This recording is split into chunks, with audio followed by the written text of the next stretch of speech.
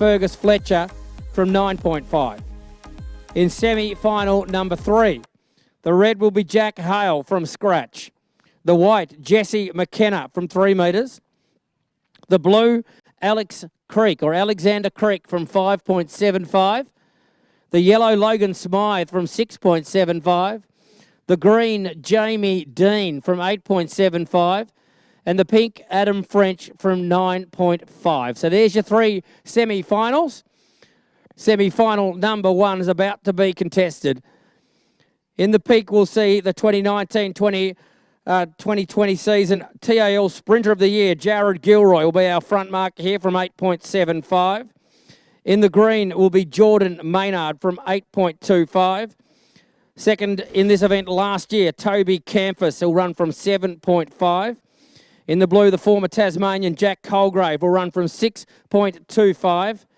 In 7.5 metres. Semi-final number 1.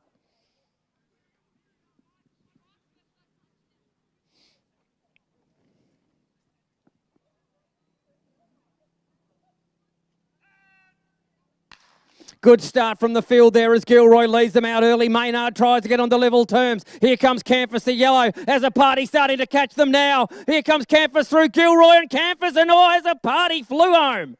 Oh, that's a close one there in semi-final number 1. They hit the line almost together, the 3 of them. Gilroy was right there. Campus was right there. And then as a party came from the clouds, and did he get through? But only 2 spots up for grabs. It's 1 for the judges in semi-final number 1.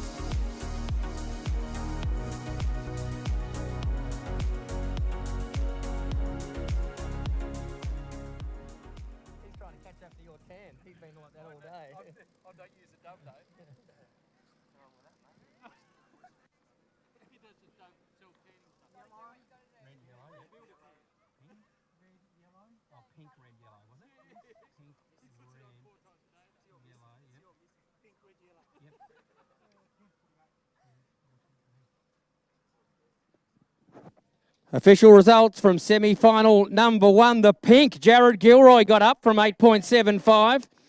Second was the red, Josh Azzopardi, from 0.25 of a metre. And very unlucky, the yellow, Toby Campus, from 7.5 metres, was third. Well, that was a really exciting one, ladies and gentlemen. Semi-final number 1, a 10.48 has been put up by Jared Gilroy. He was part of that reunion day meeting. He got his time down to about 11.3, so he's starting to show some really good form over the sprint distance of 100 metres, and he's carried that form through nicely here to semi-final number 1. So he'll be in the final later this afternoon, and well done to Gilroy, and great to see as a party got snatched a spot there in the final. So we'll see the big Queenslander contesting the final later this afternoon. Just going through there, Fletcher. He'll run from 9.5 metres. The green will see Jaden Crawford from 7.75 metres. In the yellow, it's the big Victorian, Attila Barriani. He'll run from 7.5 metres. In the former 100-metre state champion, he'll run from 6.25 metres. In the white, the 2009 Stall Gift winner, a 10.2-second 100-metre runner at his prime. It's from Queensland, it's Aaron Stubbs from 2.5 metres. And in the red, the Commonwealth 0.2 over the last 12 months. He's a Tasmanian, ladies and gentlemen. Let's get behind Jacob Despard off 1/4 of a metre. In the red, 10.34 recently at that reunion day meeting we've spoken of many times. Did run a windy 10.11, ladies and gentlemen, at the Melbourne Track Classic. A little bit of wind at his back here at Hobart. What can he do here off the 0.25 metre handicap as they walk their blocks and go down on their marks? Semi-final number 2.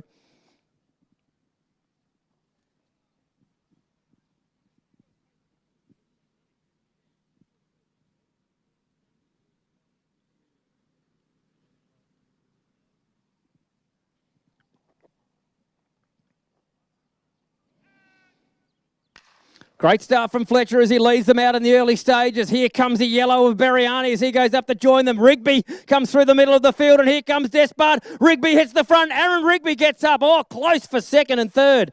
Probably Stubbs and Despard almost together. They breasted the tape. They're good mates, these two. I'm not sure who's going to join Aaron Rigby. No doubt about Rigby in the blue from the 6.25. I think you'll find he's through comfortably. Gee, second and third. There was nothing between them. Throw a blanket over those, and I'll tell you what, those in fourth and fifth weren't far off as well.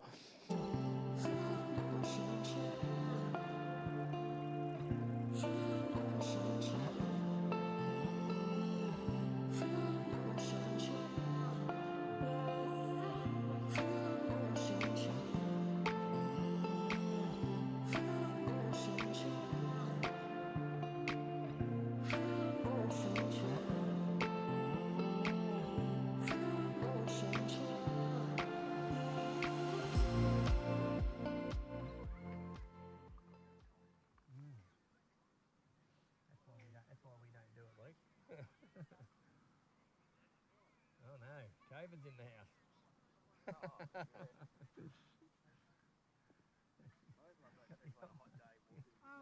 Sorry mate, go for it. Yep. Did we have a dead heat? What's going to happen? No. Well, I can say, yeah, that's the only image I've got.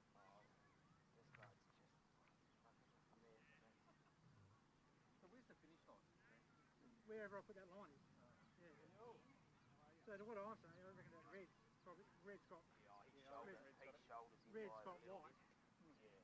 Yeah, that's what I've got there. Blue, red, white. Yeah, that's what I've got. Exactly the same time. Just wait mate, just wait. Blue, red, white. Okay, and 10.43. Blue, red, thanks white. mate, yep, I'll do that, yep. Semi-final number 2. Took some time, ladies and gentlemen. It was very, very tight. The winner, no doubt about the winner, though. The blue of Aaron Rigby was first from 6.25. The second place, nothing between them. The red of Jacob Despard gets there from 0.25. And the white of Aaron Stubbs from 2.5 metres was third. The winning time, another quick one, 10.43. 10.43, the winning time. You're going to appreciate how hard it is with these handicaps so close. They hit the line together, both Stubbs and Den. A stall gift winner in Stubbs, but great to see him in great shape off the 2.5 metre mark. And when I saw his name pop up on the entries, I thought, well, he wouldn't be coming down here unless he's in some sort of form. And he tell you what, he held out Despard right to the line almost, and he's just missed out Aaron Stubbs. Semi-final number 3. We see the pink of Adam French, and he'll run from 9.5 metres. In the green, Jamie Dean, so he's back out off 8.75. He qualified after braking and going back to 8 metres, so he'll wear the green. The yellow, one of our fastest time qualifiers, Logan Smythe, will run from 6.75. The former 400-metre state champion and World Junior representative. Didn't make the trip to the World Juniors, but was selected in the Australian team over the 4x4 relay. It's Alex Creek from 5.75, the blue. In the white, second by the narrowest of margins in the Bernie Gift in 2021, it's Jesse McKenna, the Victorian, who'll run from 3 metres. And in the red, the fastest all-timer Tasmanian at a blistering 10.12 seconds. Two-time Commonwealth Games representative. It's Jack the Hailstorm. He'll run off scratch. We saw him impress in the heats with a 10.5. He'll have to go faster here to get through to this final.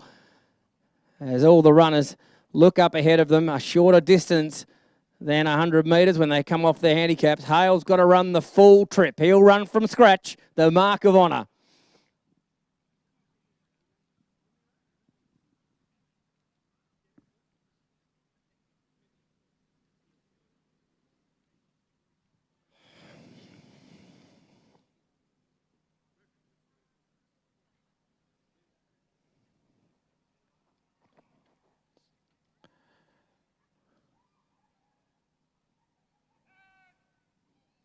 Clean starters. French leads them out. Dean trying to get on the level terms. Coming through now is the big 400-metre runner in Creek. And here comes Jesse McKenna, the white. He sprouted them. Flies through. And Hale's got through as well off the scratch mark. But Jesse McKenna, he was impressive in the heats. And he's won by a couple there. So I reckon Hale's just taken about a metre or so off him. But tell you what, Jesse McKenna, what a run, the Victorian. He's come down to Tasmania with a job to do, and he'll be a hard man to roll after those three semi-finals of the Signrite Hobart Gift. He had that field covered at about the 85-metre mark.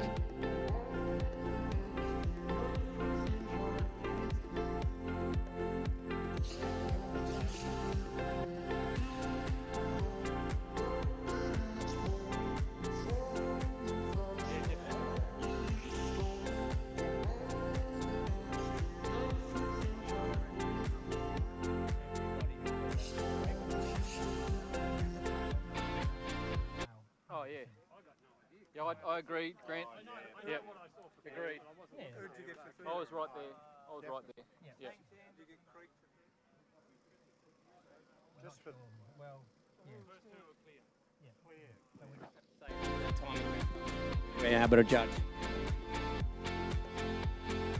So, ladies and gentlemen, just a small complication with our timing. Just a small timing malfunction, but with the camera in place, or the judges in place, we are to make a decision on the results of semi-final number 3. The winner, no doubt about it at all. Jesse McKenna from 3 metres was the winner. So winner of semi-final number 3, Jesse McKenna. And joining him in the final for the Signrite Hobart Gift, the man from scratch, the red, Jack Hale. So he'll go through. Unfortunately, not able to give a time of that semi-final, and other placings we're still conferring at the moment. But no doubt at all, the winner, Jesse McKenna from the fast-finishing Jack Hale. So there's your 6 finalists. We have Aaron Rigby, Jacob Despard, Josh Azzopardi, Jared Gilroy, Jesse McKenna and Jack Hale. What a final we have in store, ladies and gentlemen, for the Signrite Hobart Gift.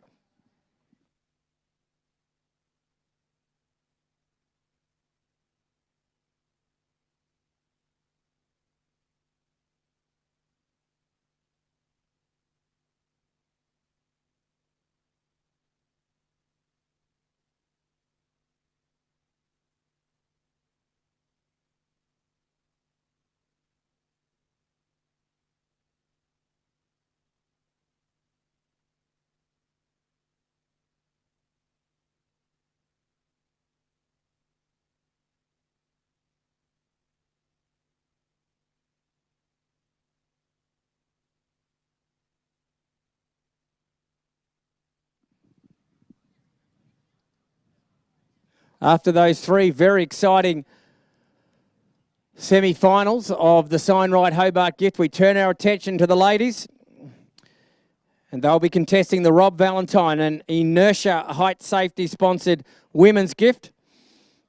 Same qualifying conditions apply for the ladies as it did for the gents. They must be in the first 2 to qualify for our final later this afternoon. The 6 ladies that have got their blocks in position are just doing their final preparations.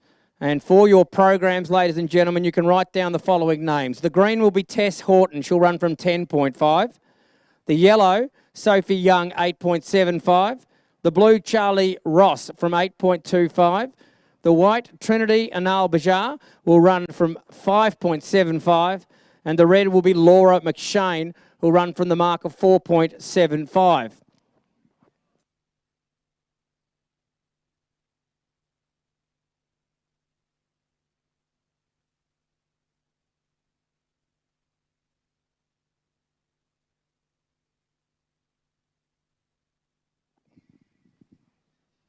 So our back marker here, Laura McShane, of course, in that personal best shape of 12.13.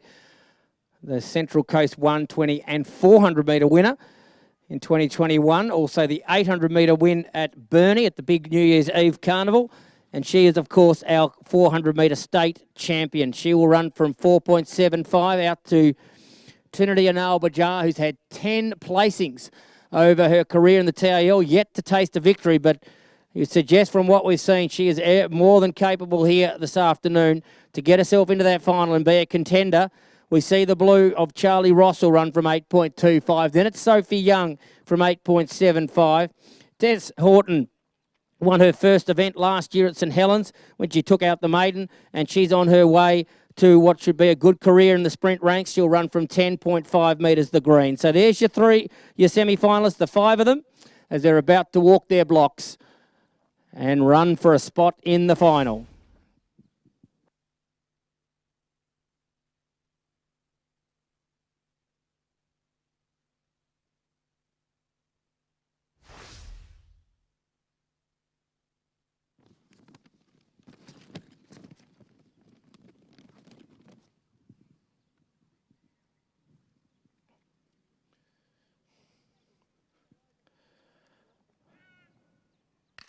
Horton away well, the green, as she leads them out for some time. Here comes young Sophie Young, and also through the field, Charlie Ross. And now Bajar looking good as she's opening up. And look at the back marker, Laura McShane. She's got to them and gets through with an Bajar. They both basically hit the line together. Those two comfortably from the others who finished in those minor placings. But our two back markers, Laura McShane and Trinity and Bajar, are through to the final of the Rob Valentine and Inertia Height Safety sponsored women's gift. So convincing performance there from our back marker, Laura McShane.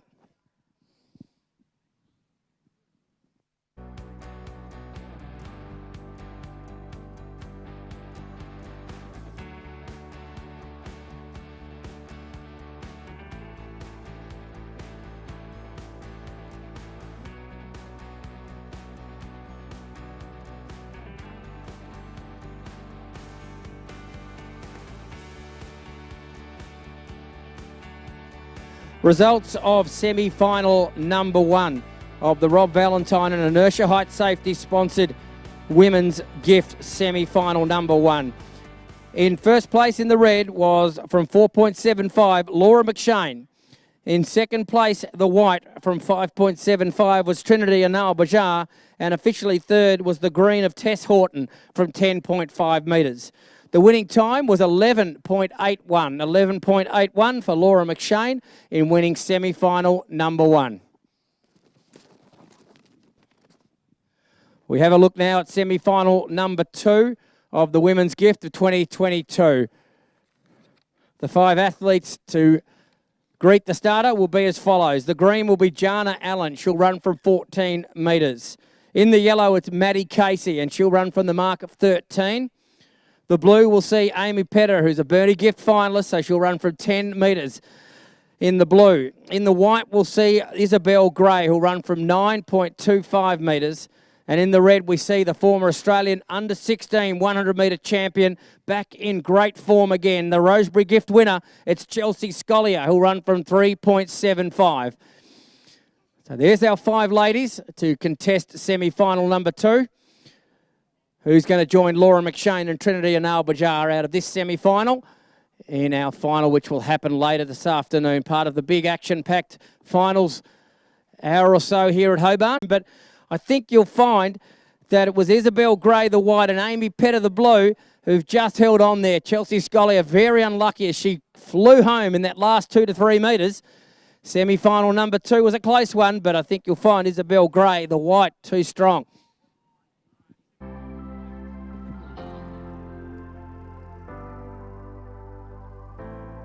So we do see the white of Isabel Gray get held up into first place. She ran from 9.25. The blue of Amy Petter was second from 10 metres. And then we saw the Chelsea Scollier get third. The winning time, well, this is the quick one, 11.70. 11.70. So Isabel Gray certainly states her intentions as she sets the fastest time of the day in semi-final number 2.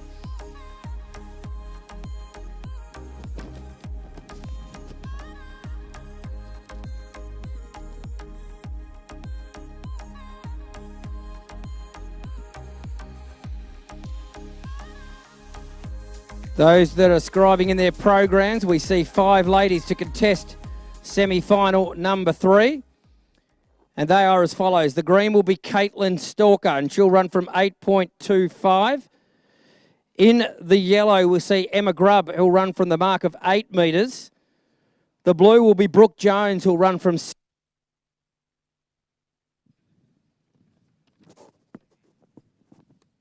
In the white, we'll see Kiara Calvert, who'll run from 5 metres. And our back marker here will be the red of Jade Johnson-Matreska, and she'll run from 3.25 metres. So 5 ladies once again to contest semi-final number 3. Certainly Jade Johnson-Matreska caught the eye from those heats earlier today. She looked quite comfortable in going through in a fast time. We've already seen Calvert taste victory here today at Hobart in that Masters. Brooke Jones knows how to win a big pro race. She's won the Latrobe Gift in the past, has been residing in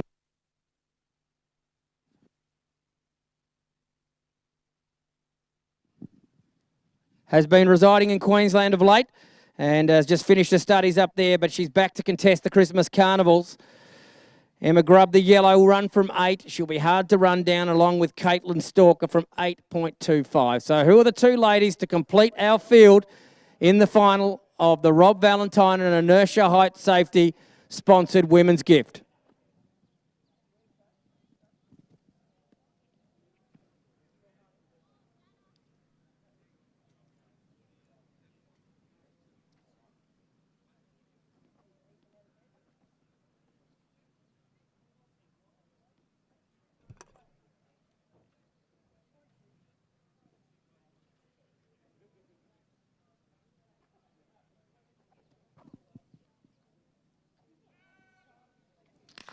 Away cleanly, Caitlin Stalker. The green leads out from Emma Grubb. Coming through the field nicely now is Brooke Jones in the blue. Jones it is who goes up to challenge of Jade Johnson-Matreska. Look at her go down the track. The back marker wins easily in the end. From the yellow of Emma Grubb, who found something in the last 10 to 15 metres. But she is quite the runner. Jade Johnson-Matreska from in the red from 3.25. So she will be our back marker in the final later this afternoon. She run from the tightest handicap here today of 3.25 metres. We'll get the official results shortly. And as once we have given you those results, our attention will turn to the circular running track for the running of the 800 metres.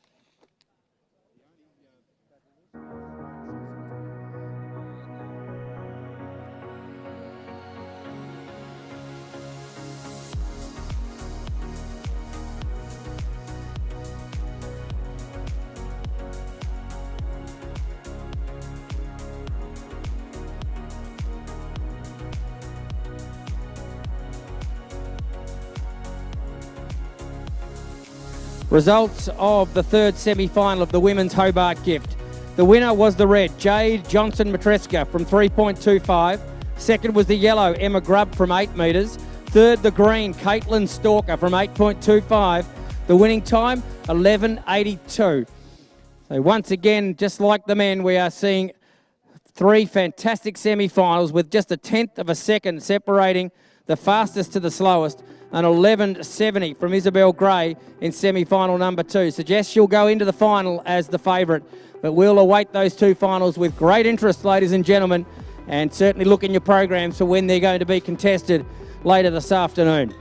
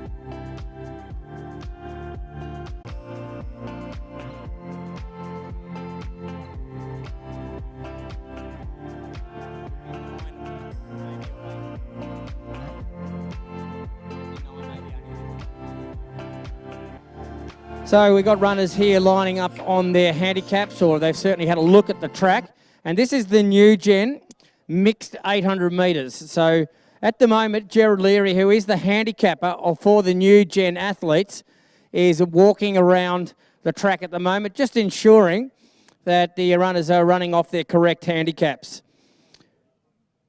Pretty certain he's given the thumbs up to our back marker here, and it'll be Arden Peterson, and he'll run from 25 metres. Now, that gives you an idea of how long the track is here at Newtown, as Arden will start from 25, and he'll pretty much do 2 laps of the track. So it's a shorter track here at Hobart, approximately 370 metres per lap, and we see Arden run from 25 metres. We go out to the white, we should see Daniel Wojcik. He'll run from 80 metres. The blue, we'll see Henry Forbes, as he'll run from the 100-metre handicap.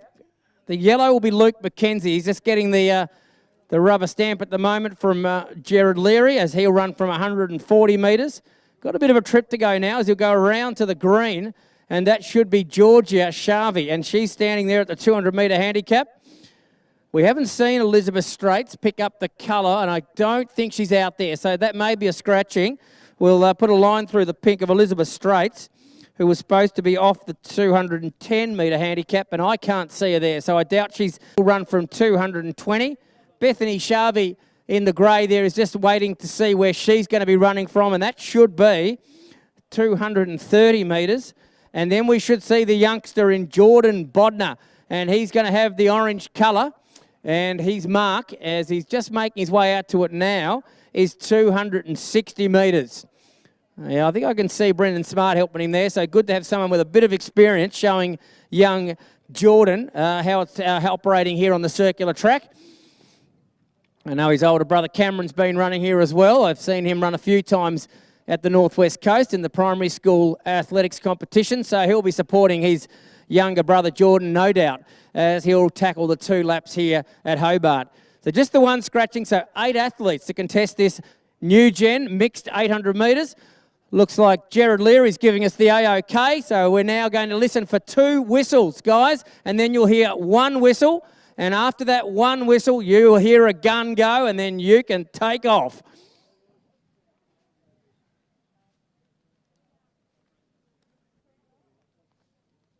You're in the starter's hands.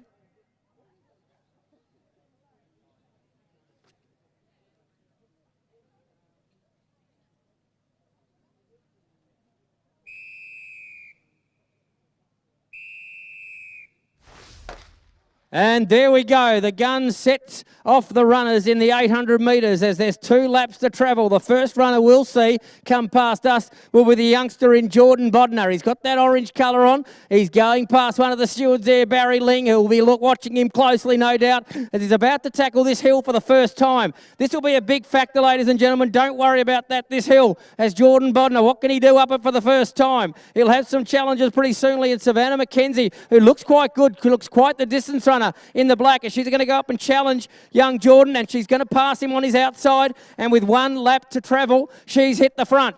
The runner in green there is Georgia Sharvey as she goes up onto the outside of Bethany Sharvey. I'm sure they're probably sisters, no doubt, so they know how to run against each other. The yellow's in hot pursuit. That's Luke McKenzie. Now we go back to our back markers. Daniel Wojcik has gone past Henry Forbes, the blue, and he's setting out after the front markers. And gee, look at the task ahead of Arden Peterson. He's got 1 lap to go, but let's get behind the back marker. He's got the biggest job of them all. He looks up and sees them up to 100 or so metres ahead of him. He's going to have to turn into Superman from here to get up, but he's really getting into his running now. We've got a new leader. It's the black of Savannah McKenzie. She's opening up in the back straight, and she looks $1 million. The big challenge will come from Luke McKenzie, the yellow, who's now starting to really stride out. He's got a taste of it, as he can see the leader in Savannah McKenzie, the black. We talked about that hill, ladies and gentlemen. Let's see how Savannah McKenzie tackles it, because she's only got 1 real challenger in Luke McKenzie. Savannah McKenzie in front. Luke McKenzie coming up onto her outside. inside. Savannah McKenzie in front. Luke McKenzie's starting to find it hard. Can he go past her? I'm not sure he can. It's Savannah McKenzie, the black. Luke McKenzie trying everything. He's in pain. It's Savannah McKenzie, Luke McKenzie. They hit it. Oh, the front marker gets up. The black Savannah McKenzie. Great run also from Georgia Sharvey. She's flying home to get third. Great run also from the back marker, Daniel Wojcik, who gets up into fourth. And here comes the back marker. What a run. He's caught a lot of them, but he couldn't quite get to all of them. Arden Peterson gets up into those top few positions. But wow, what a great run from the youngster there, Savannah McKenzie. We thought she was gone with about 100 to run, but she found something and she saluted on the line. So congratulations. And when you've got some breath back, Savannah, we'll get you over for some presentations, please. So Savannah, once you've got around your fellow competitors, please make your way over here to the presentation.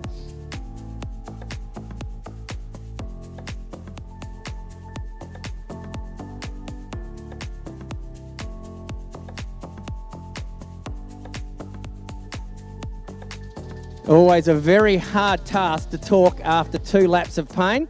And we'll get Ray Quarrell to talk first. And I know Luke Whitney's here as a proud supporter of these new gen races. Ray. I'd like to thank Luke for his involvement, as he always has the last few years. And well done, mate. Keep up the good work. Well done, kids. I mean, that's pretty tough. And the bear jumped on your back, mate. But never mind, next year it won't. Yeah, Savannah McKenzie. Congratulations, Savannah, on a fantastic run. Hopefully this encourages you to run in the open races when you're of age. So I encourage all the young kids to come out and try these events because you're our future. Without you guys, we've got no carnivals to go to. So congratulations to everyone in the race. And that one there's yours, Savannah. Well done. I would just like to say thank you to everyone who runs this and comes out and helps to be able to make this happen. And I'd like to say thank you to my mum and dad for bringing me here and letting me do this. In second place is Luke McKenzie. Well done, buddy. And third is Georgia Sharp. Georgia's third. Well done, Georgia.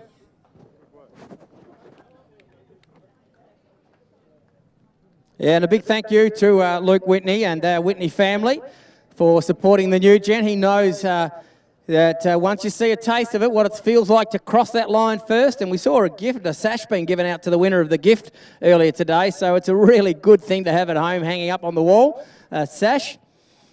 And the brother and sister, what a battle that was. I'm sure they'll talk about that on the way home today.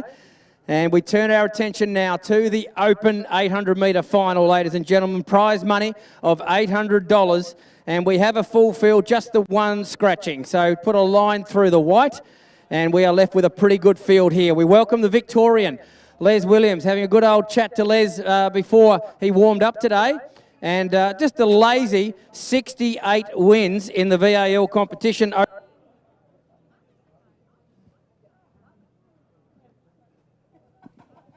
Over his long career, Les. He'll run from the front mark on the green and white, 230 metres, Les Williams.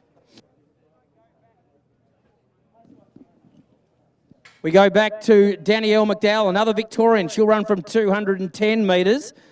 The blue and white, well, she finished second in this event last year in a blistering time of 180 metres at Olivia Roney. The red and white is the Launceston runner, Emily McKenna. She'll run from 175. Josh Walker, the purple, will run from 165. In the orange, Zoe Nicholson from 160. Joining Zoe will be Darcy Miller, a former winner of this event. She'll run from 160 metres. The black, Deegan Henrik, his mark will be 140, not 130 as it's listed in the program. And then we see Mitchell Walker. He'll run in the pink from 130. In the green, this athlete's on a real improvement curve of late. She's set a Tasmanian record for the steeplechase earlier this season, performed extremely well at the Zatopek 3,000 metres. It's Abby Butler. She'll run from 130 metres, the green. Last year's winner, the yellow, Josh Phoebe. He's a recent winner at the Richmond 1,000 metres, so he's in form and he's back to do it again at Hobart. He'll run from 125, the yellow. In the blue, it's the very well performed 800 and 1500 metre runner, Jamie Lawrence. He'll run from 25 metres. And in the red, we welcome a man from scratch, a 1:47 personal best to his name, and just a lazy 3:38 for the 1500 metres. It's great to have the Queenslander, Sam Blake, here to run from scratch, ladies and gentlemen. What can he do? So a big task ahead of an athlete with high credentials in this field. Let's see how they go in the Tassie Link Open 800 metres.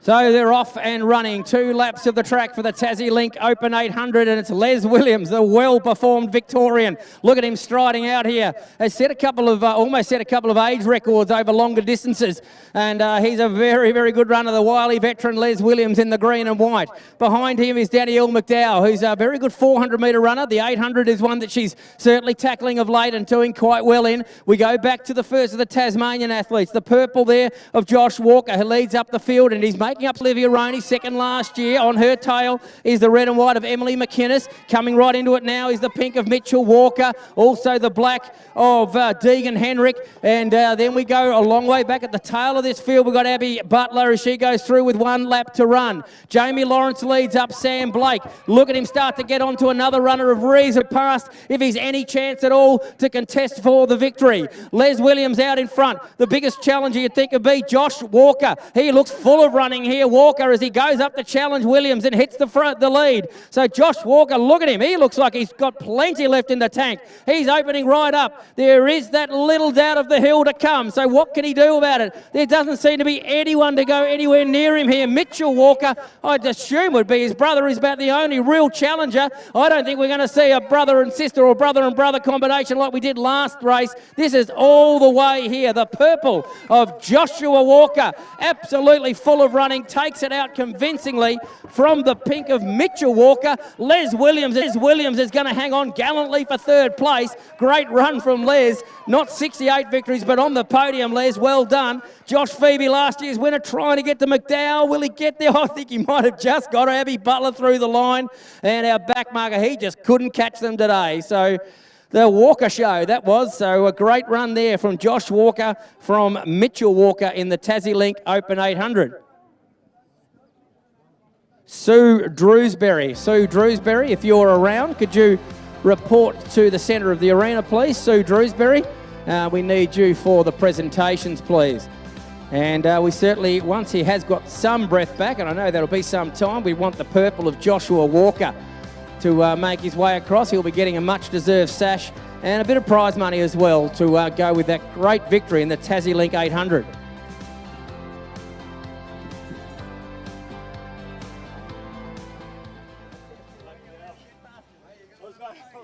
Just prior to the presentation, just wanted to advise invitation Keirins.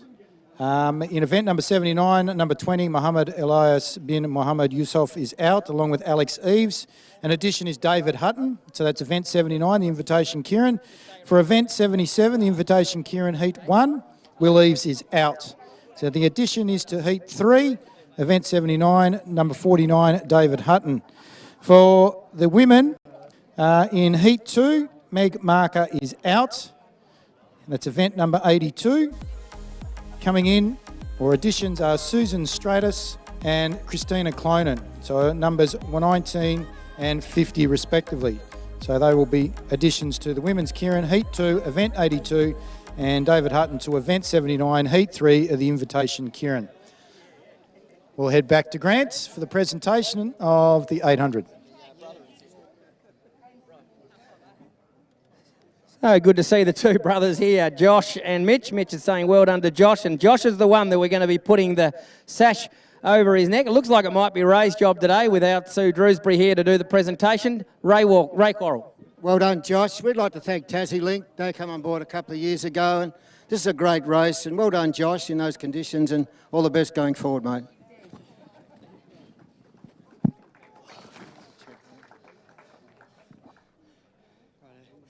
I'd like to thank all the competitors to the competition. Very tough race out here, especially with the heat. I'd like to thank TasLink for sponsoring the event. and Simon Bennett, my coach. Thank you. Where's the check? Yeah, well done to Josh, and we'll give you the official results as soon as they come to hand of that Tassie Link 800. We're just awaiting on the times. We certainly know that it was Josh and Mitch first and second, the walkers, and we'll get you the minor placings and the time very shortly.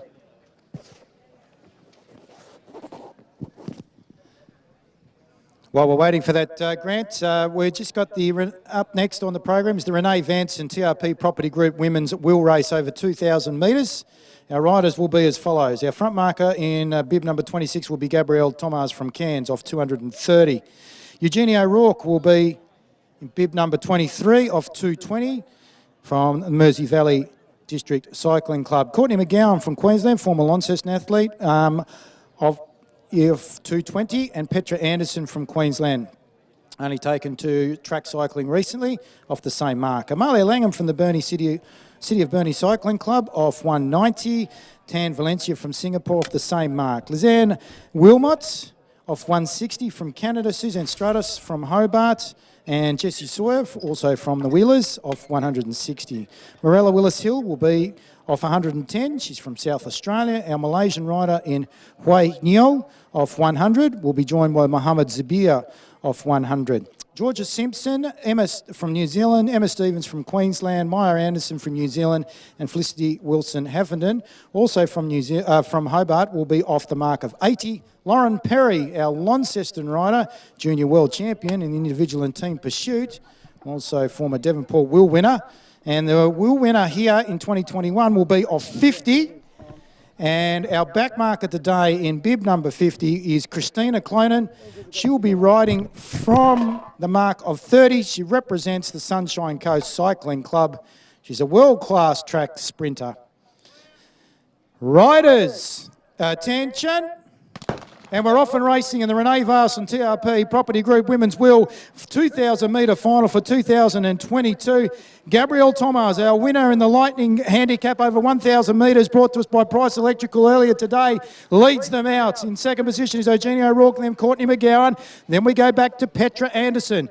Then we come all the way back to Suzanne Stratus, who leads through Amalia Langham, and then Lizanne Wilmot.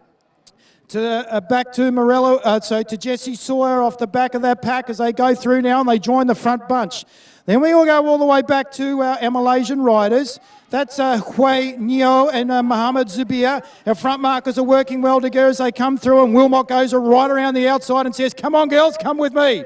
She flicker the elbow as a good rider comes through now. So's Clonan. Look at Clonan go. She's working for Perry, and she's up and about early. Is Christina Clonan. She's leading up Lauren Perry there, our junior world champion individual and team pursuit. Also former Hobart wheel winner. She wants to put a couple to her name here at Hobart. As they come through now, our front grunts are going to greet the judge with 2 to go.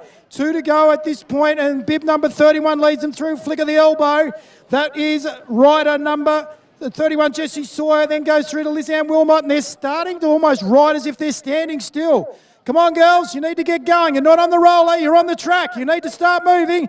Back markers are coming. Up goes Christina Clonan, and she leaves it now for Lauren Perry. Lauren Perry, in behind her is Wayne Yo or Mohammed Zabir from Malaysia off 100 metres. So they come through now and they get up out of the saddle. First up is Eugenie O'Rourke, and away she goes. She leads them through, so they grab the bell with 1 to go. Eugenie O'Rourke, Suzanne Stratus in second wheel. Here comes Lauren Perry and a rider from Malaysia, Mohammed Zabir. Mohammed Zabir sitting right on Lauren Perry's wheel at the moment. Perry's looking over her right shoulder and Zabir's right there. Then we go back to Amalia Langham. She looks over the right-hand side. She can't see anyone coming at this point. Next Malaysian rider who comes up the outside, Wayne Yo. And it's Zabir and Yo, and then Amalia Langham. Lauren Perry holding him off. Has she got enough to take a second? Hobart wheel. Lauren Perry on the inside. Zabir on the top. Lauren Perry takes it out. Her second Hobart wheel. 2 and 2 years for Lauren Perry. Our junior world champion, individual pursuit and team pursuit champion. Former Devonport wheel winner.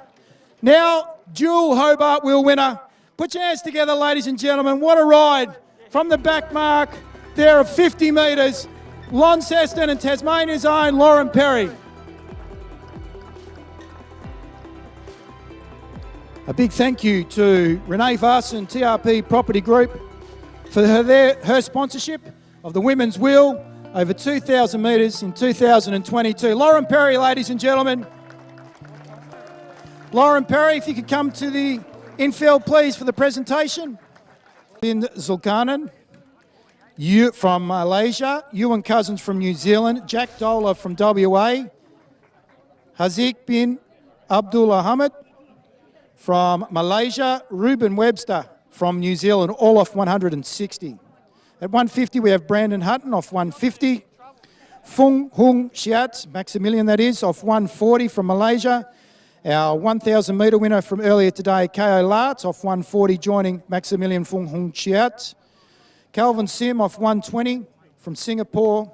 Azim bin Elias from Malaysia off 120 will be joining Calvin.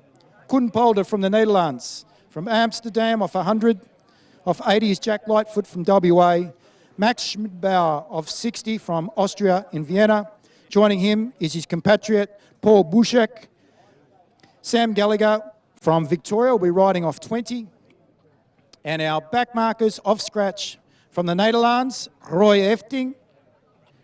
And Launceston's own Josh Duffy, the Devonport wheel winner in 2016. He also won the 2018 Rosebery Wheel. He's the Commonwealth Games Team Pursuit bronze medalist from the recent Commonwealth Games. Josh and Roy have got it all in front of them, giving up 180 metres to our front marker and Adam Lees.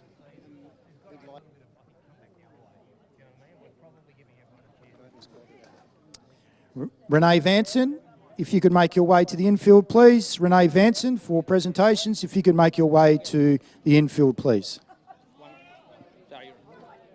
Riders, attention. And we're off and racing in the undertaking, the 2022 Steve Daly Hobart Wheel Race over 2,000 metres. Brought to us today by Koi Building and Zip Powder Coatings. Our riders go through. Greet the judge with 4 to go. Look at our back markers come through now. Efting at the rear, Gallagher at the front. Sandwiched by both is Josh Duffy. They've got it all in front of them now. Bronze medalist at the Commonwealth Games. Sam Gallagher is working well for Duffy and Efting. So go down into the back straight now. Our front markers are working well. Leading them through at the moment. Saddlecloth number 50 is Adam Lees. He knows his role and he's doing it well. Goes to the top of the track. Here come our middle markers now. Koen Polder on the end of them from the Nederlands. Now being caught by our back markers. Gallagher goes up around the outside. Duffy now joins onto the back of Polder from the Nederlands. Smart riding by our back markers. They know they've got the front markers in tow here. Malaysian rider now goes to the lead. So they come through now to greet the judge with 2 to go. Elbow number 48 goes through. Haziq bin Mohammed, away he goes from Malaysia and he takes up the lead as they go down the main straight at this juncture.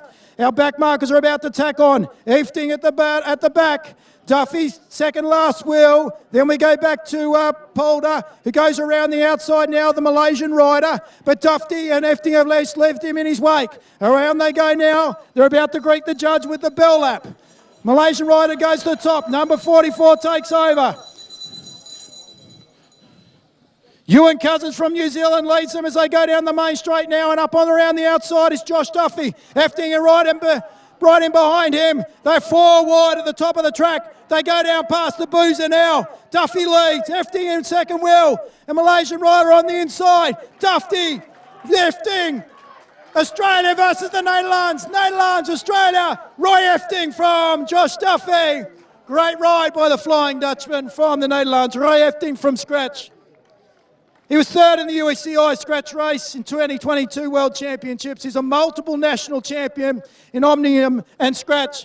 Put your hands together, ladies and gentlemen. That was a classic ride by the man that doesn't fear the track at all.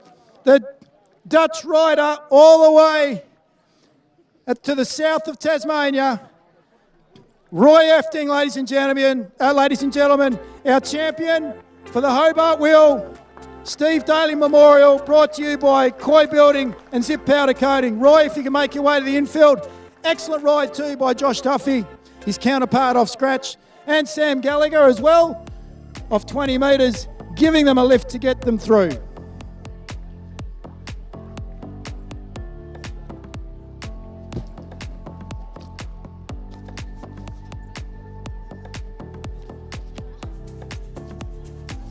Renee Vanson, if you could make your way to the infield, please, for the presentation of the women's wheel.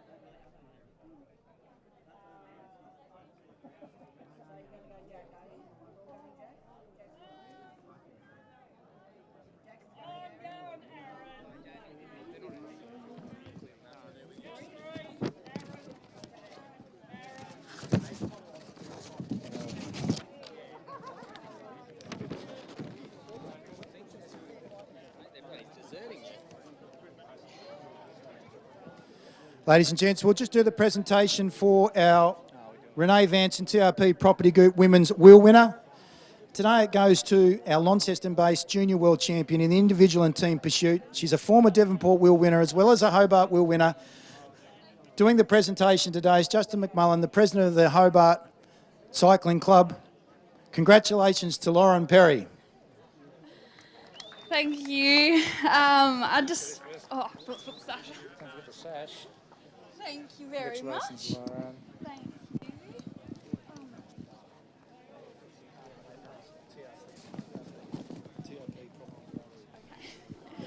I'd just really like to thank everyone who makes this carnival possible, and especially Renee from TRP Property Group. Yeah, it means a lot that you people get behind our racing and back us to make this possible. And yeah, just everyone who turned up, the people who support me and who have supported me through this year that's been really challenging. My mum, my dad, my coach who's not here today, Nick Owen and Matt Gilmore from TIS and the whole TIS. There's so many people that make these things happen, and yeah, I thank each and one of you from the bottom of my heart. And well done to everyone else in the race today. Thank you. Wave here, adoring. Nice colour scheme. Just wait for it.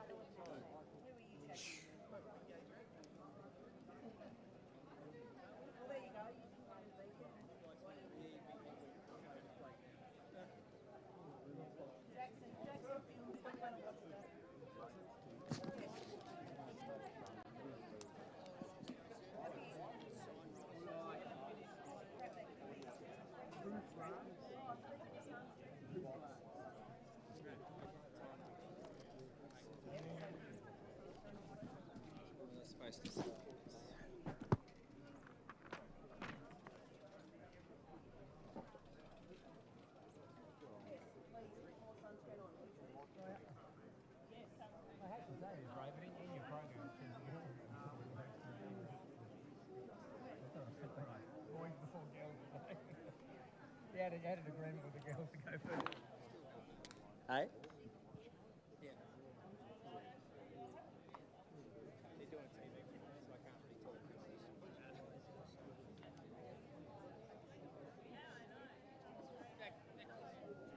So, ladies and gentlemen, we're about to introduce you to one of the best fields we've ever seen here for the 2022 Signrite Hobart gift. And Ray Quarrell, who will be representing Signrite, who are our major sponsors, will be going through each of the runners at the moment, having a little chat to them all and saying congratulations and all the best for getting through to the final. And we'll introduce the field starting from the front. And as Ray gets through the field, we can see some unbelievably credentialed back markers here. 3 of these 6 men have represented our country at the Commonwealth Games. So it tells you the calibre of what we're about to see. The first runner, he's trained by Ray Quarrell. In today's final run from 8.75, a former St Helens Gift winner, the 2019-20 Sprinter of the Year, Jared Gilroy, the pink. In the green, the current Richmond Gift winner, a former state 100-metre champion, trained by Wim Varson. It's the green of Aaron Rigby from 6.25. In the yellow, trained by Aidan Dabanati out of Victoria. He runs from 3 metres. He was second in the Bernie Gift. He looks $1 million today. It's Jesse McKenna, the Victorian, in the yellow. In the blue, Stall Gift champion in 2018, Commonwealth Games representative in the relay from 0.25 a metre. In the blue, Jacob Despard, trained by Rolf Ullman. In the white, trained by Rob Marks out of Queensland, a Commonwealth Games representative in the relay. He'll also run from 0.25 a metre, Joshua Azapati. And in the red, the fastest Tasmanian all-time with a 10.12. Two-time Commonwealth Games representative. He'll run from scratch. It's the Hailstorm, Jack Hale.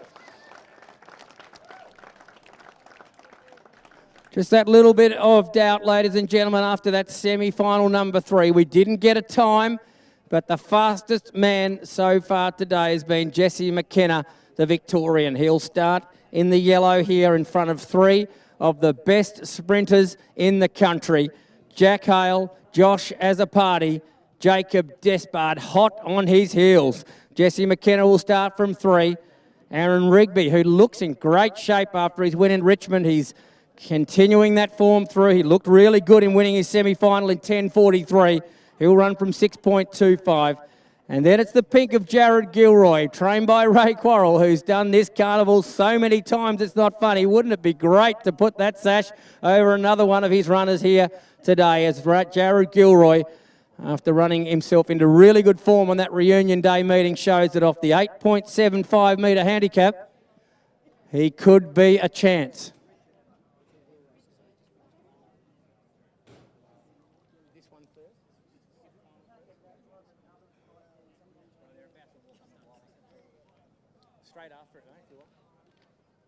They walk their blocks. Signrite, Hobart Gift, 2022.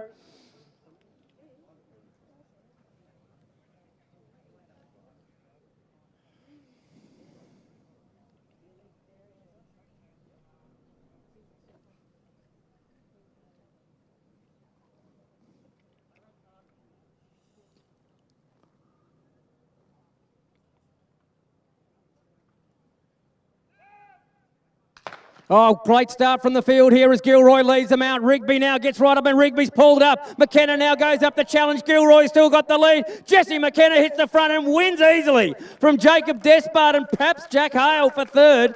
But Jesse McKenna, the Victorian, we talked about that 2nd place in the Bernie Gift. Well, he's come back to Tasmania hungry and he's won that race convincingly. The Victorian won by a couple of metres in the end from Jacob Despard, who did everything he could to make up level ground on him. The others were right there. Hale as well finished on strongly. A great final, and we certainly hope that that's not too bad for Aaron Rigby. We saw him just grab there at the hamstring, and we never like to see that. But a great victory to Jesse McKenna, the Victorian. Big round of applause, ladies and gentlemen.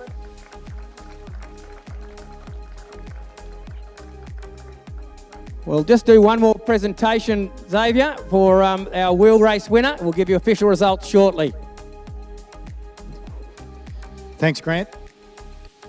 We have the winner of the Steve Daly Hobart Wheel Race, over 2,000 metres, brought to us today by Coy Building and Zip Powder Coating.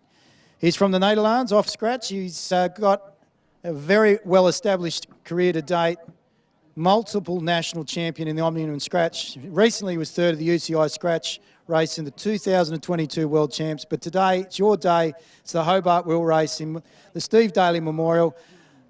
What a ride. Congratulations to Roy Efting. Yeah, thank you, Al. A pleasure to be here. It's always nice to have a win under your belt, and one of the first wheel races I've ever done, and happy to win it. So yeah, it's been a good experience for me. Just quickly, Roy, how long are you down for? Yeah, I'm in Australia for a month, So I arrived 14th of December and out again 14th of January. Did the wheel race in the Austral in Melbourne, now this one, and then enjoy summer for a bit. You're in great form. Hopefully you can take it through to Launceston, Devonport and Burnie. We look forward to seeing you throughout the course of the Tasmanian Carnivals. Congratulations to you, Roy. Yeah, thank you.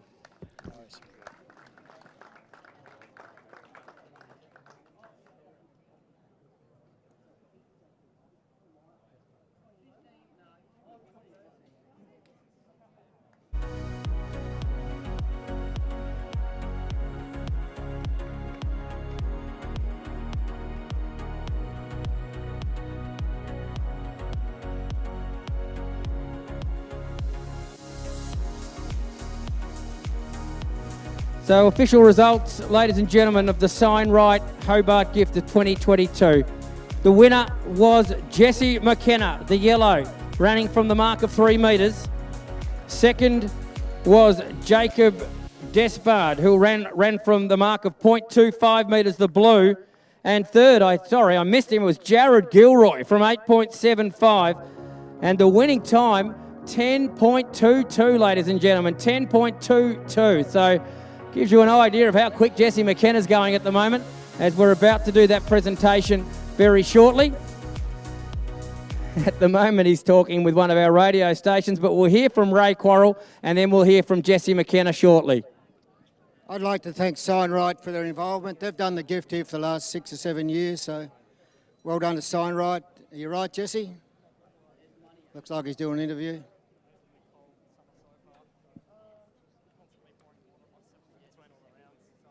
Is that on?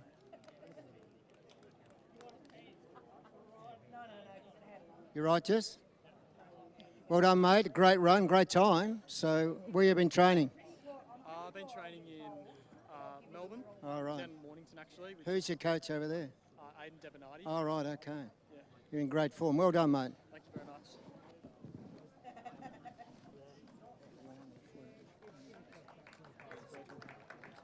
Yeah. First of all, I'd just like to thank my coach down in Melbourne, Aidan Devenardi. He's watching on the live stream. You know, my training partner, Seb, he's been pushing me to the limits at training. Tel Baranye as well. So super stoked to come away with the win. Huge thank you to the sponsors here of Signrite. They've helped to put together an amazing event. Me and the squad, we love coming to the TasCarnivals every year. Really look forward to it. Definitely a highlight of the domestic season, to say the least. Thank you very much. Also, well done to all the other runners, of course. Yeah, well said, Jesse. And we'll turn our attention now to the Rob Valentine and can't remember the other person for the sponsorship, but we'll go for the women's gift final of 22, Inertia Height Safety, sorry. And we've got Kathleen Quarrell here, who will be representing Rob Valentine. He's not able to make it here today, and he's going to go through our ladies. We've got, he's going to congratulate them on making the final. Kathleen's been part of this event for over 40 years, ladies, in this final, so she's going to go through each one of them. Kathleen, if you want, just work your way down the field and say, well done.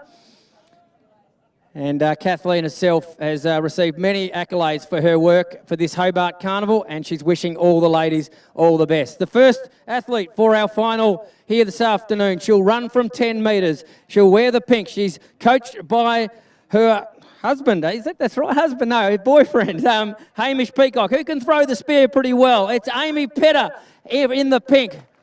A Burnie gift finalist, Amy, so she'll be one to watch. In the green, the first of two athletes trained by Simon Bennett. She'll run from 9.25. It's Isabel Gray. In the yellow, another Simon Bennett trained athlete. It's Emma Grubb from 8 metres. In the blue, this young lady has placed 10 times, but yet to taste victory. Will it be here at Hobart? She's trained by Shane McClenaghan. It's Trinity Anal Bajar, the blue. In the white, she is the current 400-metre state champion, a 12.13 recent personal best from 4.75, trained by Wayne Mason, Laura McShane, the white. And from New South Wales, she looks fantastic in the heats and semi-finals. Can she get it done here today? It's Jade Johnson-Matriska, the back marker, in the red, trained by Rob Marks.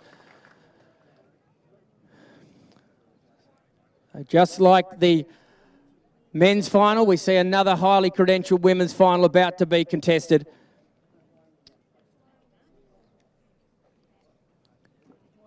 So the 6 ladies are on their way down to the blocks. Certainly some new faces in both Isabel Gray and Emma Grubb, who have made it their way to this final here today. And their coach Simon Bennett, who's been successful today in a number of events. He'll be loving to see one of these 2 young chargers get up. And Amy Petter will not be easy to run down. She is in great shape as she was just behind Johnson Matreska, who was probably one of our fastest semi-finalists. Can she hold her out here in the final? Rob Valentine and Inertia Height Safety sponsored gift, $2,000 prize money. Scott Cranfield giving his final instructions, and our finalists are about to walk the blocks.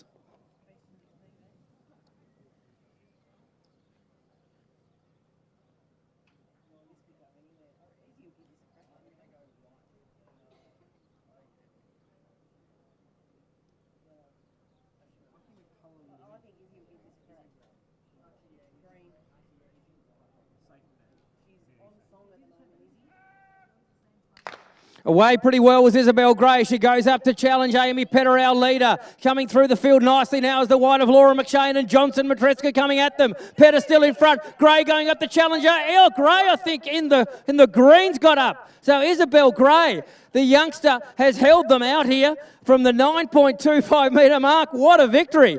As she gets a stablemate, Emma Grubb, who gives her a big hug, and what a performance. She's really presented herself in magnificent shape here today, and I think it's Isabel Gray who's taken out the Rob Valentine and Inertia Height Safety gift. We'll get the official result shortly. It wasn't an all-the-way victory like McKenna, but I think you'll find that Gray's got the win here today, and we'll get those official results as soon as we get them. And what a performance for Simon Bennett, a coach, and the youngster there, Isabel Gray.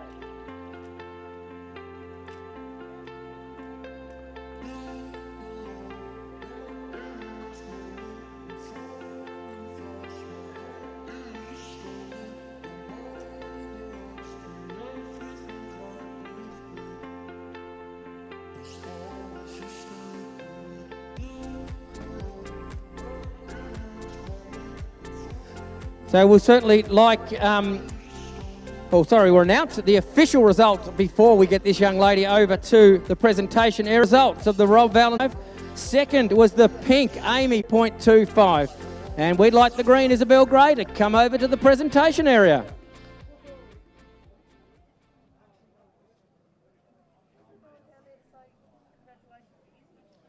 So the next voice you'll hear from is Ray Quarrell, and he'll be talking about the event here, the Women's Gift of 2022. I'd like to thank Rob Valentine for his input over the last few years, and Inertia Height and Safety. Ian Vandenberg come in at the last minute to sponsor this race, and because Ian's our son-in-law and he won the Latrobe gift in magnificent fashion a few years ago. Well done, Isabel, and congratulations. Thank you. Thanks. I'd just like to thank all my coaches, friends and family, and special thanks to my coach Simon Bennett. So thank you.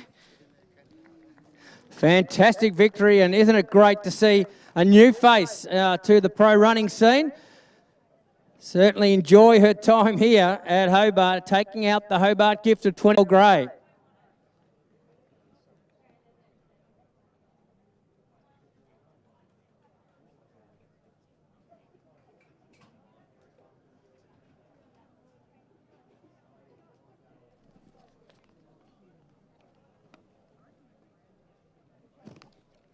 I believe if I am reading the program correctly, it will be a big block of cycling events about to come up. The under-13 scratch race will be our next event to be contested at 3:25 this afternoon. It's a good chance to reflect on some of those magnificent performances. I'm sure she didn't expect that when she woke up this morning, to be taking home a sash and a significant amount of prize money as the winner of the Hobart gift of 2022. Still some more running events to come. We've got the 300 metre events coming up, but it's back to the cycling track. Xavier. Thanks, Grant, and congratulations to our winners. in the men's and women's Hobart gift at the Bikes and Spikes 2022. Well called too, by the way, Grant. About to get underway with the under 13 scratch ram. $80 up for grabs. 45 for first, 25 for second, and $10 for third. Big thank you to the big winner for our under 13 scratch race, their support, as well as Onshore Designs for their support of the under 15s. Riders are getting their final instructions.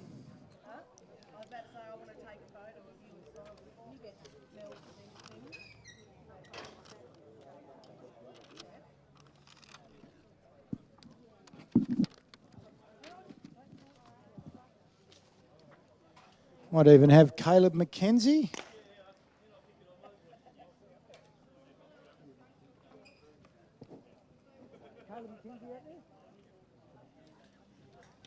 Caleb McKenzie's an addition, and Caleb is out there. I think he's got bib number 30, saddle cloth number 31.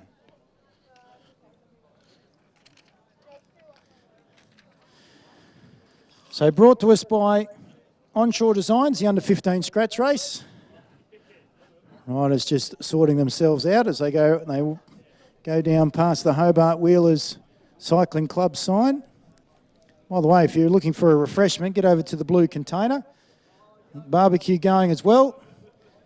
In order to be able to ease the burden of the heat this afternoon. They're going to greet the judge with 3 to go. 3 to go. On the outside, number 22.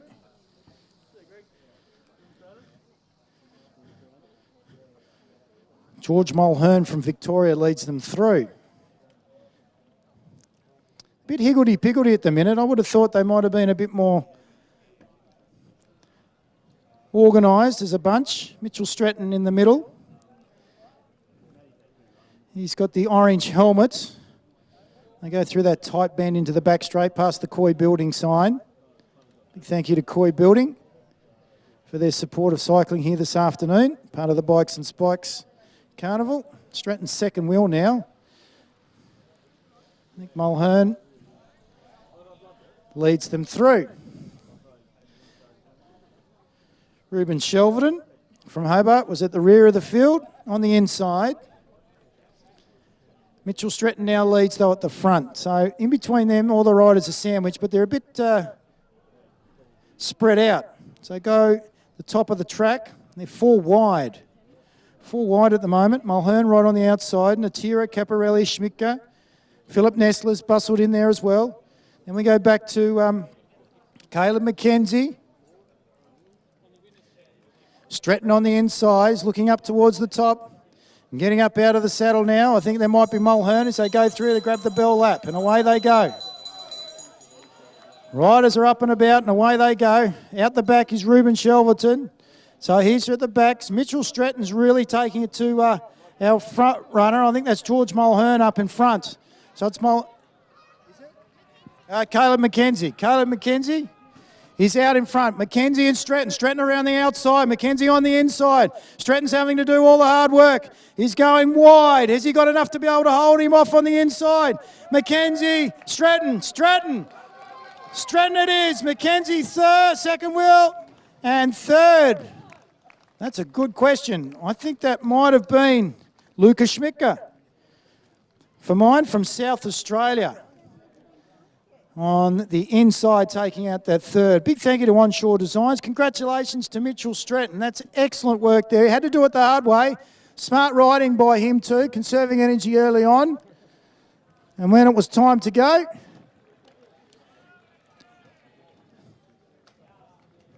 pump those pistons up around the outside of Caleb McKenzie to take out the Onshore Designs under 15 scratch race.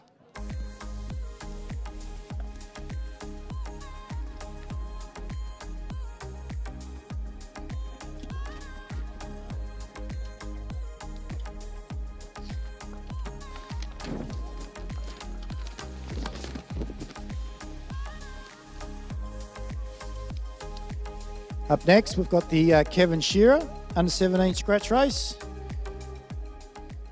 Thank you to Kevin for his support of our under 17 riders. $110 up for grabs, 65 for first, $30 for second, $15 for third. James Maxted from Victoria is a scratching as per page 30, event number 62 of the program.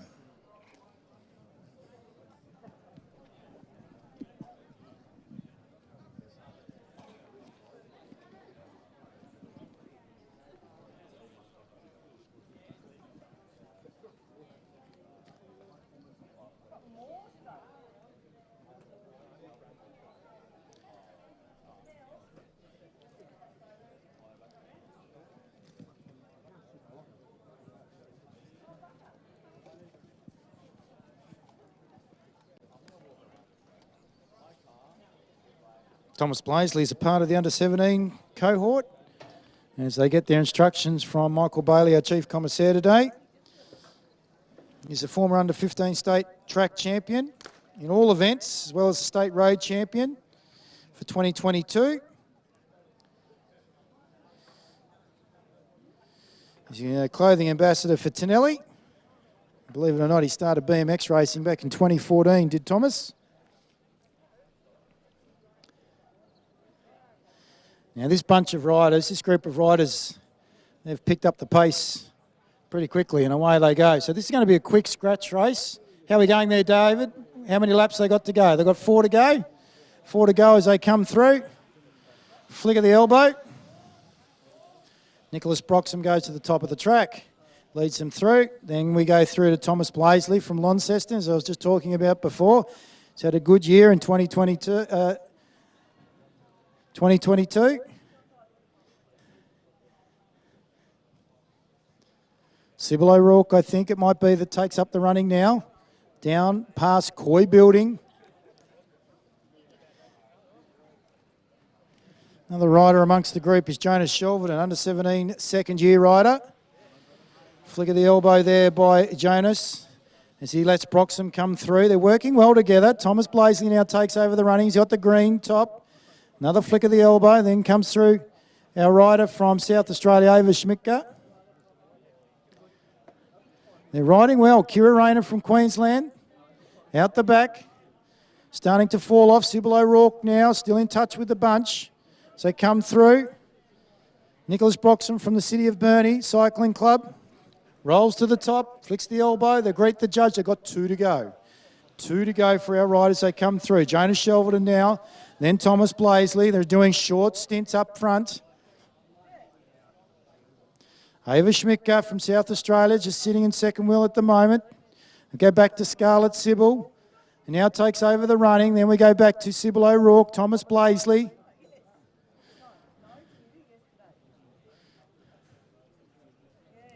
Kira Rayner out the back. They're coming around. They're starting to get themselves a little bit more organised now. They're trying to find their position for the last lap. They're about to greet the judge for the bell. Broxham, Schmidtka. And away they go on that bell lap. Broxham gets up out of the saddle, so does Schmidtka. In behind Broxham there is Sam Washington from Western Australia.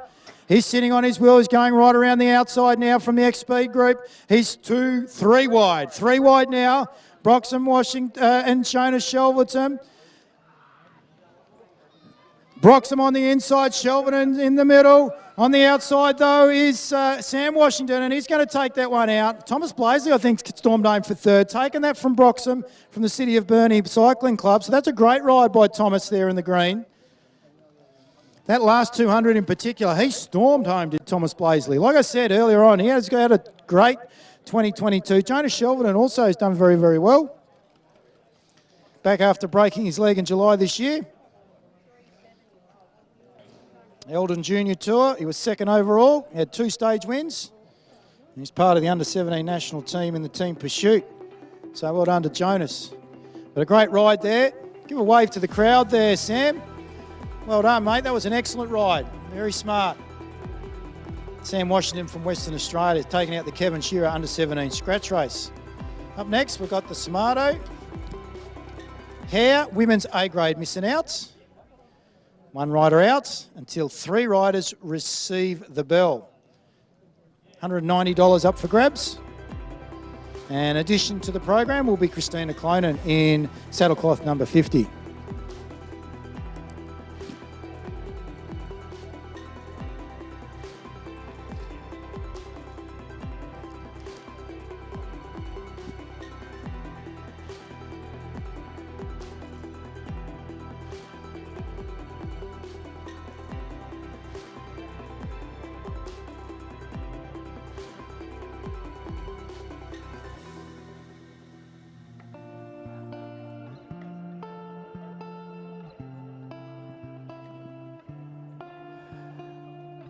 Sorry, just trying to get an opportunity here. We need 2 athletes to report to the handicapper, both Joshua Walker and Mitchell Walker, along with their trainer, Simon Bennett. Could you please report to the handicapper, Daryl Nettleton, in the centre of the arena, please?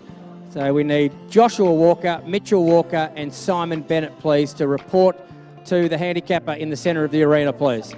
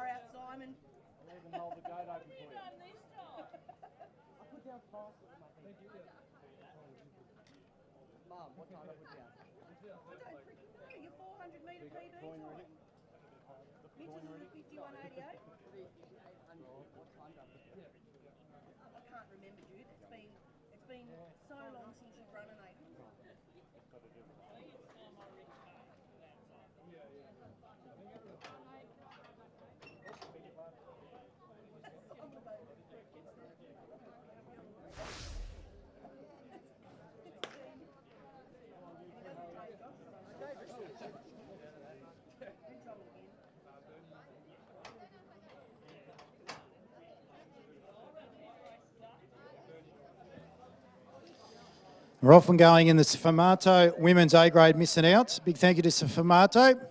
By the way, if you'd like your hair done like any of the riders here today, they'll pop into Sfumato Hair in Hobart. Riders, as you can see, as they're coming around now, there's event number 63 on the program. Addition, as I mentioned, was Christina Klein at number 50. They got a free lap. So they're going through. They get a free lap this lap.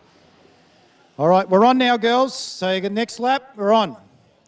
So rider at the back is number 5. That's Georgia Simpson from New Zealand. So the last rider across the line will be out. Last rider across the line will be out for the Sfumato Hair Women's A-grade missing out. So the ladies are now starting to get themselves organised. It's important not to get yourself boxed in. So go down past the Koi building sign, past the scoreboard now. They come through. This is going to be tight. Riders starting to move themselves into position. Last rider.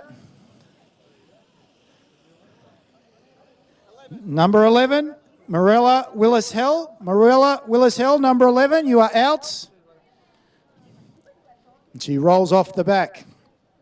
Girls start to organise themselves. You'll notice that after they've gone through the finish line, they'll back off a little bit. And then they'll start to reposition themselves as they get around the top of the track, past the Hobart Wheelers sign, seeing all the people that are over near the container to grab a few lovely alcoholic beverages this afternoon. They come through, leading them through. At this point is number 5, Georgia Simpson. Ooh, number 12, Joshua from New Zealand, you are out. Joshua from New Zealand is out. So far, it's South Australia's Marilla Willis-Hell, who is out, along with Jess Schuler from New Zealand. Those 2 riders are out.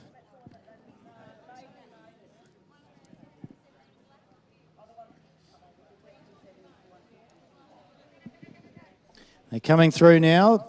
Rider at the top, right around the outside. Bib number 6, Maya Anderson, gets through. Number 8 is out, Emma Stevens from Queensland. Must have got herself a bit caught there, high on the track. Running out of room towards the fence.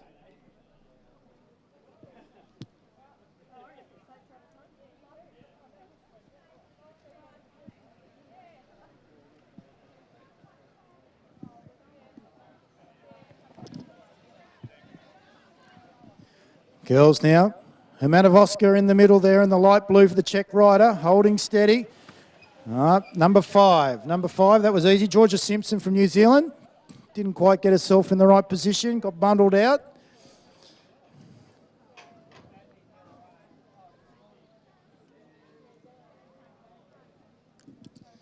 They start to get moving again.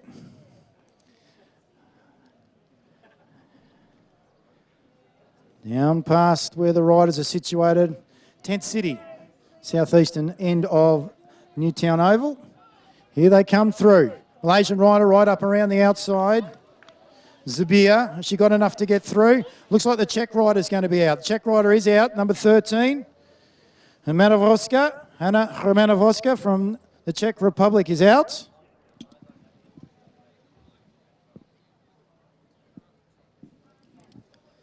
Girls reassemble.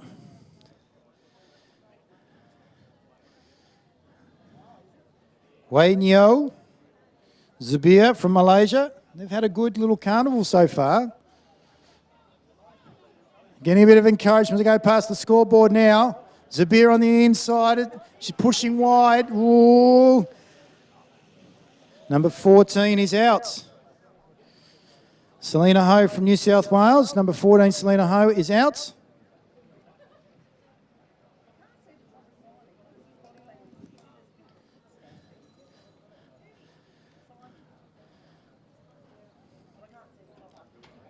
Girls re-establish their position on the track. Zabir goes to the front. Clonan is second wheel, sort of stuck. Doesn't have to go down the inside though. Oh, this is going to be close. Good luck, judges. Holy smokes. What number? Number 6. Number 6, Myra Anderson, you are out. Myra Anderson, you're from New Zealand, out.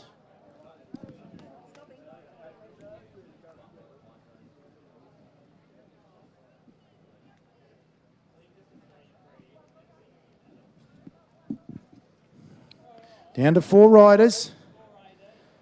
Zabir at the back. Right around the outside. Clonan down on the inside. Looking to bump the elbows. Away they go now. Whoa, that was close. Number 9, you are out. Zabir is out. Zabir, number 9, you are out. We're on now, girls. We're on our last lap now. We've got Lauren Perry, Chi Wei Neo and Christina Clonan. Perry, a wheel race winner a bit earlier on. Clonan on the inside. Perry on the out. It's Lauren though. Lauren's going to take this one out. They're missing out. Neo in second position. And Felicity Wilson-Heffernan. Clonan didn't make it. So Wilson-Heffernan in third wheel. Lauren Perry takes out the Sfumato Hair Women's A-grade, missing out. And in second position, great ride by one of the Malaysian riders, Chi Wei Neo, in second position. Well done also to Wilson-Heffernan from Hobart. Wheelers, great ride. Well done to Sfumato Hair for their sponsorship of the Women's A-grade Miss and Out. Next up, we have event number 64, Sfumato Women's B-grade, missing out.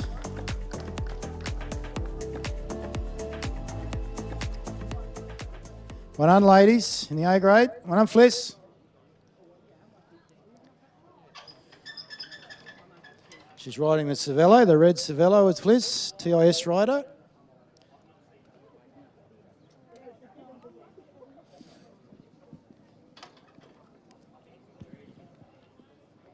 Again, same thing.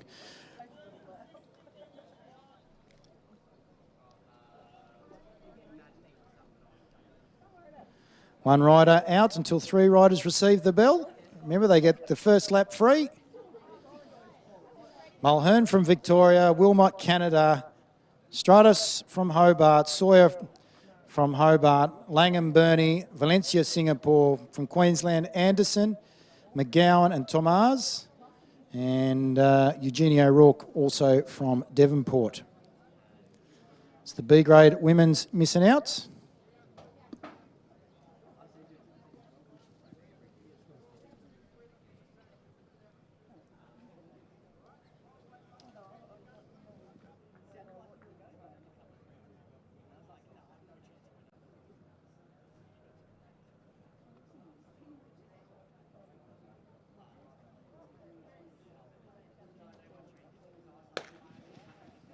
Riders get the gun. They get the first lap for free. Wilmot and might be Stratus at the rear.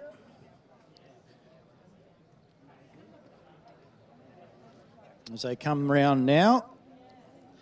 So the first lap, no one is out. They're all able to keep going. Koi Building and Excavations, one of the many sponsors here today. Leading them through is Amelia Mulhern from Victoria. So Mulhern leads them through. Right at the back, we've got Lizanne Wilmot, and I think there might be Amalia Langham. A bit strung out. Riders at the back are starting to coordinate themselves tactically so that they don't get caught on the inside or pushed up against the railing. So here we go. They're starting to pick themselves out. Oh, geez, the rider in bib number 31 might have left that a bit late. They have indeed. Jessie Sawyer, you are out. Jessie Sawyer is out.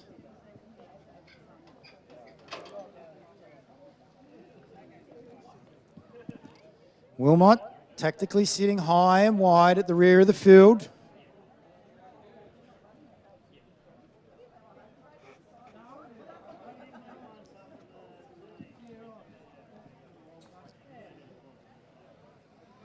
It's still Mulhern that leads them through. Warm up around the outside. She's not going to be the last. 23. Eugenie O'Rourke. Eugenie O'Rourke, you are out.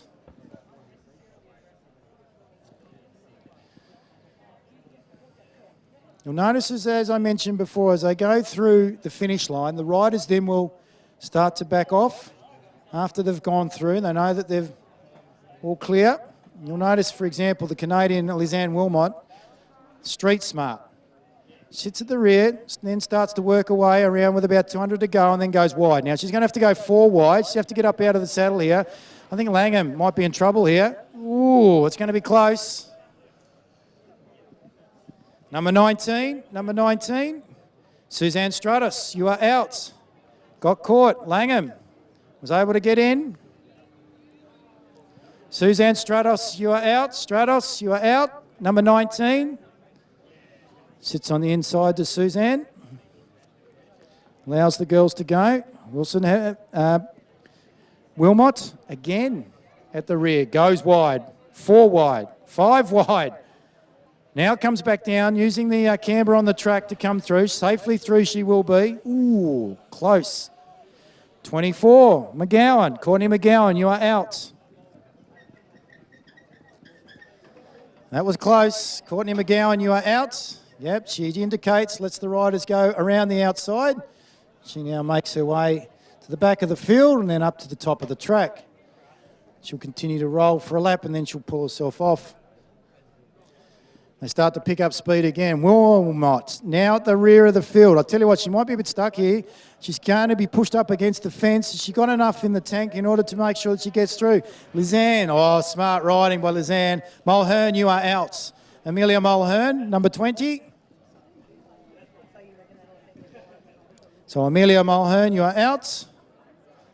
Smart riding by the girls. So we've got Langham, Wilmot,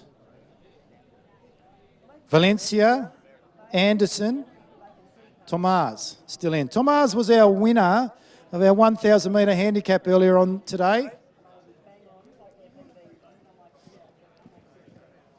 From Cairns in Queensland. Tomaz now leads them through, not on the inside though. Ooh, it's going to be close. Rider on the inside's okay. It's a rider at the back, 21. Petra Anderson is out. Petra Anderson is out.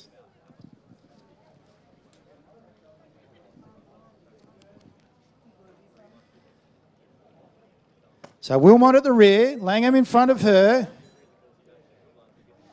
Tomaz, second wheel.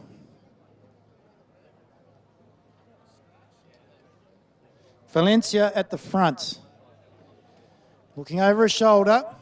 There goes Langham. She goes 3 wide now. Wilmot gets up out of the saddle as well. She wants to make sure she gets through for the bell lap. Oh, the rider that's going to miss out is 26. Tomaz. Tomaz is out. Number 18, you are out. Number 18, you are out. We've been told you're still in, Tomaz. Number 18, you are out. Talk with the Chief Commissaire. Number 18, you are out. Tomaz, you are still in. Number 18, Valencia, you are out. Tomas is back in.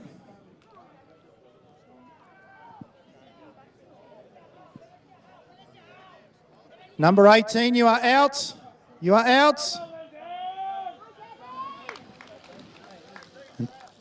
Taking that out is Lizanne Wilmots from Langham in second position, Tomas in third.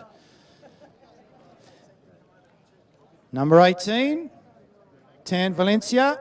If you could make your way to the Chief Commissaire, please, at the start line. Number 18, Tan Valencia from Singapore. If you could make your way, please, to the Chief Commissaire at the finish line.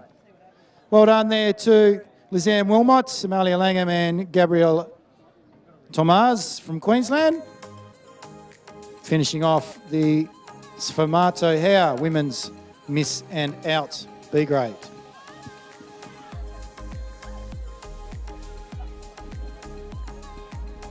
Heading up to the Ride Bell Reeve A grade Miss and Out.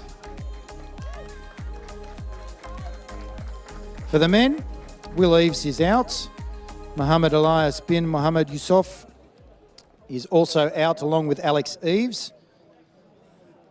I was informed that Jacob Langham will be riding. Haven't seen Jacob all day, so it'd be unlikely that he is.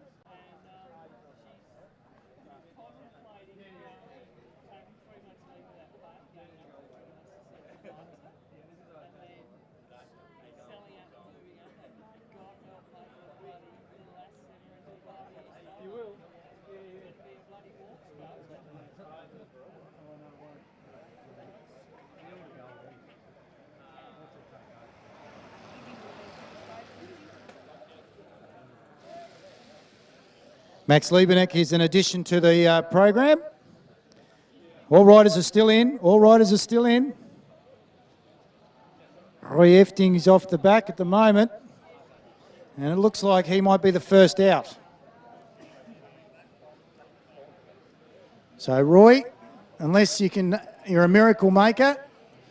So all our riders are good. They're all clear. So our back rider is Roy Efting, our Hobart wheel race winner a bit earlier on today. So Roy is out.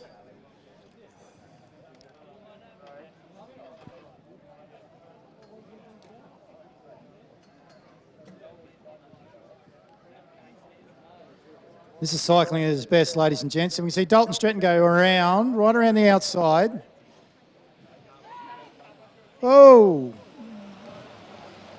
He takes up the leading to Stretton.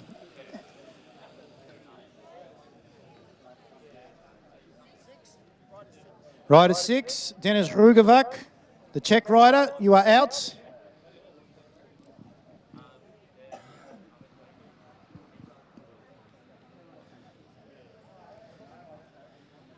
They start to reform themselves. They come through. We're looking not so much for the rider in front. It's number 11, by the way, Max Schmidt by. It's the rider at the back. Number 2, Stephen Hall from Western Australia. Former wheel winner here. Coaching in Western Australia, exercise science degree. Stephen's doing exceptionally well. Still riding with even over 400 victories to his name over his cycling career. Number 16, Jade Madden, you are out. Jade Madden, rider from Victoria.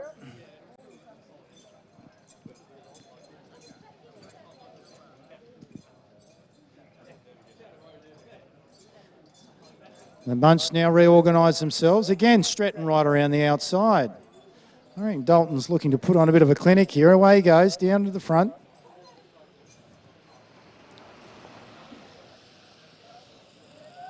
Number 7, Lewis Johnson from New Zealand. You are out, Lewis Johnson.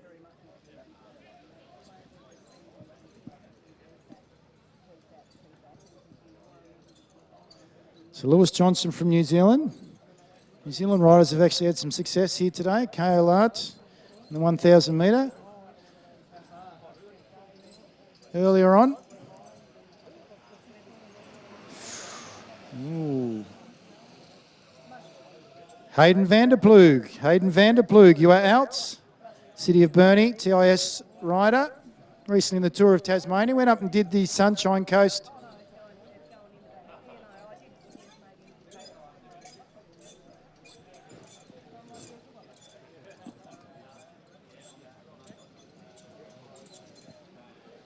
Riders bunch up. Ooh, bit going on in the bunch there. Hold your line, boys. Max Lieberknecht, you are out. Number 18. Max Lieberknecht is out.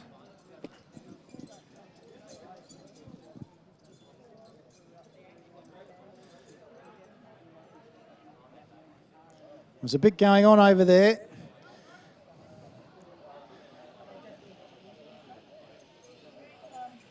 Rider on the inside's in a bit of trouble. Ooh, ah. Calvin Sim, you are out. Rider number 28, Calvin Sim.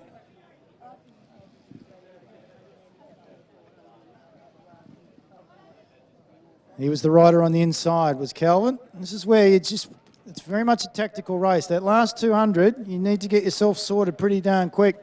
If you get boxed in, you're in a world of trouble, in particular down on the inside. That's why the riders go wide. They just don't want to go too wide. 14, Dalton Stretton. He had nowhere to go to Dalton, poor Dalton. Number 14, Dalton Stretton is out. TIS rider.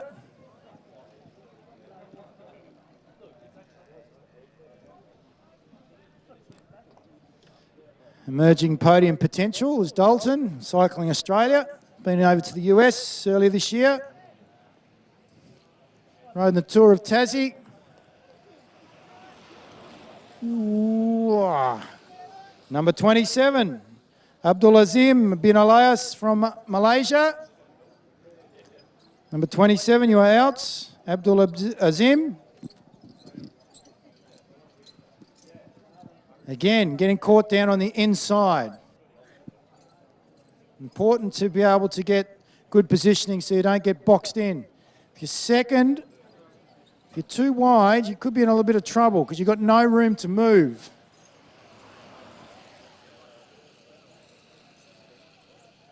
(13) Paul Buschek from Austria. The Austrian rider, Paul Buschek, 13, is out.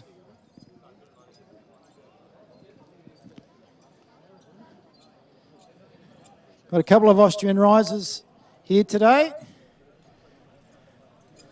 The boys reorganise themselves. They go down past the O'Brien Joinery sign as well as the scoreboard. And number 10, Stefan Kovar. His counterpart from Austria is out. Stefan riding, well, I think he's with TKM now, just moved. Young rider coming out of Austria. First time to Tasmania. We're down to 5 riders. Unable to continue in the fast forward digital miss and out.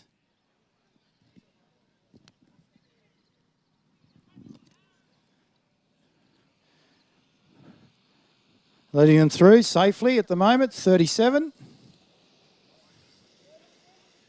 36, rider number 36, Ricky Groth. Ricky Groth from Cairns, you are out. Number 36, Ricky Groth from Cairns, you are out.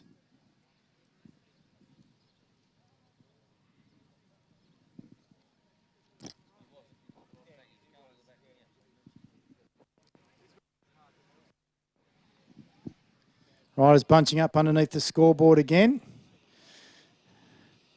On the inside, the rider in green looks like they could be in trouble. Ooh. 35, that's right. Brandon Hutton, you are out. Brandon Hutton, you are out. Number 35, rider in green.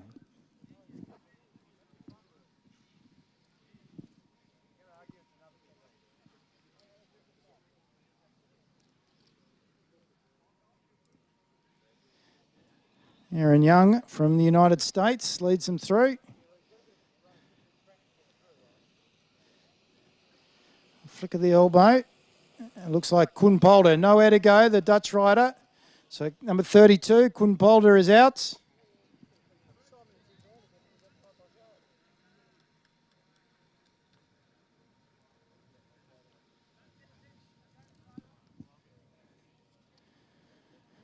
Lives in Amsterdam, does Koen. Married a Northwest girl. Schremeyer, another Dutch. Beppie. 2 young children coming home to see family. Decided to join the cycling circuit. It's going to be close. Number 48, Mohammed Haziq bin Ad Wahab. Number 48, Wahab is out. 48.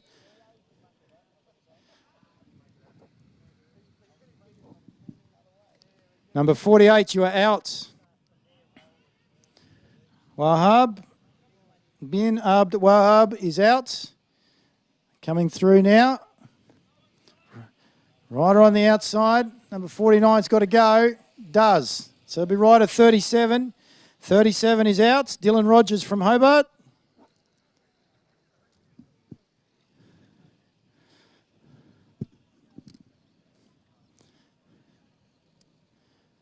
Riding well to that point was Dylan from the Hobart Wheelers. Got a good turn of speed. Coming through now. Get caught on the inside, you could be in trouble. And that looks like that might be 49.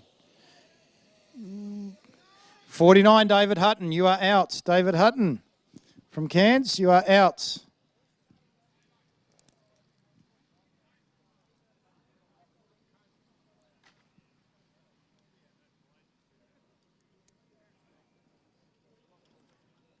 Great to see a number of the Malaysian riders still involved in the fast forward digital B grade missing out. As I mentioned, it's the first time to Tasmania to experience, or Australia to experience this style of racing. It looks like he's set up number 45. So that's Ruben Webster. So for mine, he was the favourite. So that's interesting. From New Zealand, he's pulled it back and sat up. So riders get a free go. So the Malaysian riders speak good English, looking to get some more experience when it comes to track riding, in particular against some quality opposition, which they don't have in Malaysia. And similarly, they don't have the... where are they going? The tracks in Malaysia that we do. And it's rider number 46 out. That's Ewan Cousins.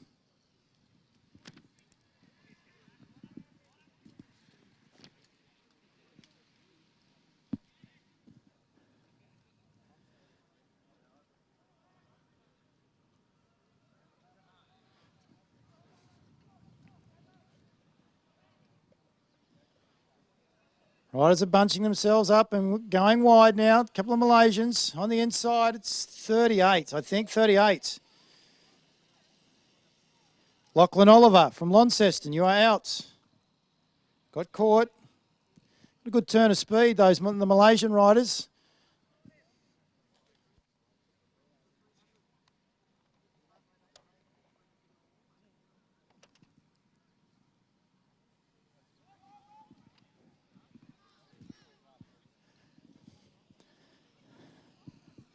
Down to 6 riders, 3 Malaysians, 4 Malaysians. Ooh, 39, I think we're down 1. Maximilian Fong Hun Shiat, number 39, you are out. So down to 5 riders, 3 of which are Malaysian. So we've got Bin Zonal, got K.O. Lart still involved. Aaron Young's still out there, I'm pretty sure.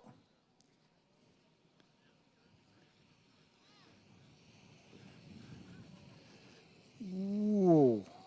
Number 44, Bin Zulkarnain. Zulfami Aman Bin Zulkarnain, number 44, you are out. 4 riders. I'll come through and I'll get the bell lap as they go through this time. Rider, one of which will miss out. So go through to the bell. A fast forward digital, B grade missing out. K.O. Lart's on the inside, pushing wide. Number 43 is out. 43 is out. That's Mod Jaffrey, Bin Mod Jaffrey from Malaysia. So we have 3 riders left. Bin Zonal, K.O. Lart. Might be Jack Dola. Have a look as we come through. Lart down on the inside.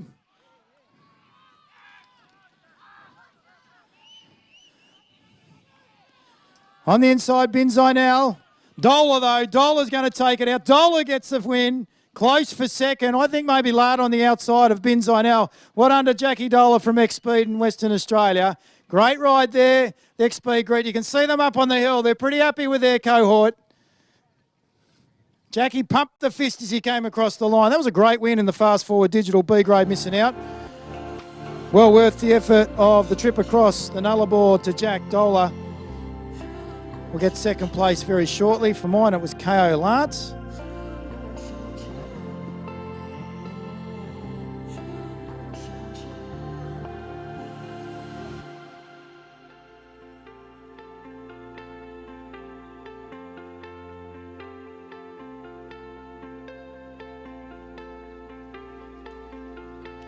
K.O. Lart in second position, and in third position was Zulhelmi Bin Zonal, number 29, bib number 29. So well done to our riders in the fast forward B grade missing out.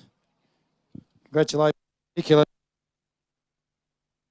Jack will collect $90 for his efforts.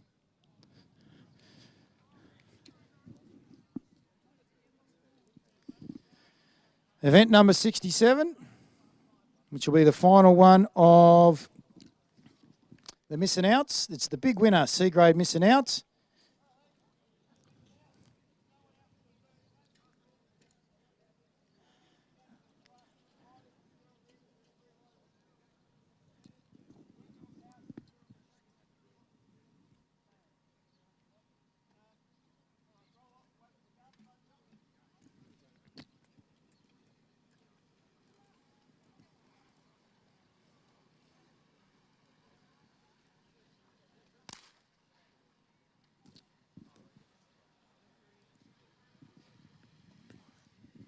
And we're off and racing. David Hutton is a withdrawal.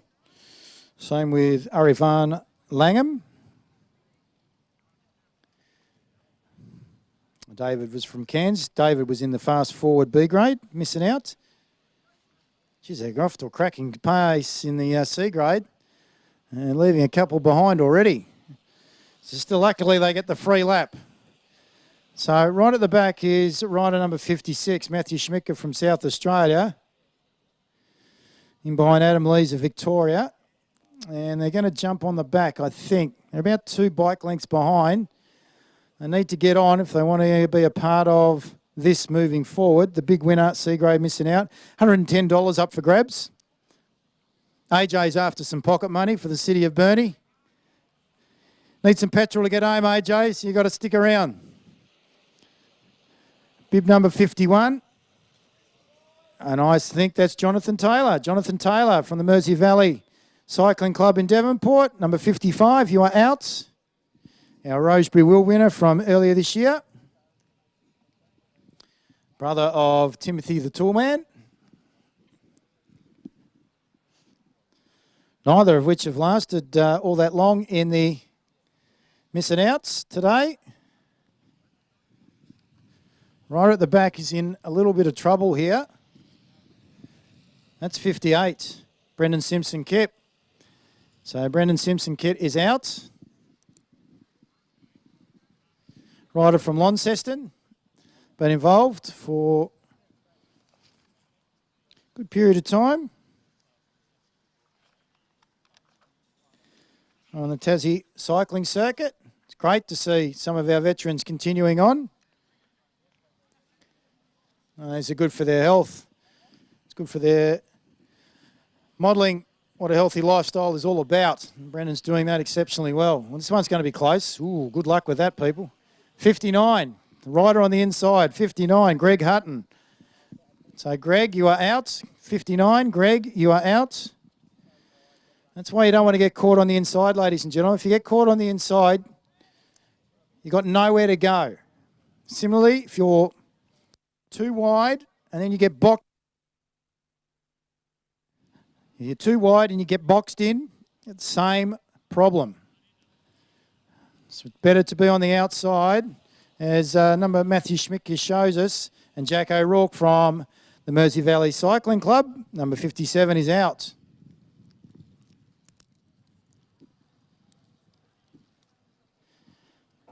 Still a junior is Jack. Got some potential behind him. And committed 6 to 12 months. Could see Jack to really tear up the track as well as the road. Got a great figure. Nice and lean. Number 56, Schmicker. Matthew from South Australia is out. Number 56, out.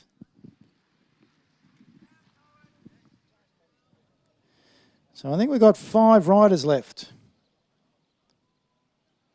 So Rayner, Kun Harper, Brett Schnitzling, Aaron Jones and Adam Lees. Jones is second wheel.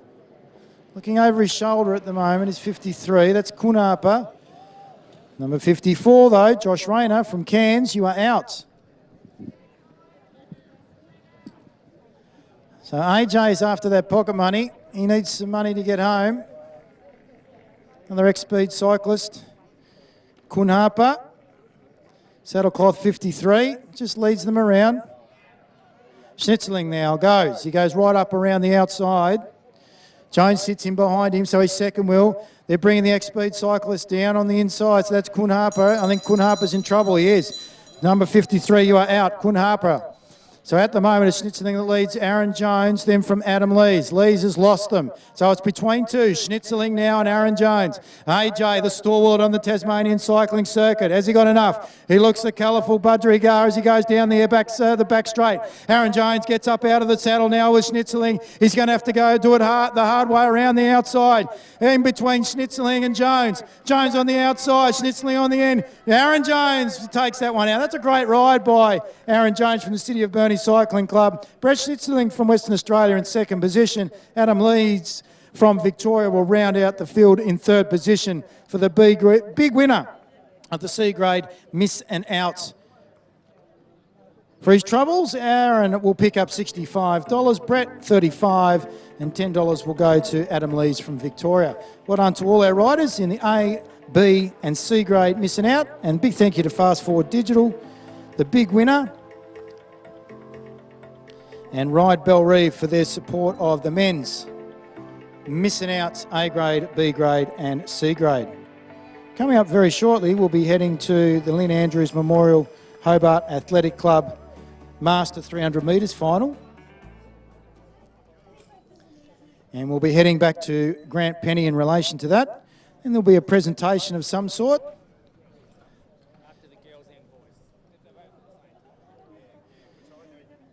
It's a tack over 30 degrees. I'm glad the wind's kicked in, Grant. Certainly need it this afternoon. Those riders have put on a bit of a spectacle. Now your turn with the Masters in the running.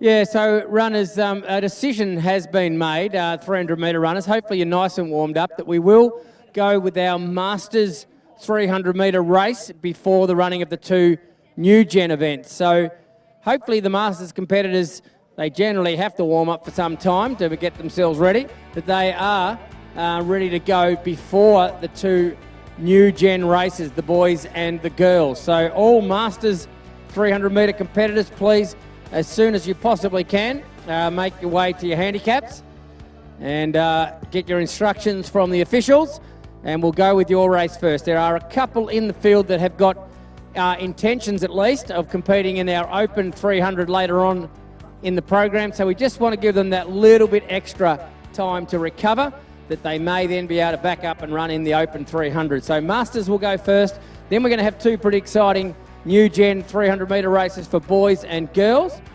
and that will see our next three races on the program. A couple of presentations as we're getting into the final stage of our day. It's been a pretty hot one, as Avia mentioned before. Lots and lots of sun today, and I hope you've been looking after yourself, getting plenty of fluids in. As we can see a few of them there, I can definitely see Dan Lamoto with that big hat on. He'll probably just get rid of that just before he races. And a few others there. The white I can certainly see ready to go. It's Adrian Bender. We go out to the blue. Jessica Linden's there. She's getting herself ready to go in this Masters. We go to the yellow. We could definitely see Danielle McDowell, the Victorian. He's going to enjoy this journey. Don't think Cherie Maximovich has made it to Hobart, so you can put a line through the green. The pink of Les Williams, I believe, also is a scratching. He's had a big day, Les. Got up for third in that 800 metres. The runner in black is Greg Mann. Now, I'm looking for Greg over there. I may be behind one of the tents. I might not be able to see him, but I'm not sure he's there. Can definitely see Susan Moody there. She's running off the 78-metre mark. Thanks, Susan. And the orange, yes, he's there. There he is, Alan Carlton. He's a real popular competitor here at Hobart. He couldn't quite hold them out off the 49-metre mark in the 100 metres. Let's see what he can do in the 300, where he's been given the pretty generous mark of 129. So just over half the distance Alan Carlton has to travel. And let's see if he can hold out this field of Masters competitors. Dan Lamoto is almost running the full trip. He'll run from 10 metres.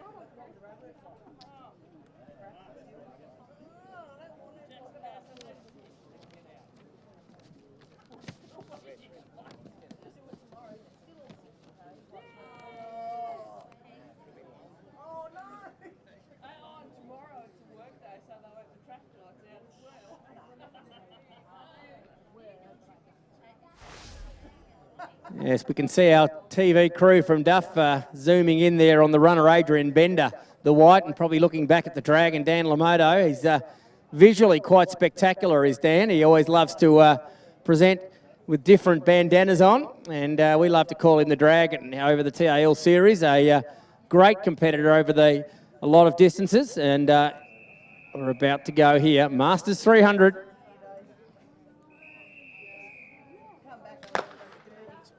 Alan Carlton, look at him take off in the orange there, pumping those pistons of his arms as he goes around with about 120 metres to run. Gee, Susan Moody's looking good there in the grey. She's got those strides happening. The yellow of Danielle McDowell starting to come into it. And here comes Jessica Lind in the blue, and Adrian Bender in the white. He's sprouting wings as he goes around the field. Out after Alan Carlton. He's got about 50 metres to run, and he's starting to slow right down. Adrian Bender sweeps around the field, and Adrian Bender looks $1 million here. Runs through the line. He's going to get up. Oh, here comes the Dragon. Wade late. Danielle McDowell. Dan Lamoto. Danielle McDowell. Susan Moody right in there. Great finish for the minor placings. But no stopping Adrian Bender there. 23 metres wasn't enough to stop him as he swept around the Masters field and takes out the Lynn Andrews Memorial Hobart Athletic Club Masters 300. And fantastic victory to Adrian. He didn't look back. He was determined to get to that line in first place and did a great job of it as he takes out the Masters 300.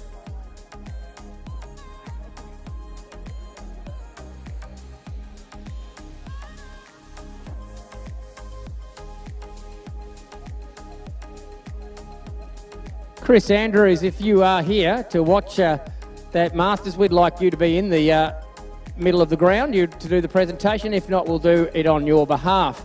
But good run there from Adrian Bender. He's just getting the oxygen back in the lungs. A tough event, the 300. Oh, gee, Dan Lamoto using an interesting post-race procedure there, getting doused in the icy cold water.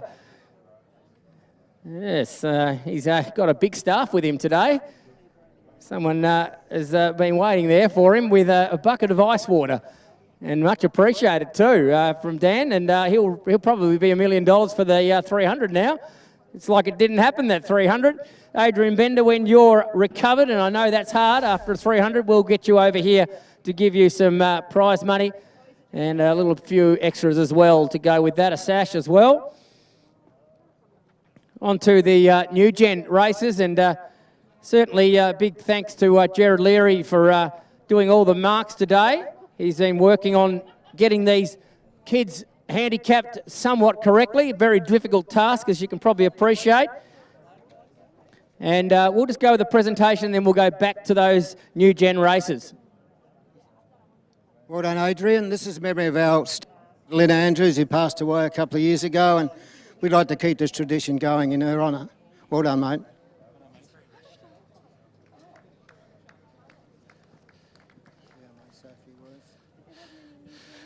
First of all, I'd just like to recognise what the event is in recognition of, so thank you, Lynn. To all the Masters athletes, well done, tough conditions, really good race. Thanks, Ray, for all your organising, wonderful. To all the competitors here today, well done, really tough conditions. So yeah, all the best to the athletes that got extra runs this afternoon, and thanks very much again, especially to the TAL.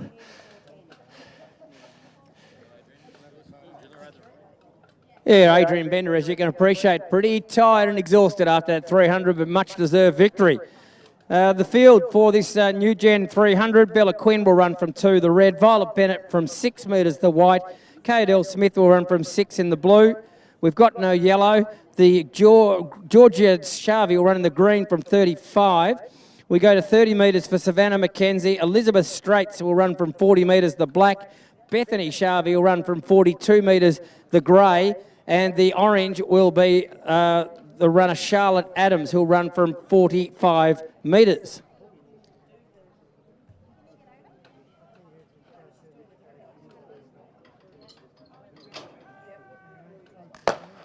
Good loud instructions from Scott Cranfield, our starter there, as he fires the gun and lets out the runners here. Charlotte Adams has got off to a very good start as she tackles the back straight here at the Newtown Oval. Gee, look at these back markers come now. Kaydell Smith in the blue looks fantastic, doesn't she? A new gen competitor here, but she's looking like an open runner here as she sweeps around them all, hits the front with about 100 to run. I tell you what, Georgia Sharvey's doing a good job as well. She's about half the size of her, but she's hanging in there. A tough customer is Georgia Sharvey. It's going to probably be an all-the-way win to the Kaydell Smith, the blue. But I tell you what, I like this run of Georgia Sharvey. Shavi. She's a fighter. She's going to hang on for second at least. Cadell Smith gets the win. Georgia Shavi, second place and caught the eye there.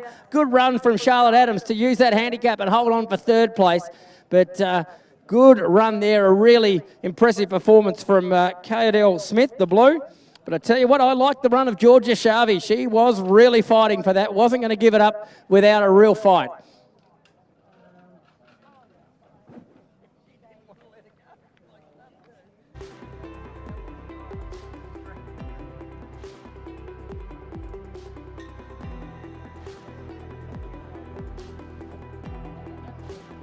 Yes, okay, Del, I know it's tough after a 300, but make your way over and we'll quickly give you the much-deserved bit of prize money, I think it might be, from the Whitney family. And I think, once again, Luke and all those involved, thanks very much for your support. Our winner of the 300 metres.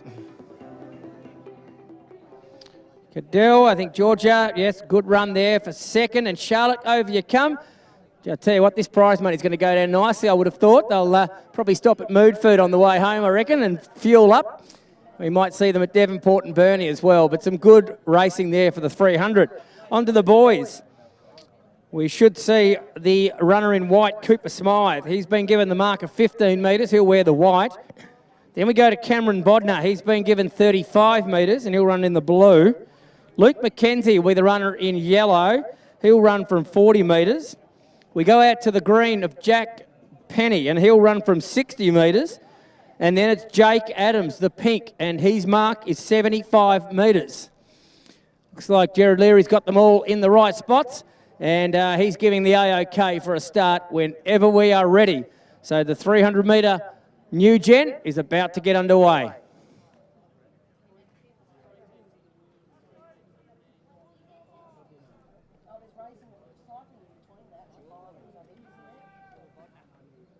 And they're away and going in the new Gen 300. The runner in pink there, Jake Adams, off to a pretty conservative start. He's going to have Penny on his heels very quickly. Gee, the runner in yellow is looking good. Luke McKenzie, Cameron Bodden of the Blues fighting hard. The back marker, Cooper Smythe, is ripping into his race now as he's about to go up and challenge our new leader, and that being Luke McKenzie, the yellow. McKenzie in front. The runner in white, Cooper Smythe, is going to throw out the challenge to him, and he hits him hard up the hill. Oh, gives him a little look, and as he goes past, Cooper Smythe, the white, fighting very hard, checking where he is, and I can tell you, mate, you're going to cross the line in first place. Well done to Cooper Smythe. A good run also from the yellow, Luke McKenzie. Cameron Bodner gets up for third, and then we see Penny, and I tell you what, Jake Adams has had enough today. He's just going to walk it in and finish off his 300.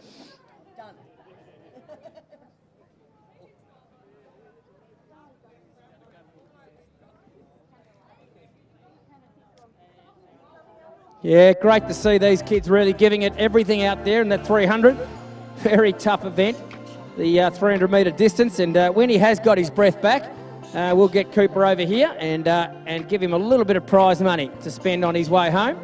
$50, I think it might be, so not bad for about 35, 40 seconds of running. Well done, Cooper. We'll get the others to hang around too if they were second and third. So there we go. We've got Cooper Smythe getting the first place prize money. Luke McKenzie, a nice run from him to second. And Cameron Bodner gets a little bit of cash there to spend for himself as he takes third position.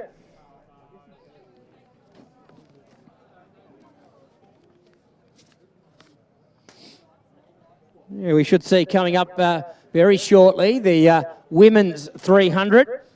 Murdoch Clark, proud sponsors of this women's 300. We'll see 3 heats in all, and we'll be taking the first 3 across the line to contest the final. So tough enough already to have to run one 300. They've got to do 2 of them, these ladies, the ones that qualify, and a tough assignment for them. We are working our way through the field at the moment. I can definitely see the runner in red there, Laura McShane, is having a good day. Have already qualified for that final in the 100 metres earlier, and we've talked about her 100-metre perform this season. Imogen Russell will wear the white and start a metre ahead off 15. The blue will be Charlie Ross, and she'll run for the mark of 19. In the yellow, she's a confident young lady now, the Hobart gift winner. Isabel Gray will run for 22 metres. Looking around the track, looking for the green, I Can't see the green at the moment, so I don't think Chloe Bates is there. In the pink, we should see Olivia Roney. Yes, she's there, ready to run. And I'm pretty certain there is no black in... Oh, there is a black. Sorry, I can see Pamela Mace there. So just the one scratching the green of Chloe Bates. Set for a start, Murdoch Clark, women's 300.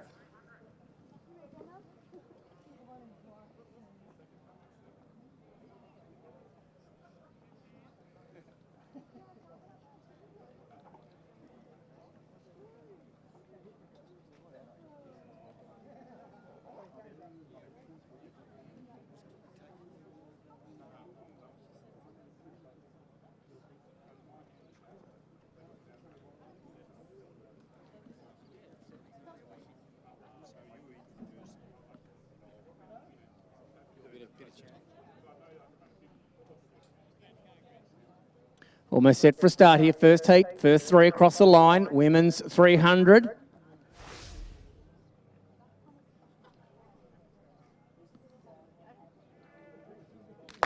Good start from our front marker here, Pamela Mace, the black, as she sets out and sets the pace early. Here comes Olivia Roney, the pink, a long striding athlete as she goes up to challenge for the lead.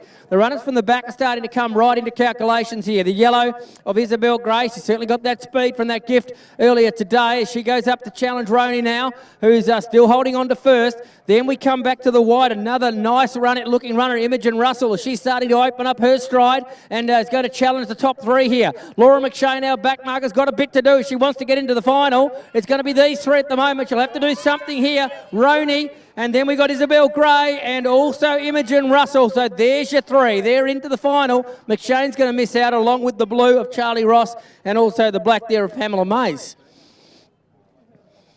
Tough running for the girls. They've been out in the sun most of the day and already had a lot of races in their legs. So asking themselves to go around one more time in a 300 and even the proposition of a second one is pretty tough. So good running from the ladies there. We'll get you some results from that first heat to give you an idea of times.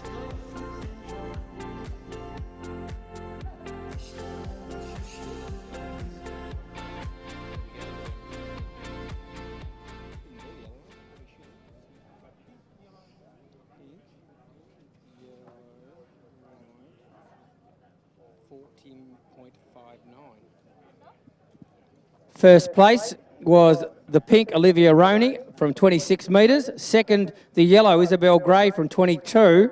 Imogen Russell from 15 metres. The white was third, 40.59.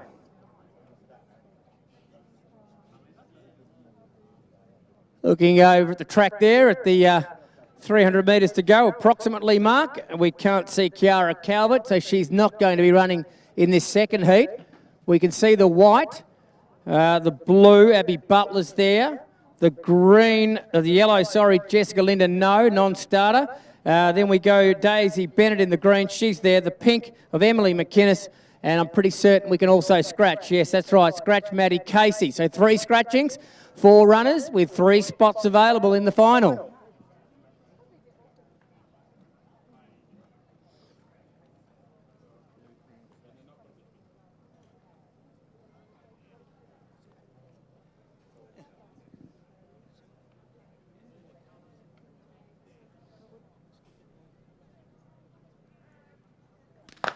So off they go. The 4 runners being led out by Emily McInnes, the pink, as she leads them and gets off to a pretty good start too as she establishes a lead in the early stages. We go back to the green of Daisy Bennett, who's holding out the other 2 at the moment. Abby Butler, probably more of a distance runner, but showing she's got a bit of speed in the legs as she's going up to challenge our leader along with the green there of Daisy Bennett. Our back marker's coming right into it now, and that's Emma Grubb. So Grubb it is who's moved up to third, so there's only 3 spots available. 4 ladies to contest them. The pink of Emily McInnes is still right in there, but we've got a new leader now. It's Abby Butler. Butler it is. She won't die because she's a very strong distance runner as she goes up the hill and salutes to the judges in first place, qualifies for the final, along with the pink of that being Emily McInnes and also the green there of Daisy Bennett. The white of Emma Grubb, sorry, that was, and Daisy Bennett I think's just missed out, but good running there in the second heat.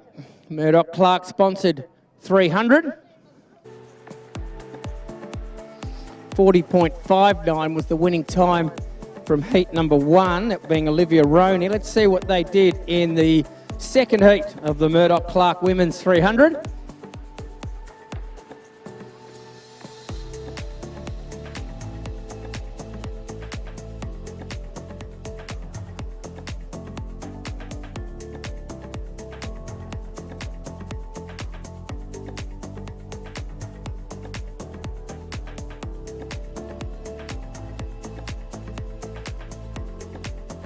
So official results from the second heat of the Murdoch Clark Women's 300. The winner was the blue, Abby Butler from 22 metres. Second was the pink, Emily McInnes from 27 metres. Third, the white, Emma Grubb from 18 metres. The winning time, 40.55.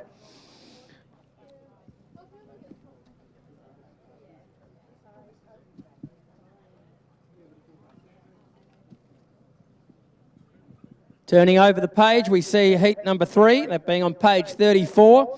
We see the red of Amy Petter. She's there off 15 metres. The white will be Brooke Jones from 19.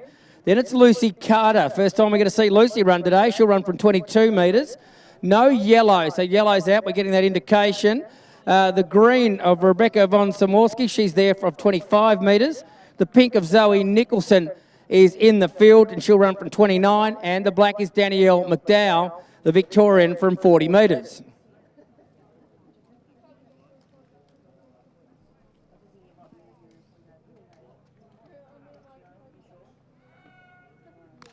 Good start from the field here. A nice field of 6 runners as they go down and tackle the back straight here as Danielle McDowell, the Victorian, sets the pace early. The green's coming right into it here, and that's Rebecca van Zamorski. Here comes Brooke Jones. She always fights hard in all these pro races as she rips around the field now and challenges for the lead and takes over the lead. So the runner in white, Brooke Jones, has taken the lead. Lucy Carter, the blue, is going with her. So it's Jones in front. Lucy Carter's just found a second change or change of gear there as she goes up past Brooke Jones, goes up the hill. She's got those high knees going and she's tackling that hill nicely. Amy Petter comes right into it. Brooke Jones is hanging on gallantly here, trying to qualify. No doubt about Lucy Carter, Amy Petter, Brooke Jones, and I tell you what, not far off and a little bit unlucky there, Rebecca van Zamorski. But Lucy Carter, we hadn't seen her earlier today, and she's looked quite strong there in that 300 as she takes out that one quite convincingly, heat number 3. We'll give you some results, and I'll be handing the microphone over for a very special presentation. So I hope those that are connected to the Hobart Carnival can listen in very shortly. We'll be doing a very special presentation to somebody, and we'll just get you the results of this one, and then we'll turn our attention to that.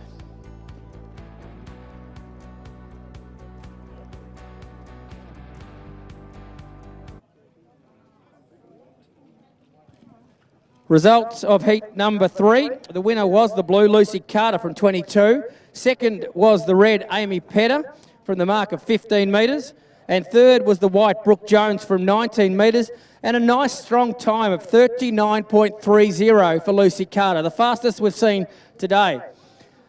The next voice you're going to hear from will be that from Gerard Leary, who's connected with the Tasmanian Athletic League, and he'll be making a very special presentation to a very special lady, Kathleen Quarrell. Thank you very much, Grant. It's a great pleasure of mine to make this presentation to Kathleen.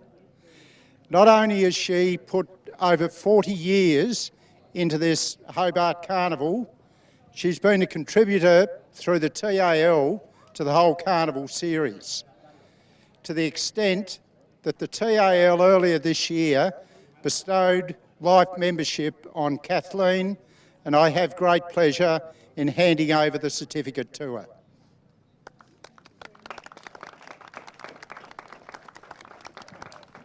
Oh, I'd like to thank the TAL for this. It's very unusual. Thank you very much.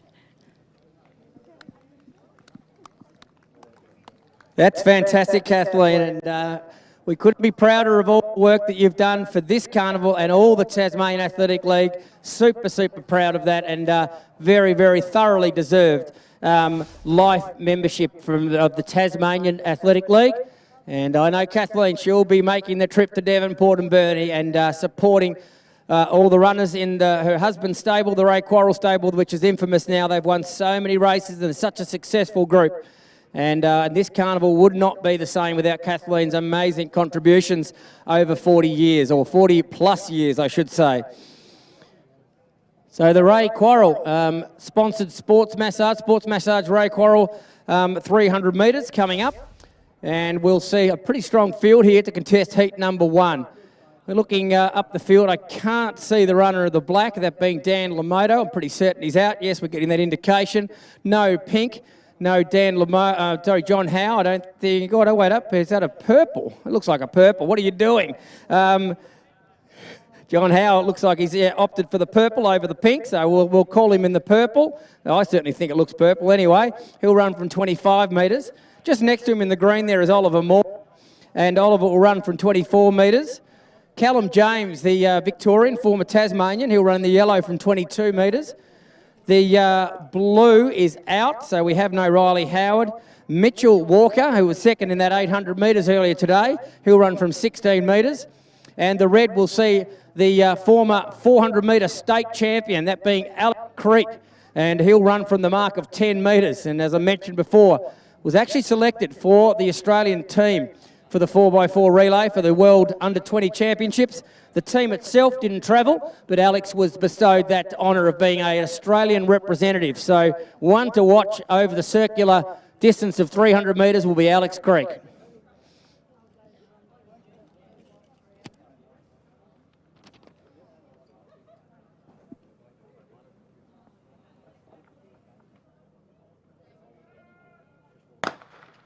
Oh, they're off and running, and it's John Howe in the pink, well, sort of purple, leading the way here. So it's Howe, the former Burnie Gift winner. He'll set some pace early. He's got plenty of speed in those legs. Don't worry about that. We've got the youngster there in Oliver Moore starting to make up a challenge. Here comes big Alex Creek around the outside. Mitchell Walker in the white trying to go with him. Howe still holding the lead here as they go past the cricket scoreboard.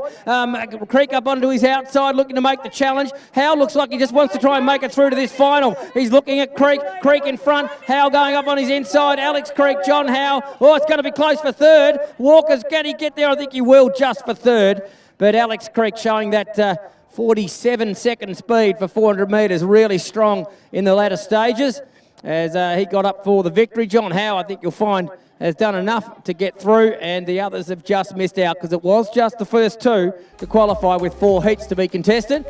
So we see some good runners there, a good 400-metre runner in Alex Creek, and an always very good sprinter up to the 300-metre distance of John Howe. So those two will figure prominently, you would have thought, in the final later this afternoon. And really now it's just about trying to recover the best as possible because it's tough going out here at Hobart. It's been a scorchingly hot day, and runners need to look after themselves on days such as this.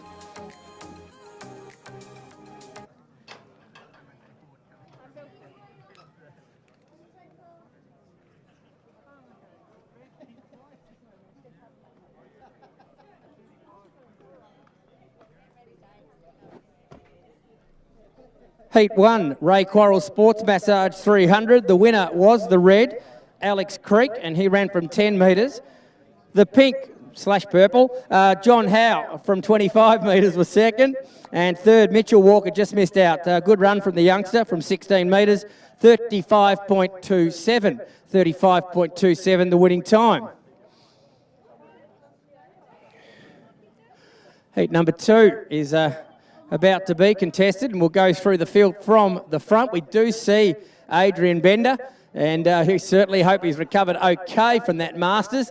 He's probably in deep thought there thinking, why am I doing this all over again? But he's there from 36 metres. The pink of Jackson Wood is there from 25 metres. Back to the green of Alec Eisel. Then we see the yellow of Adam French, who certainly knows how to run a 400, was second place in the Devonport Gift last year.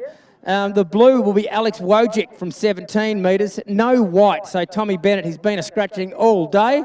And we see Sebastian Hadaway, and he's a Victorian, and he'll run from 12 metres in the red. So good field here. A good 6 runners to contest this one in heat number 2.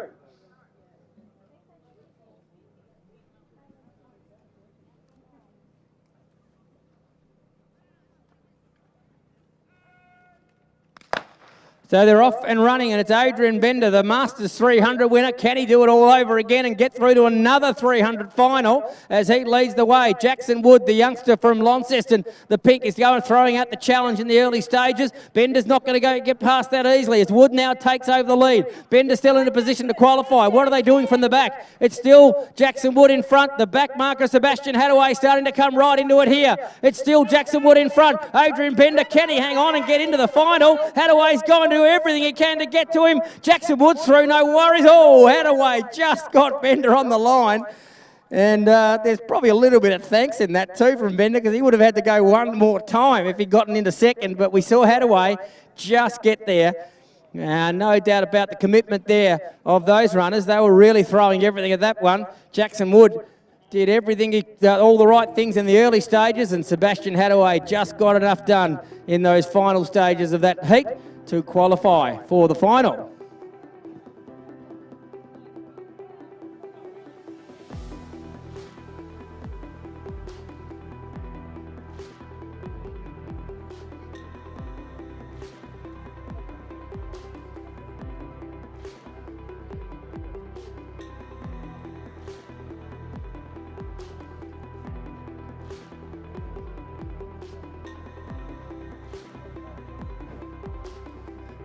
So results from heat number 2. The winner was Jackson Wood from 25 metres. Second was the red Sebastian Hadaway from 12 metres. The winning time, wow, 33.64. So Jackson Wood has put up some sort of time here in heat number 2. Officially third was the black of Adrian Bender. You've got to wonder whether he may have gotten through in some of the other heats there, Bender, but I think in a way he might be happy that he doesn't have to run again, having just won that Masters 300 earlier.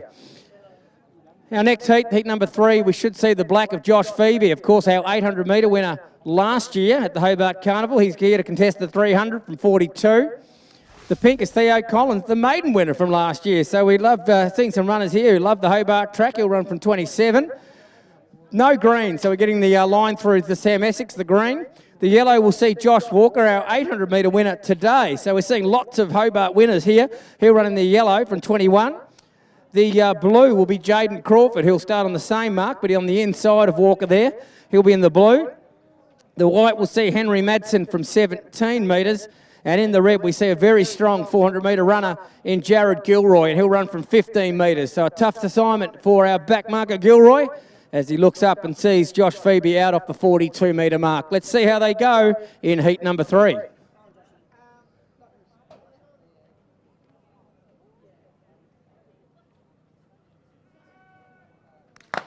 Phoebe it is who leads the way. He won a 1,000 metre race earlier this season, so looking to see what he can do over the 300 as he leads in the early stages. Coming up to challenge him early will be Jaden Crawford, the blue, as he's left Theo Collins behind him, and Gilroy it is, has gone past a couple already. He's coming up behind Theo Collins, but he needs to find 2 more spots to qualify for the final. Phoebe's still in front. Jaden Crawford goes up onto his outside. Crawford looks to be a very strong contender for this final, along with Gilroy, who goes up onto the outside, and these two, they could really switch it off now. There's no chasing them down now as we see Crawford go through first, Gilroy second. Phoebe did a good job there to try to hold them out as long as possible. He's third, but those two looked quite convincing there. Crawford did a lot of the work early, and then, of course, Gilroy, again, like the previous heat, did most of his running in the final stages to ensure he qualified.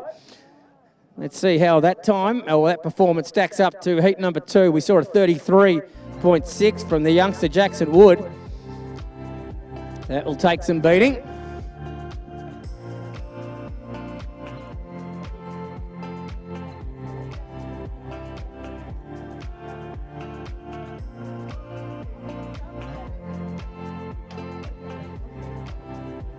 Official results of heat number 3, Ray Quarrell Sports Massage 300.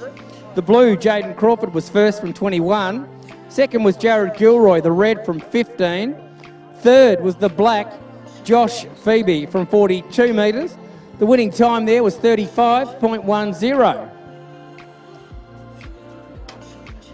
Looking up here at our 4th and final heat of the Ray Quarrell Sports Massage 300, a number of scratchings by the looks. We have no red, and that being Aaron Rigby, he's out. We see the white there of Cameron Cranfield. He'll run from 17 metres. Ahead of him was supposed to be Colgrave, but he's out. The blue, the scratching. Yellow is Jordan Maynard. He's there off the 22-metre mark. We see Fergus Fletcher, the green, who'll run from 25 metres.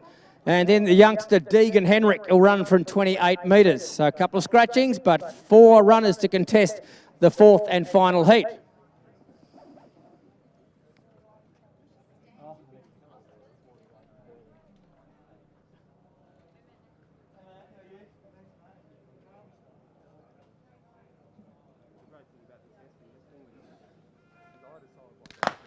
Pretty good start there as youngster Deegan Henrik leads for a couple of strides, but he's been passed pretty quickly by Fergus Fletcher, and also going around him now is the yellow of Jordan Maynard. So Fletcher it is who leads. Jordan Maynard is currently second, already taking a bit of a check where he's at, and doesn't see Deegan Henrik as a challenger, and it doesn't look as if Cam Cranfield's really up for the fight today. Fergus Fletcher is strolling around. He's looking around as well. Well, these two runners, well, not really going for it here. The stewards probably won't like this too much as we see Fletcher in front, Maynard in second, and Cranfield comes through for third with the youngster Deegan Henrik.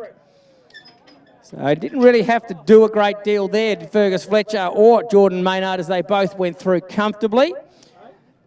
And we saw, it looked as if Cameron Cranfield perhaps wasn't really in the position to go flat out there. And of course, the youngster Deegan Henrik just learning his way in the pro running. We'll certainly see more of him in the future years. And I don't expect this to be a time to break the clock here in the 4th heat.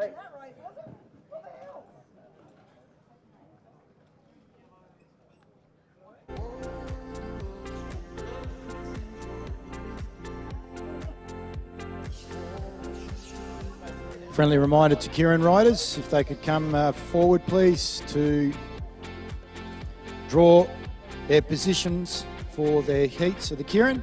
So if riders, heats 1 through to 4 for the men, and 1 and 2 for the women, if they could make their way forward please to the cycling tent in order to be able to draw their positions for the upcoming keirin. Just our final set of results here, Xavier, as we're getting ready for the keirin. The 4th heat, we both probably saw that it wasn't really that lightning fast. Fergus Fletcher, the green, was first. 25 metres was his handicap.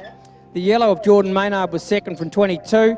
Cranfield was officially third of 17 metres the white, and 38.63 the winning time. Over to the keirin, as I'm sure some runners will be looking to cool off before they have to go around again.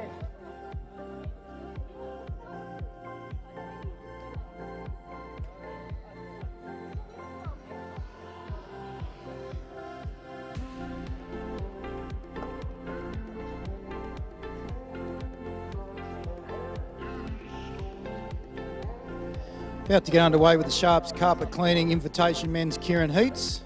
Event number 77, 78, 79 and 80 on the program. A big thank you to Sharps Carpet Cleaning for their support of today's Invitational Men's Keirin. Page 35 of the program, for those of you that are looking.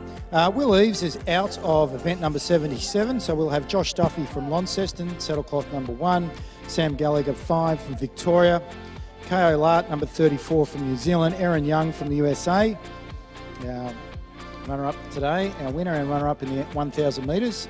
Number 6 will be Dennis Rugovac from Czech Republic, Max Schmidbauer from Austria in number 11, and our own local Flying Dutchman, Hayden van der Plug from Burnie, City of Burnie Cycling Club in the TIS gear in heat number 1.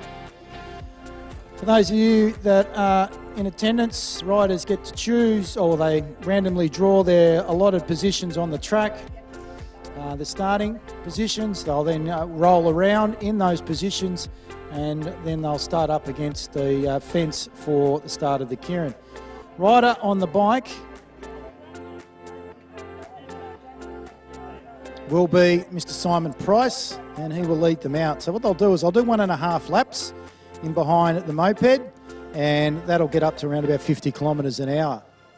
At that point, after 1.5 laps, the bike will then move. Now, up to that point, the riders are not allowed to change positions. So the positions that they have randomly chosen, they must stay in until the moped has left the track, and it will come down off the inside onto the grass, and then there's 1.5 laps of pure excitement.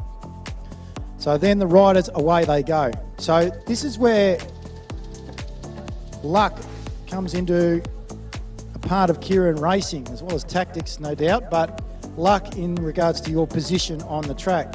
If you're on foot, so it's important to be able to be aware of what other riders are doing, their nuances, so that once the moped goes at that 1.5 lap,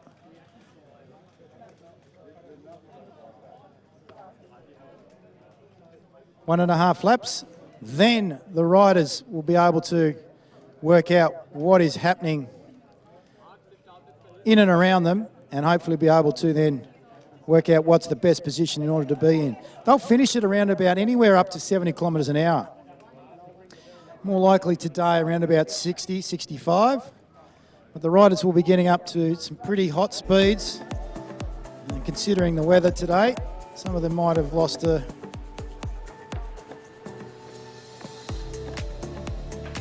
kilowatt or two when it comes to the energy due to the sapping nature of the sun. Cracking outlook here with the church just up behind us here at Newtown, St John's.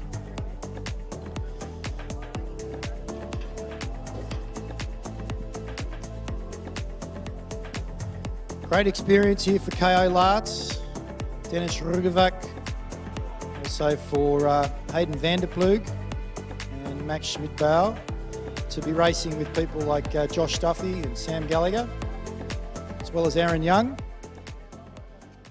Very experienced cyclists in this particular domain.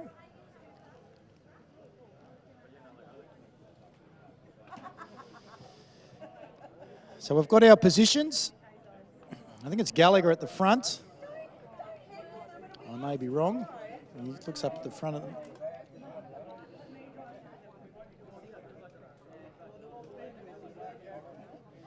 Young's third wheel. And then we go back to Rugevac. It might be KO Laerts. Oh no, yes, KO Laerts. Or Schmidt-Bauer, my apologies. Van der Ploeg, KO Laerts, and Duffy is last wheel.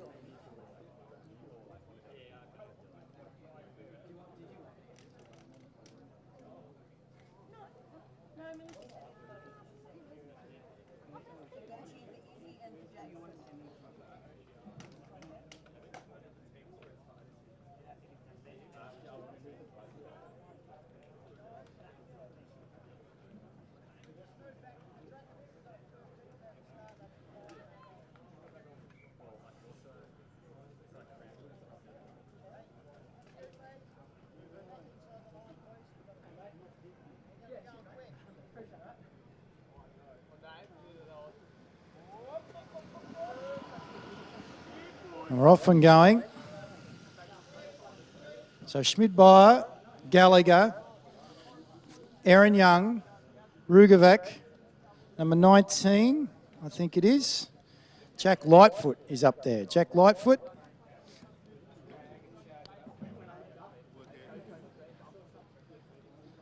Well, I thought he was in heat 2. Then we go back to Van der Ploeg, Laerts and Duffy at the rear. So we've gone round for 1. Moped will get up to 50 kilometres an hour. Nice to be first wheel.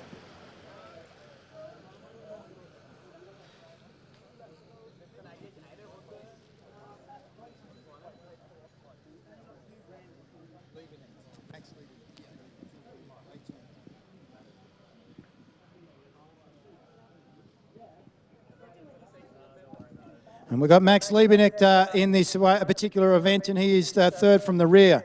So as we go now down, as the moped comes off, so that's Simon, they'll get the bell and they'll get 1 to go. Now you can see it becomes chaos. Young around the outside, Gallagher at second wheel. Out in front at the moment is Max Schmidt-Bauer. Young's holding them there at second wheel, too wide. Unfortunately, the rider on the inside has got nowhere to go. That's KO Lard at this point. At the back is Duffy still. He's just holding fire. Is he going to go? I'm not sure that he is. Around they go. Schmidt-By then goes and leads. Sam Gallagher to go through.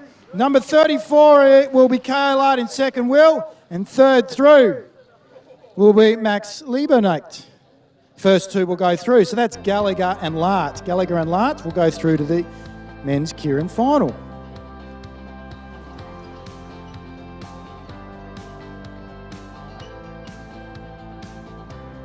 So Sam Gallagher and KO Lart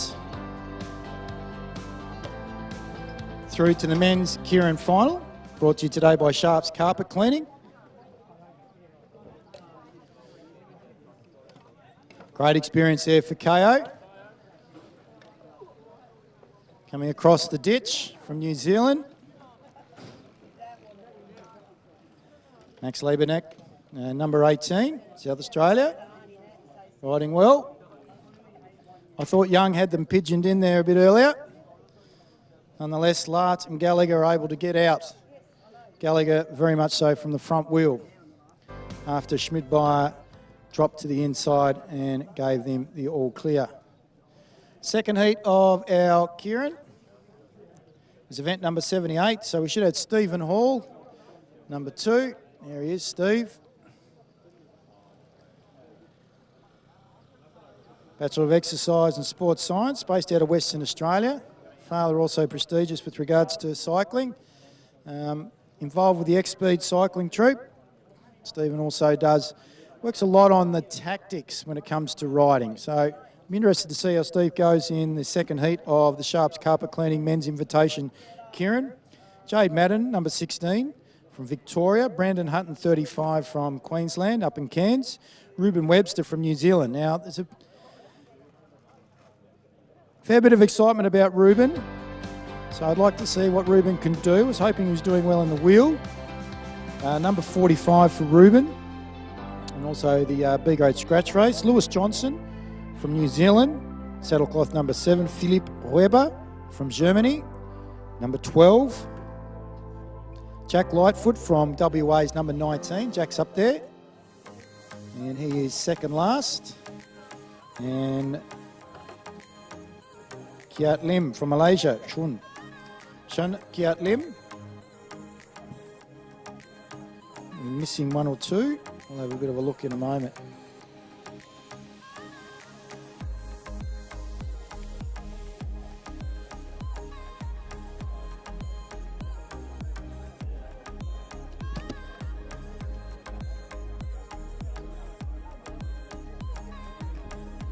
Now Twinkle Toes himself, Simon Price, on the moped.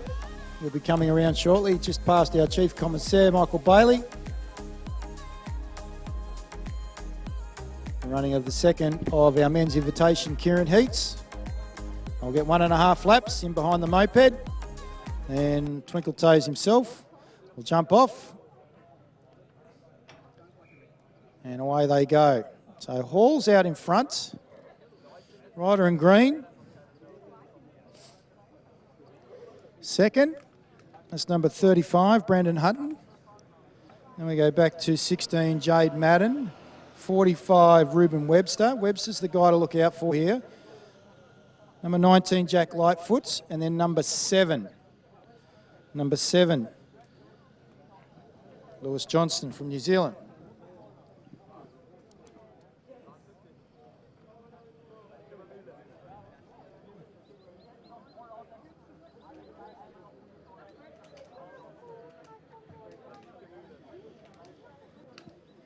Riders bunch up as they come through now.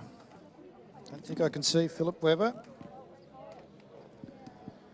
Hall off the back of Twinkle Toes. They've got 2 to go.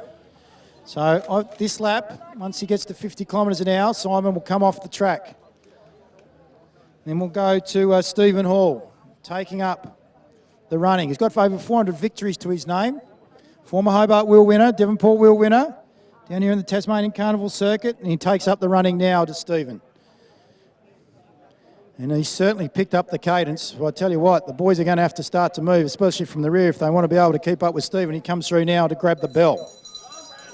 Stephen now, second wheel, 35. Brandon Hutton, third, goes back to Jade Madden. Things haven't changed. 45, look at the boy from New Zealand. That's Ruben Webster and then Lewis Johnson. Jack Lightfoot's is in second wheel. Second wheel at the moment. There goes Stephen Hall. I'd say that he's been trying to assist Jack Lightfoot. Jade Madden, though, leads them through as they come through now. The top two will get through. Here comes Webster. Has he got enough to get through? I don't think so. 16 and 19, so that's Lightfoot, and Madden will make it through. Ruben Webster, number 45 on the outside, unable to get through in third position. Smart tactically there by Stephen Hall from Western Australia. Really picked up the cadence straight away. They're finishing around about 60, 65 kilometres an hour. As soon as that moped had come off the track, Hall was gone.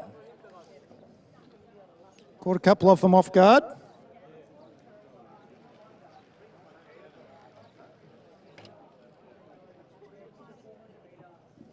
So Jade Madden and Jack Lightfoot make it through to the men's invitation keirin, brought to us by Sharp's Carpet Cleaning.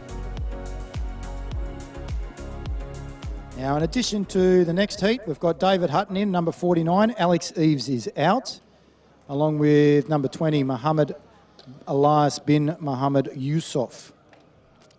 So he's out. So our riders are as follows. You can see Roy Efting. So our wheel winner a bit earlier on today, off scratch, Ricky Groth. I think number 36. Ewan Cousins from New Zealand, 46. Matt Davis from New Zealand, number 8. Paul Buschek from Austria, number 13.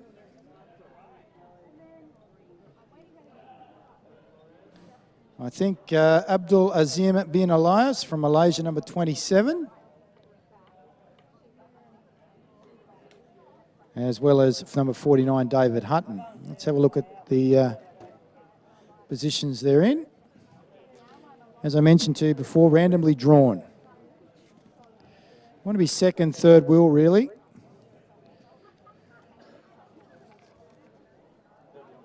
Mind you, you get a good kicker by being in right behind the moped. Can really draw you along.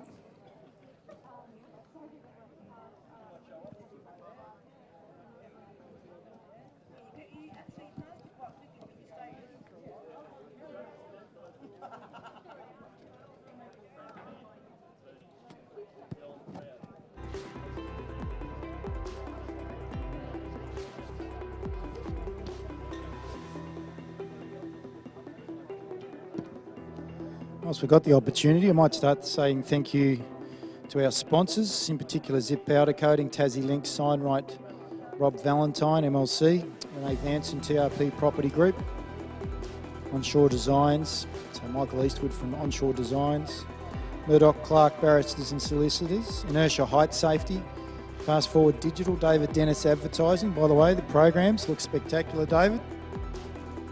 Claire Kirby, the Whitney family, Tassie Masters Association, Sfumato Hair. Want a good do, pop in to see Sfumato Hair. Riders are going around now, in behind. So, number 46, Ewan Cousins. Then we go to 50. Have to come back to you for that one. For heat 3. I think that's Adam Lees. Second wheel.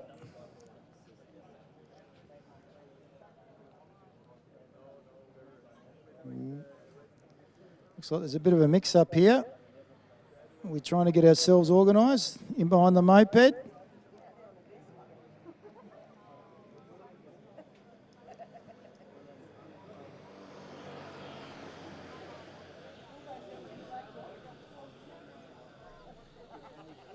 Adam Lees, second wheel. At the back's number 36, Ricky Groth. And away he goes now. Moped's gone. Riders seem to have backed off a bit. And they're much more stable, not like the last two. Heats brought to us by Sharps Carpet Cleaning. Stephen Hall. More curious about what each other are going to do here. And now they go. They get the bell up and wide. Number 8 takes off. That's our rider in Matt Davis from New Zealand. Now he's starting to lead them out. Then we go back to Ricky Groth and Ewan Cousins from New Zealand. Efting now, right around the outside. This is our scratch rider and a Hobart Will winner. He's gone, oh, gee, 3 wide, and now he's taken over the lead. Forget it for first place. Roy's taken that one out. That's a great ride by Roy. Second will be Ewan Cousins, I think. Matt Davis from New Zealand. So Matt Davis from New Zealand, then followed by Ewan Cousins from New Zealand in third position. So Matt Davis and Roy Efting will move through to the the final of the men's invitation, Keirin.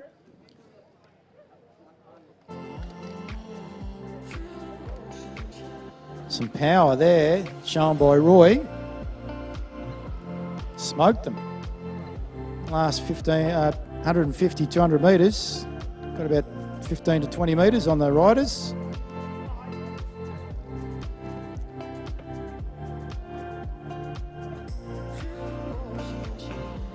Riding for push bikers now.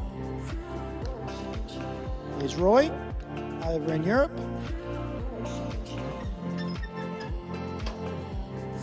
Our fourth and final heat of the men's, Keirin, contains the following. So Calvin Sim, number 28.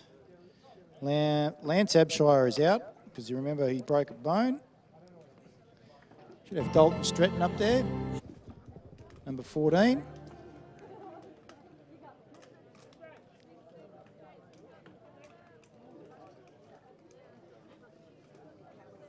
Stefan Kovar from Austria, down on the inside, number 10. Adam Lees was in the last one, so Adam's out. 54, Josh Rayner. Jared Mann, number 31, from New Zealand. And last but not least should be Graham Frisley. So part of our team's pursuit, the Commonwealth Games, was Graham.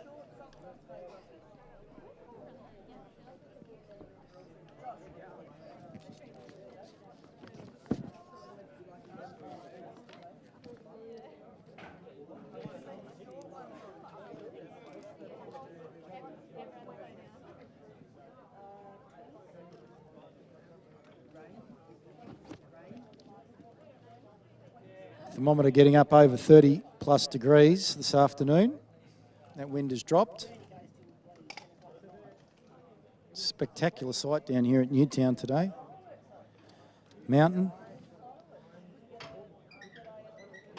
Just to the west of us.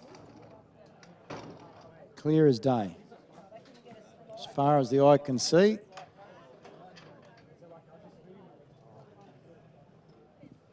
Only the 5 riders.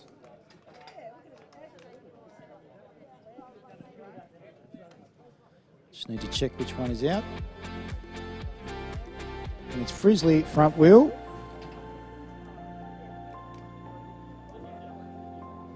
So Frisley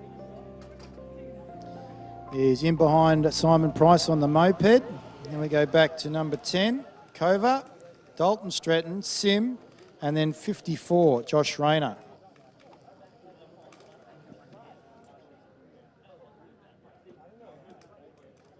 Jared Mann is not there. So this is going to be interesting because Frisley can go. So the boys are going to have to be right on his hammer.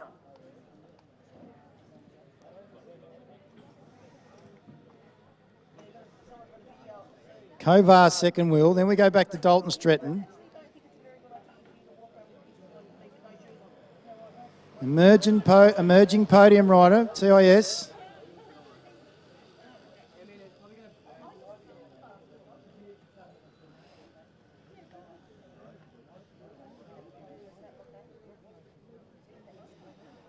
And off comes Simon now. So let's see what happens.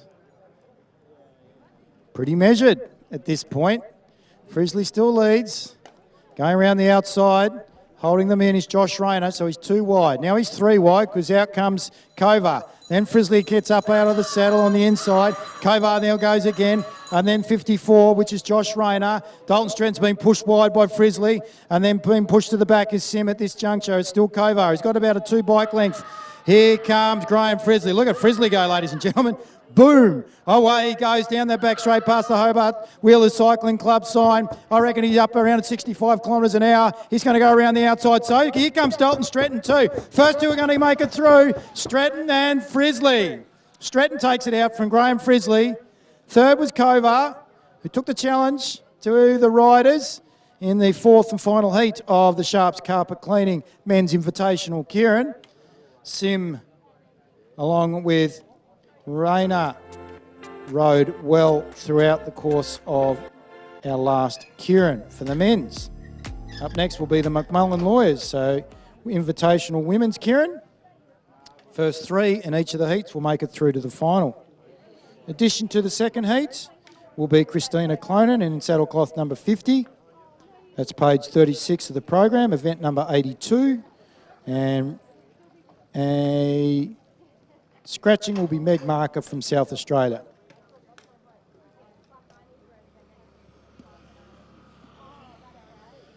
So as mentioning before, our sponsors wouldn't be here today without our sponsors. So I mentioned Sfumato Hair, Ride Bell Reeve, Ray Quarrel Sports Massage, best in the business. Mr Nathan Earl, former stalwart on the cycling circuit, road in particular. Kevin Shear, the Hobart Wheelers Dirt Devils. The Dyson Painters, Coy Building and Excavation. Get involved with both of them. They'll come and sort you out with regards to your building and construction needs. Ally Performance Coaching, the big winner. Sharps Carpet Cleaning, Revive Motional Health, Price Electrical, and Simon's on the moped. McMullen Lawyers, who are sponsoring today's women's Keirin. The Hobart Athletic Club, Debbie Hobbs, the Con family, and Bennett's Petroleum. As well as the Tasmanian Government for their support of the TasCarnivals series. Also to Richard Welsh, Richard and Anita, and Epic Events for their coordination of the athletes to be able to attend the Carnival Series over the Christmas New Year period. Big thank you to our officials today, in particular the TAL, Athletics Tas, so to Wim and his crew, to Brendan on the timing for the TAL, to Hobart Wheelers, so to the president of the Hobart Wheelers, so Justin McMullen and his crew, David Dennis and co. Big thank you for your ongoing support of our cycling program here today. We've got Lisanne Wilmot, who is in lead position. Lauren Perry, then we go back to rider number 7, I think that's Wilson Heffernan, TIS rider. Then number 5, Georgia Simpson. Number 13 is Hanna Romanowska from the Czech Republic. And just prior to her is Marilla Willis-Hell from South Australia. So she's second last wheel. Blue socks, pink bike shorts, white top, blue helmet.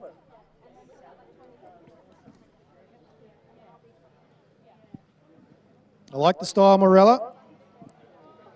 Looks good. Very colourful. Lisanne Wilmot, the Canadian. So go through, 2 to go.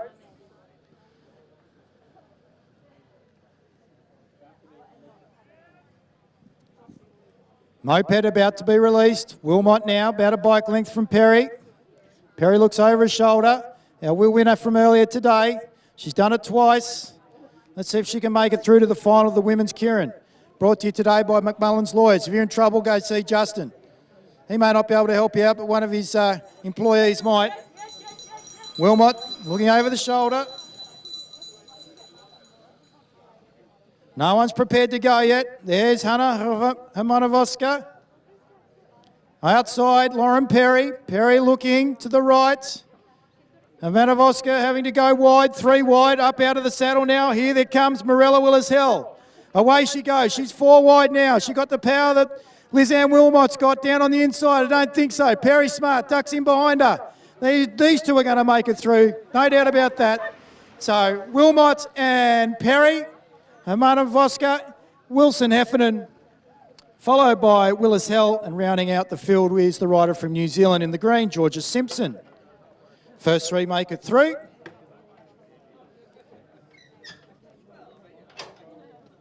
So Ivanovoska, I'm pretty sure, might have got through there. We'll have to double check. But the first 2 did very well, Wilmot and Perry. Second heat, the McMullen Lawyers Invitational Women's Keirin. Event number 82, about to get underway.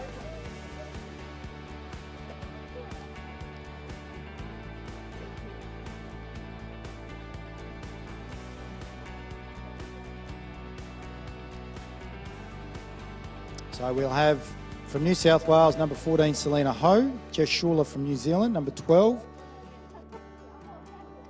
Shi Wei Nio from Malaysia, number 10. Emma Stevens from Queensland, number 8. Maya Anderson from New Zealand is number 6. And it's up for debate, but maybe Australia's fastest woman, Christina Clonan from the Sunshine Cycle Club in Queensland, number 50, saddlecloth number 50. We'll see what they've drawn. They head around to Michael and Pete. Just over in front of the scoreboard, past the Koi building sign. Don't forget, if you need a refreshment, head over to the blue container at South End and part of the Oval. Plenty of beverages over there.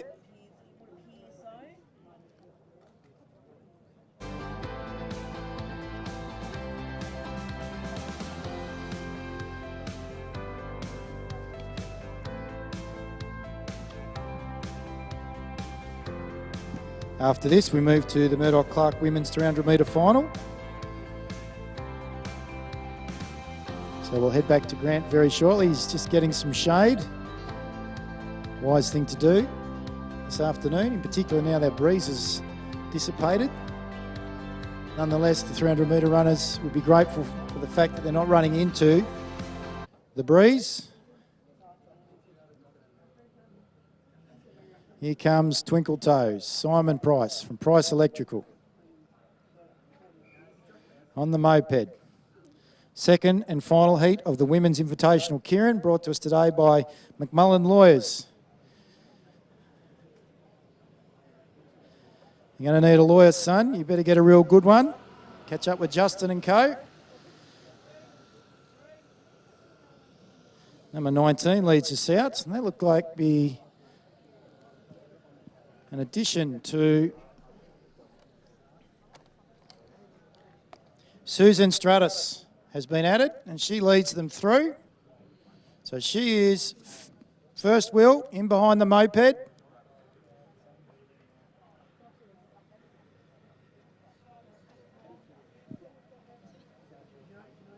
Oh, brother, sister tango. There we go. Simon leads Susan. 2 to go, half a lap before the moped comes off. Clone in third wheel. At the rear of the field is Emma Stevens from Queensland. Watch this girl go.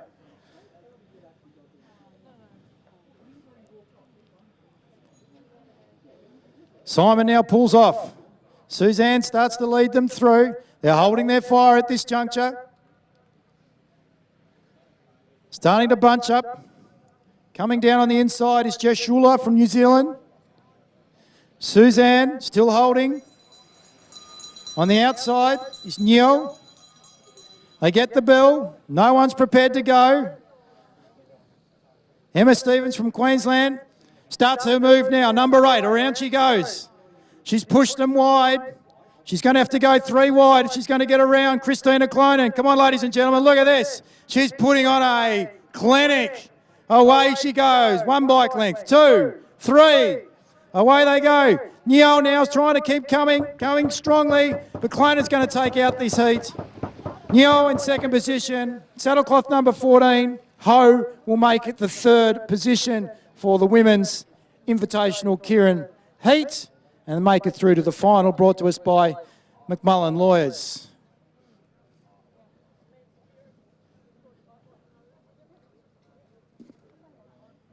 Our men's invitational keirin finalists will be as follows: Sam Gallagher, Kai Lart, Jade Madden, Jack Lightfoot, Roy Efting, Matt Davis, Graham Frisley and Dalton Stretton. So our Sharps Carpet Cleaning Invitation men's keirin finalists: Sam Gallagher, Kai Lart, Jade Madden, Jack Lightfoot, Roy Efting, Matt Davis, Graham Frisley and Dalton Stretton. From the second heat of the women's, Christina Clonan, Chi Wei Niel and also Selena Ho. From the first heat was definitely Lauren Penny and Lizanne Wilmots. Not sure for third. I think it might have been Hamana Voska, but we will get clarification on that very shortly. We'll hand over now to Grant for the running of the Murdoch-Clark Women's 300 metre final, event number 83 on the program.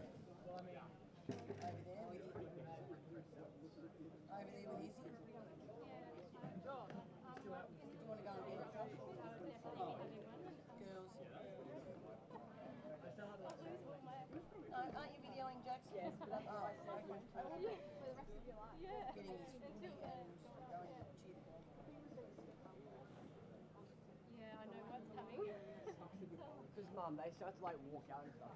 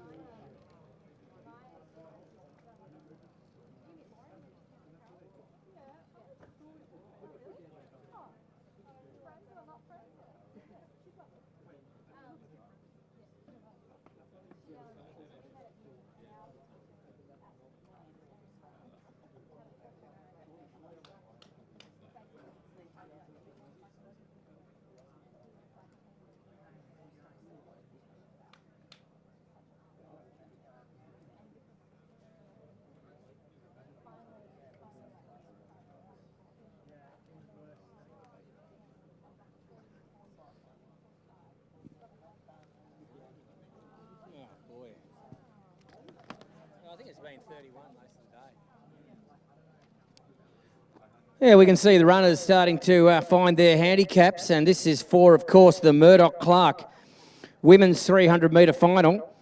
And we certainly thank Murdoch-Clark for their prize money of $330, a trophy and a sash. So big thank you to those sponsors. The finalists are as follows. Page 36 of your program will certainly put you on the right page as far as scribing them down. The orange, we should see Emily McInnes run from the 27 metre handicap. The grey, Olivia Roney from 26 metres.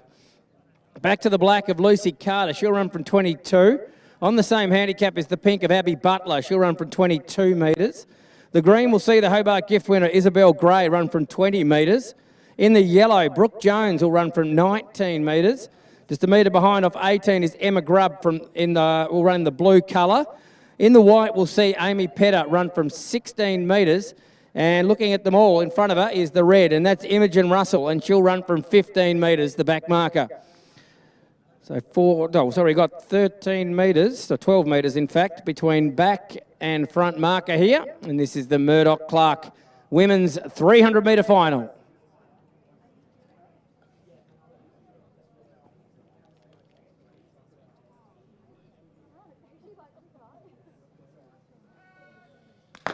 And they're off and running. It's Emily McInnes to set the pace in the early stages. Olivia Roney onto her heels. Now we see Lucy Carter in the black there. She's starting to stride out now. Brooke Jones there coming around the field. She's wearing the yellow. She's moved up into fourth but starting to challenge the leaders. We have got Olivia Roney now who's taken over the lead. Lucy Carter goes up onto her shoulder on the outside and looks to mount a challenge as she takes over the lead. So Carter it is in front, working hard up the hill here. Brooke Jones looks to be her biggest danger. Olivia Roney not completely giving up. It's still Carter in front by a couple of metres. Lucy Carter fighting hard, pushing right through to the line and wins convincingly in the end from Olivia Roney and the fast finishing green there, Isabel Gray, who's finished off her day nicely with a third in the 300 to go with her Hobart gift victory. But Lucy Carter only saw her in the 300 today, and that was the reason why. She was here to win it, and she's done it quite convincingly in the end. Took that lead with about 100 to run, and they didn't look like getting past her. So Lucy Carter, the winner of the Murdoch-Clark sponsored 300, we'll give you the results very shortly as she gets the much-deserved congratulations from her connections, and of course being Ray Quarrell, who's very happy with Lucy. She's been in magnificent shape the last 12 months, of course making the stall gift final, and already a victory at Richmond in the gift. And I think another distance on that day as well. So having a really good season is Lucy.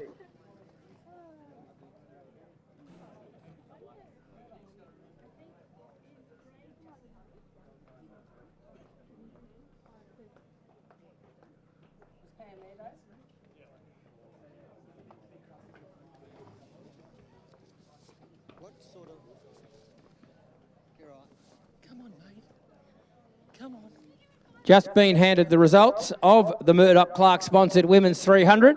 The winner was the black Lucy Carter from 22 metres.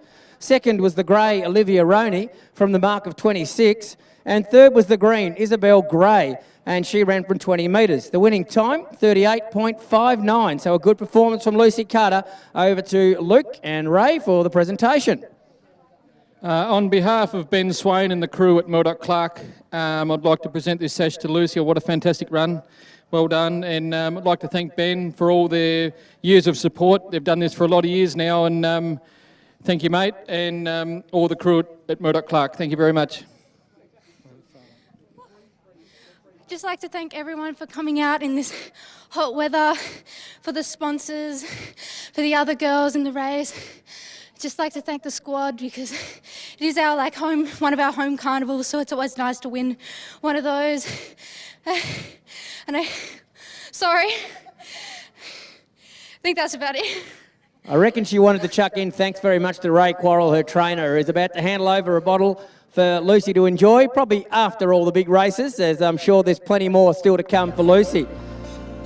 Men's 300, proudly sponsored by Ray Quarrell Sports Massage, so he'll be keeping a keen eye on the field here. We should see the red of Alex Creek start from 10 metres, of course the former 400 metre state champion.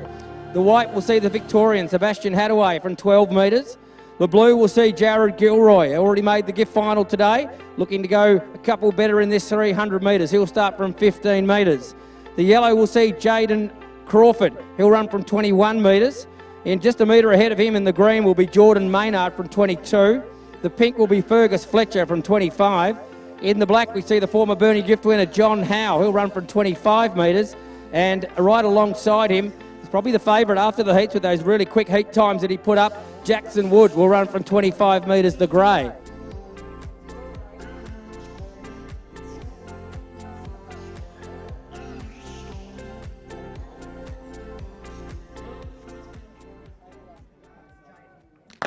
Off we go, and it's Fergus Fletcher looks to set the pace in the early stages, being one of those co-markers off the 25 metre mark. So he's leading. Jackson Wood has certainly got some company. Didn't have much in the heat. So what's he going to do here to Fergus Fletcher? Goes up onto his outside. Fletcher still in front. Jordan Maynard up onto the heels of them. He's trying to hang in there and see what happens in this last 50 to 60 metres. Jackson Wood hits the front. He was the favourite before we started. Will he hang on and salute accordingly? It's still Jackson Wood in front, pumping the arms. He's too strong for them today. Hadaway's flying home. Maynard's right there. Oh, they hit the line together, those two. But Jackson Wood was the winner. Really close for second and third between Maynard and Hadaway. I'll leave that to the judges. Jackson Wood, he had the favourite tag on his back going into that final, and he saluted accordingly. A really strong performance from the mark of 25 metres. And as I said before, Jordan Maynard all of a sudden saw a fast finishing Sebastian Hattaway, and we'll see out of those two who were second and third.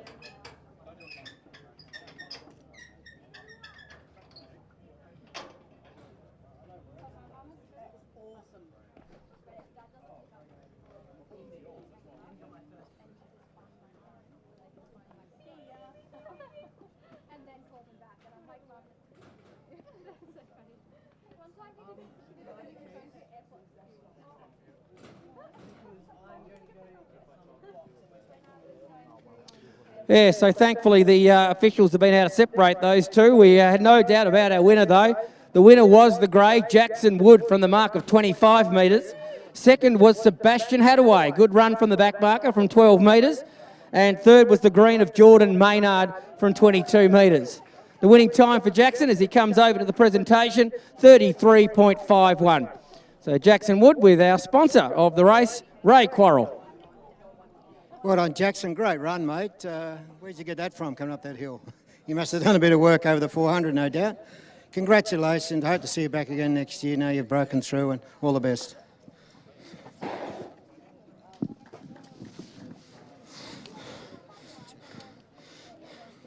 I'd like to thank Ray Quarrell for sponsoring the event, all the competitors, and my coach, Wim. Thank you.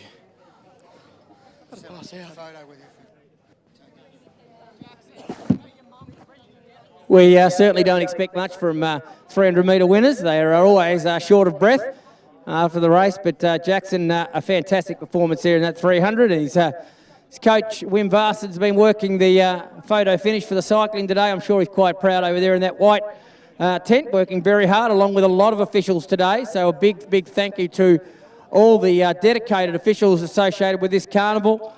Tasmanian Athletic League running officials, a big thank you to them. That completes the running program. There's still plenty of cycling to come, so I know cyclists are still preparing themselves for some final events for them, but that concludes the running side of the bikes and spikes. So no more spikes, it's all about the bikes now.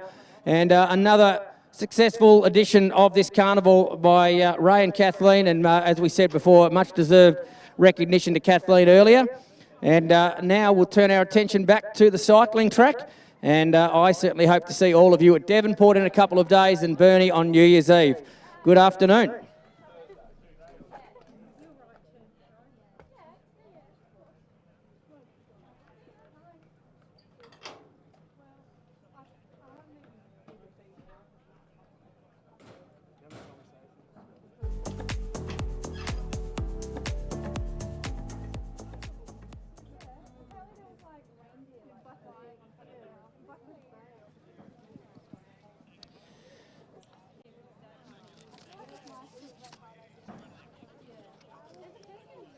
Well done to our 300-metre winners in both the women and men's, and a big thank you to Murdoch Clark as well as Ray Quarrell Sports Massage for their ongoing support of our athletes.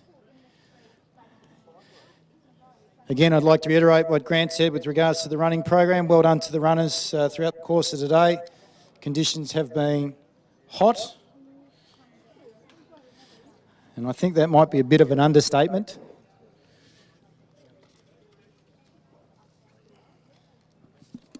More than admirable in the way in which they've acquitted themselves throughout the course of the day down here on the running track. Up next, we've got the McMullins Lawyers Invitation Women's Keirin Final.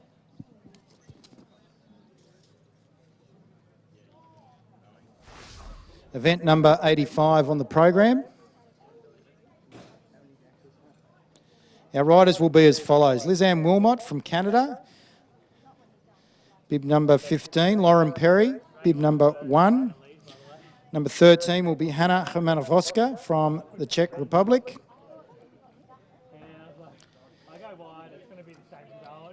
Bib number 50 will be Christina Clonan.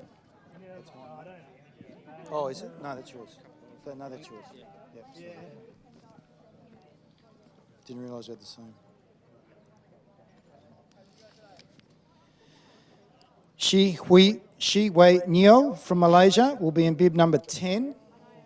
And number 14 will be Selena Ho from New South Wales. I'm looking forward to seeing Nio from Malaysia, 200 metre time. 11.90 up against Lauren Perry. He's putting all before her here today.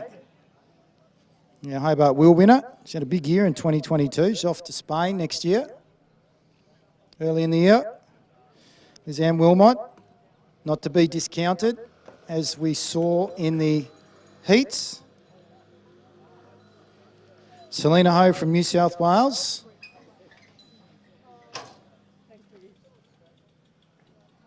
Looking forward to seeing what she brings. Bit of a surprise bracket is Selena. And then we go to Hermana Voska from the Czech Republic, as well as Christina Klonen, our Commonwealth Games gold medalist. Now those girls are world class. Hermana Voska leads them out as our moped rider, Twinkle Toes himself, Simon Price, comes onto the front. We'll get them up to 50 kilometres an hour. So they'll come through. They've got 3 to go. They'll get 1.5 laps in behind Simon. Hermana Voska, Klonen, Perry. We go back to Wilmot, Nio, and then Ho. Ho's at the rear. Slowly but surely. Perry, Klonen, Ho, Wilmot. Nio. Nio, second from the rear. Let's see if she can bring home some gold for the Malaysians on their debut on the outdoor tracks here in Tasmania as part of the Tasmanian Carnivals. Big thank you to Epic Sports and Events for sourcing the Malaysian riders. Hermana Voska. First wheel. Klonen second wheel. Perry third. If Klonen gets out early, I reckon this is all over. Around the outside comes the Malaysian rider now as Price comes off the track. Hermana Voska looks up, pushes them wide. Klonen comes in behind her, then pushes even further wide. So I'd say they're about 4 bikes wide as they go around past the scoreboard now. Nio, 3 wide. Perry, stuck down on the inside. Wilmot at the rear. So Wilmot's got some work to do. Ho, on the outside, in behind Nio. This is going to be a bustling ride as they come round the bend now. Past the Elise Archer sign, out goes Hermana Voska. Hermana Voska now from the Czech Republic. Christina Klonen comes in around her, now pushes Nio wide. Look at the power. Lauren Perry around the outside of Hermana Voska. Perry, is she going to take another one from today from Christina Klonen? Not sure. She's got to work hard around the outside. Perry, Klonen I think's got it. Christina Klonen on the inside. She is world class, ladies and gentlemen. Put your hands together for the classy display there by Christina Klonen. Really challenged there by a compatriot in Lauren Perry from Launceston. Nio, I think, from Malaysia, third. What a great introduction to track racing. Ho rounding out the field. Hermana Voska just got swamped down that back straight. Nonetheless, terrific to make the McMullen Lawyers Invitational Women's keirin final. And Lizanne Wilmot, always a surprise packet. And the bike sells that, no doubt about it. Deserved applause for our finalists, in particular Christina Klonen of the McMullen Lawyers Invitational Women's keirin final.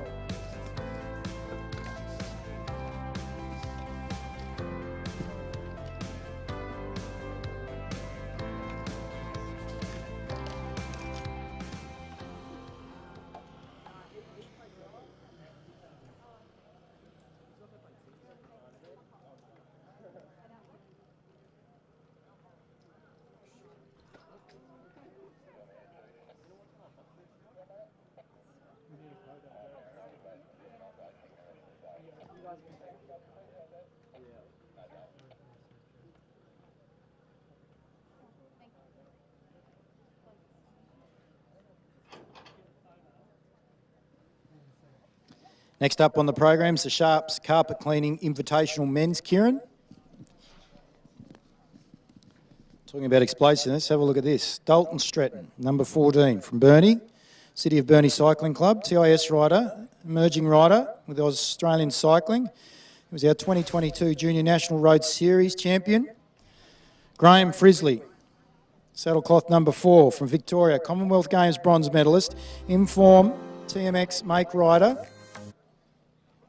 Matt Davis from New Zealand, trained by Zach Williams, New Zealand riders coming across. In particular, Zach has got lots of experience when it comes to Madison, so it'll be interesting to see how he goes in the keirin. Our rider from the Nederland, who just blitzed them in the heats, Roy Efting, our 2022 Hobart wheel winner on the UCI circuit, multiple national champion, in particular over Omnium and Scratch.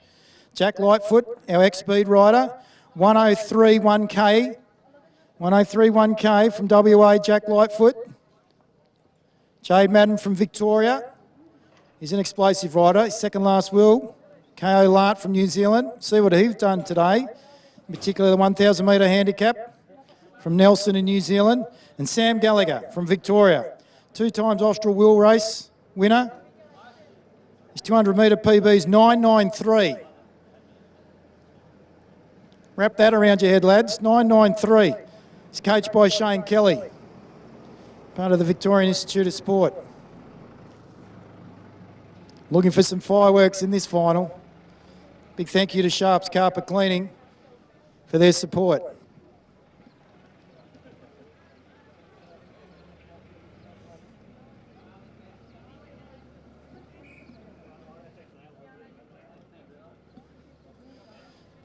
Away we go. Perfect conditions for the riders.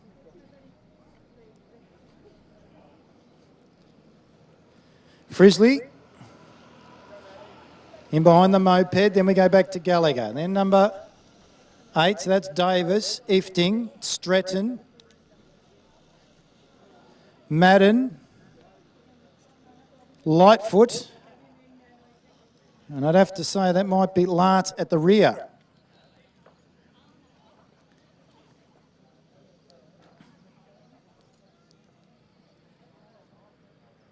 I'll pick it up. No doubt for mine, they'll get over 65 k's an hour on this last lap.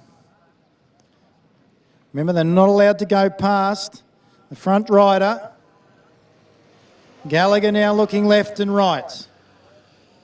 Working out. Here comes Madden. Frisley, though, still knows he's got the advantage. In behind Twinkle Toes. That's the moped. Frisley getting nice and low. Look at him. He's getting into the slipstream. Doesn't have to work. Doesn't want to work. Away they go now.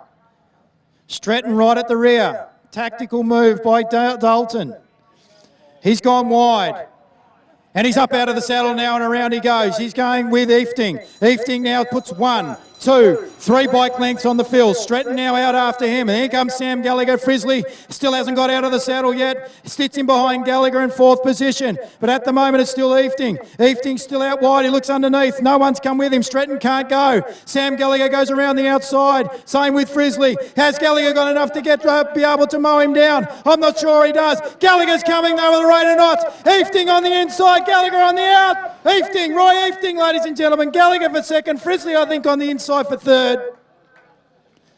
That's a spectacular ride there by Roy Efting from the Nederland. I'll tell you what, he's made Hobart count. Congratulations, Roy. 2nd win of today. Big thank you to Sharps Carpet Cleaning Invitation Men's Keirin. I'd love to see the gun, the radar gun, what speeds those boys were going at. Stretton went, for mine, a little bit too early. Put your hands together, ladies and gentlemen. Our winner in the Sharps Carpet Cleaning Invitational Men's Keirin, put on a display. The Flying Dutchman, Roy Efting.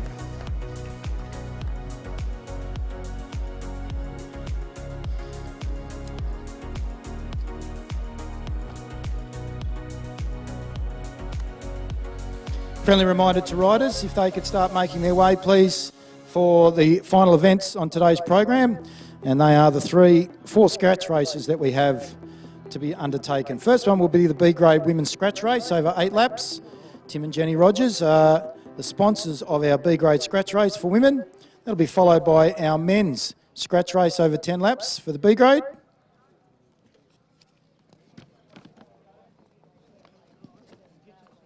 Then we'll have our Dyson Peters women's aces scratch race over 10 laps. And then Our final event on today's program will be the Allen Knight sponsored men's Aces scratch race over 22 laps. For the women's scratch race over 8, event number 87 on the program, $160 is up for grabs.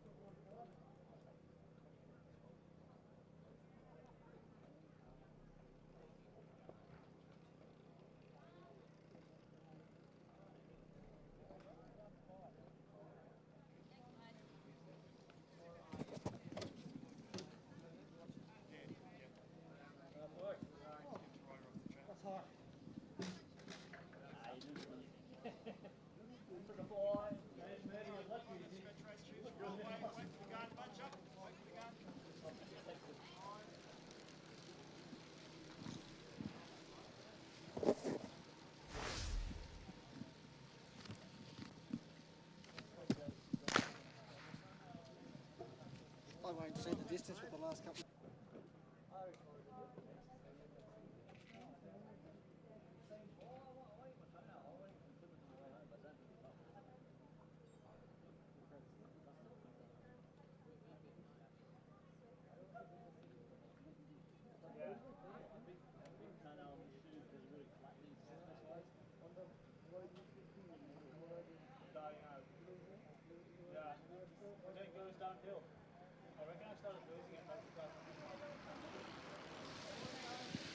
Riders have got 4 to go. Suzanne Stratus leads them through.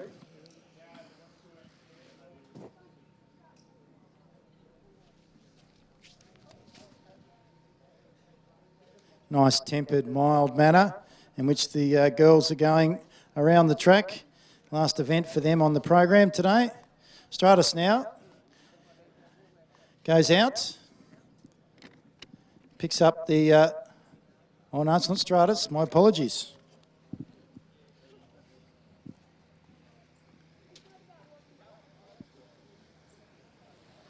Petra Anderson, along with number 26, Gabrielle Tomaz, our winner in their 1,000 metre earlier on today.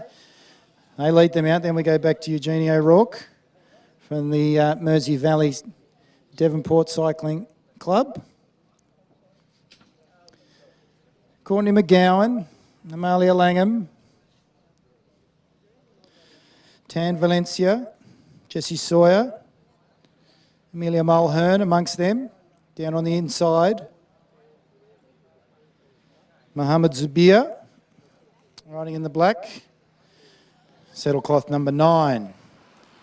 Stratus flicks the elbow, asks them to come through. Saddlecloth number 31 does so. That's Jessie Sawyer. Brings them through. How many to go there was there, guys? 2. 2 to go.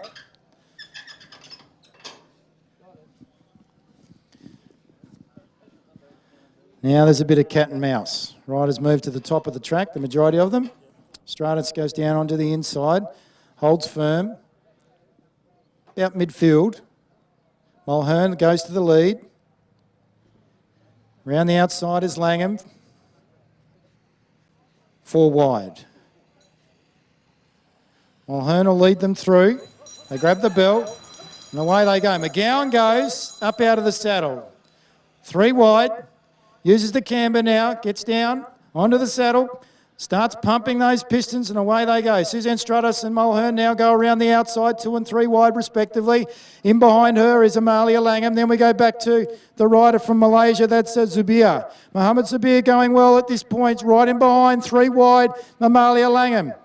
Have they got enough to get over the top? Mulhern on the inside, Langham on the outside. Oh, look at the rider on the inside, the Malaysian rider. Mohammed Zubir takes out the Tim and Jenny Rogers B-grade women's scratch race in between Mulhern and Langham.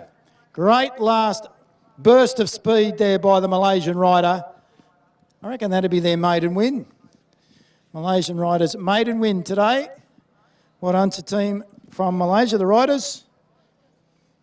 Mohammed I hope I get this right. It's Nur Asiya Binti Mohammed Zubia. Give her a round of applause, ladies and gentlemen. That's a great effort. First time on the track outside of Malaysia. Up and coming rider from our neighbouring partners. Up next, men's scratch race, B grade scratch race. Over 10 laps, boys. We shall check in and find out very shortly. Brought to you by Tim and Jenny Rogers. $160 up for grabs.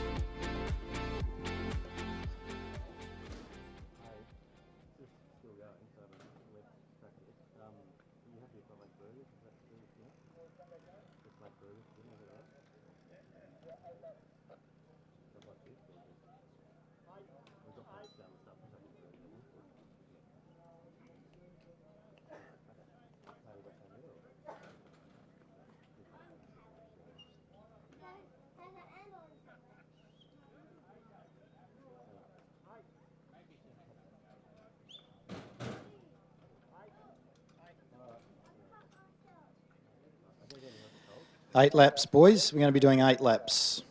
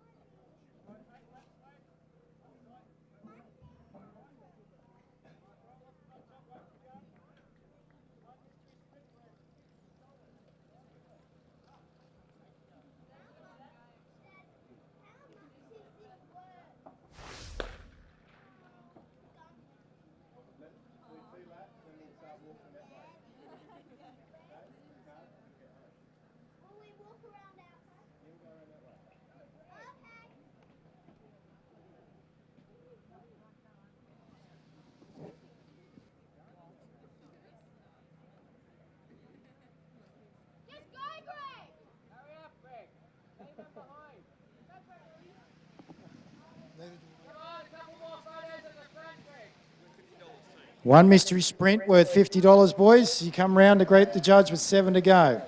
Leading them through is 59, Greg Hutton. Rear of the field, 53, Kun Harper from WA. So, from North Queensland to Western Australia, we're well represented here today. Then we've got on the international circuit, our Malaysian, Dutch, Czech, Austrian riders. There'll be a mystery sprint soon, not sure when. 6 to go. Number 44 leads them through. Binzel Kernan. Jonathan Taylor at the rear. Dola from WA rolls up. And there goes Tim Taylor. He's gone now, starting to pick up the speed quite a bit. Joining him.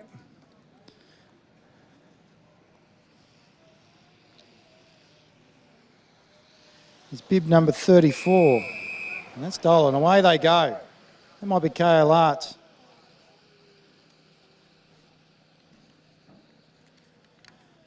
Sprints on now, boys. This lap. And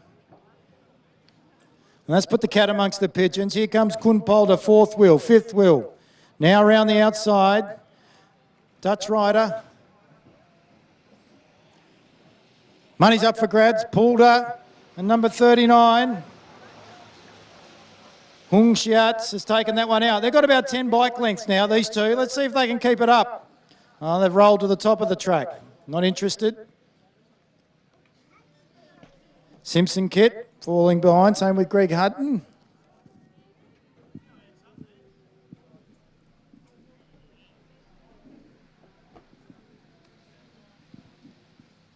Great the judge. 3 to go. Riders working themselves out. No one's prepared to take it up. Rider down on the inside. Matthew Schmidtke. John Taylor.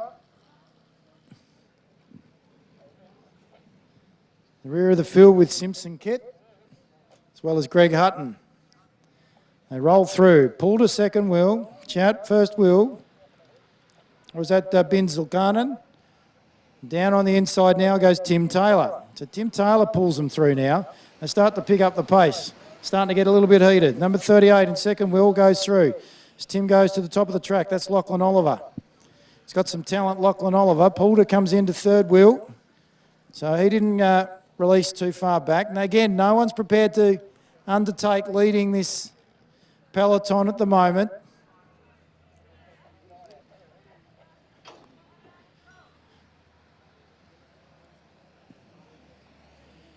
Coming down, greet the judge, to grab the bell lap.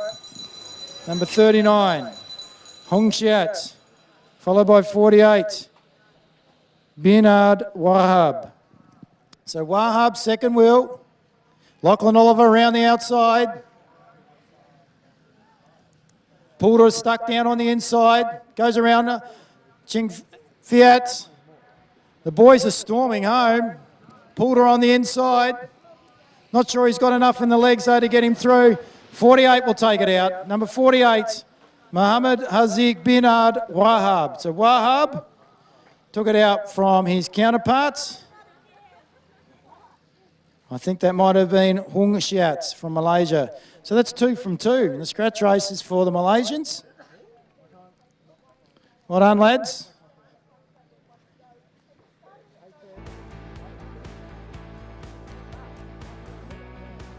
Thought Aaron Jones might have put the cat amongst the pigeons there at some stage. Got a feeling maybe his petrol tickets are gone. Well done to the riders, in particular our Malaysian riders, for taking out first and second position, the Tim and Jenny Rogers men's B-grade scratch race over 8 laps, $160 up for grabs. And the second last or penultimate event on the program is the Women Aces scratch race over 10 laps. So Dyson Painters are our sponsor. It's the final race for our women today.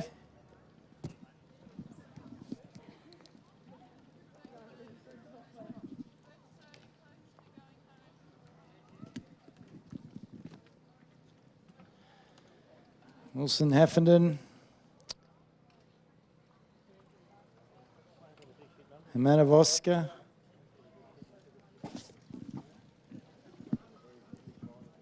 Anderson, Simpson, Perry, she's a stalwart, she's still here, Loz. Jess Schuler.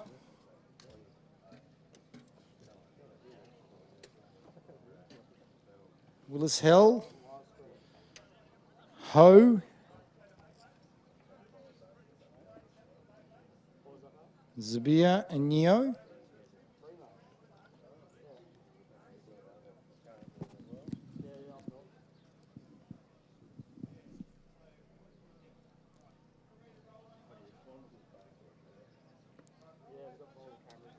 No cloning.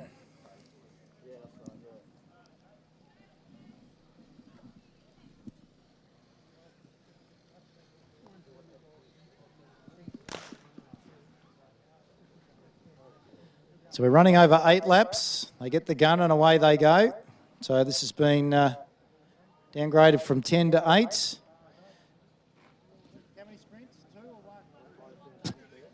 Two sprints, ladies. 2 sprints. Random. $100 each.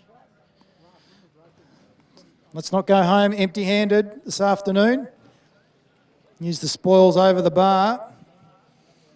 Some rehydration. So we roll through. Or we're off. So Willis Hell leads them through. Marilla Willis Hell from South Australia. Gets up out of the saddle now. With about 300 to go. Starts to pick up the cadence. Out of the saddle. And she's holding them at bay. Well done, Miranda. $100 up for grabs. Ooh, between her and Emma Stevens, not sure. Who'd you give it to, boys? Emma. Emma Stevens gets the $100. All in vain there for Marilla. Lauren Perry takes up the running. And down on the inside, I think we might, is that Georgia Simpson or Maya Anderson? No. Lauren goes to the lead. Zabir, second wheel. 5 to go, Ho, third wheel. Then we head to Neo, Manavoska. A couple of riders out the back. Looks like Shula.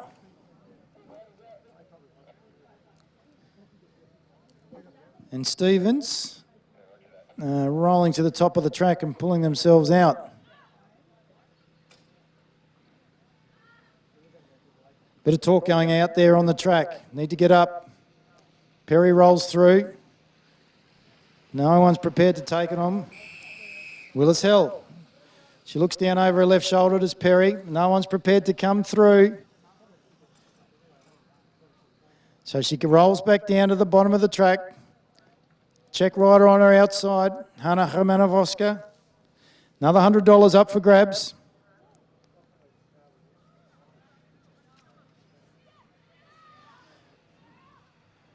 And around the outside now goes our Malaysian rider. I think that might be Zabia.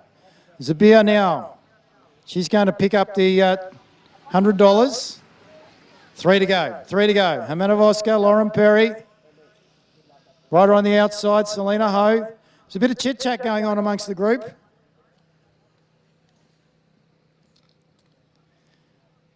Need to try and get themselves organised here. No real coordination amongst the riders.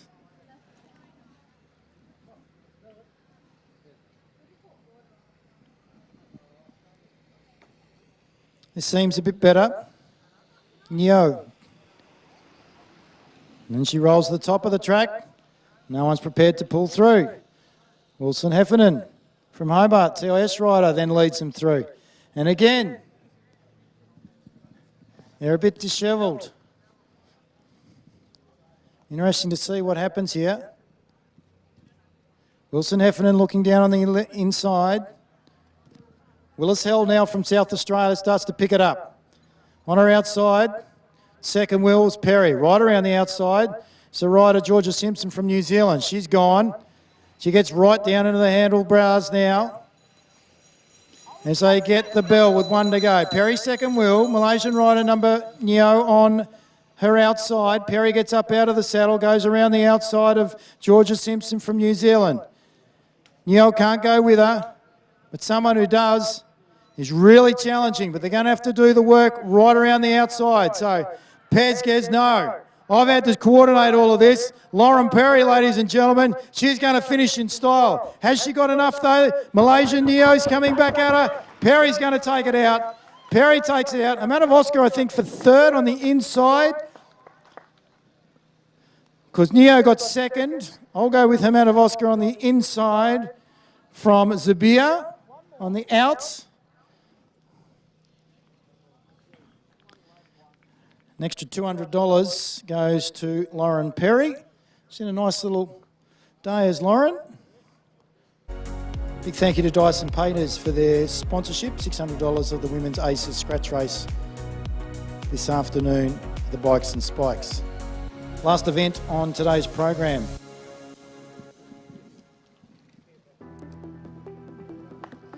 Alan Knight sponsored Men's Aces Scratch Race. Yeah, well acknowledged.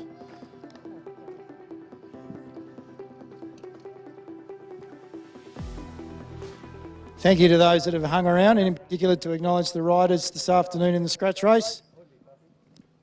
Difficult to do in the heat after a long day.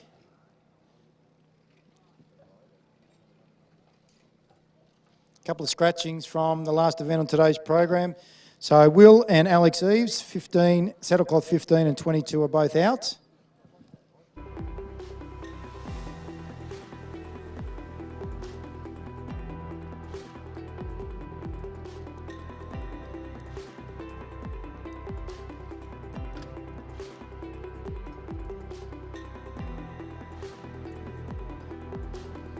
Girls are heading over, either to dip their head in that ice bucket or alternatively to pick up their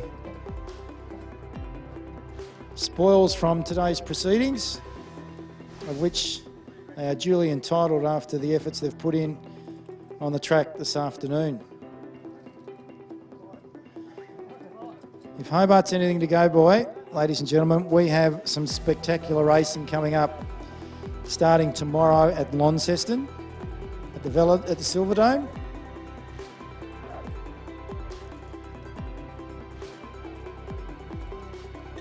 It'll be followed by Devonport the following night, afternoon and evening. Then back to the Silverdome for the Madison.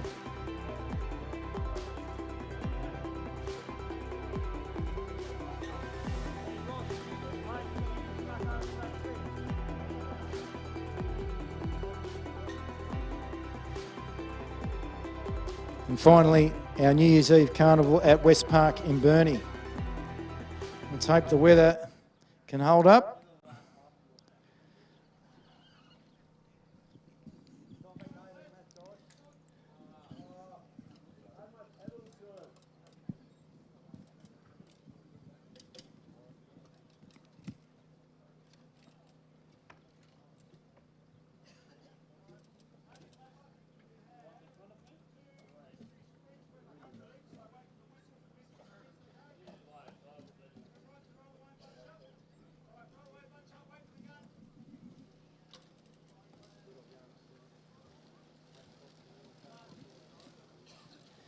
$18 laps for the gentlemen, 18 laps waiting for the gun. Sim at the rear.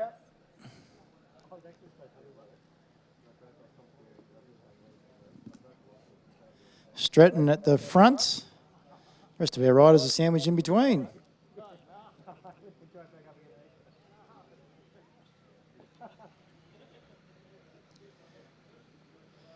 Interested to see how Dennis Rugovic goes this afternoon. The scratch race. As Frisley goes through now, in behind him is Northwest Hayden Vanderploeg and Gallagher. Director Sportif or the coach of the Malaysian team to come across to me. We have the coach of the Malaysian team, please, or Director Sportif of the Malaysian cycling team, if they could make their way to the infield to see our Chief Commissaire, Michael Bailey.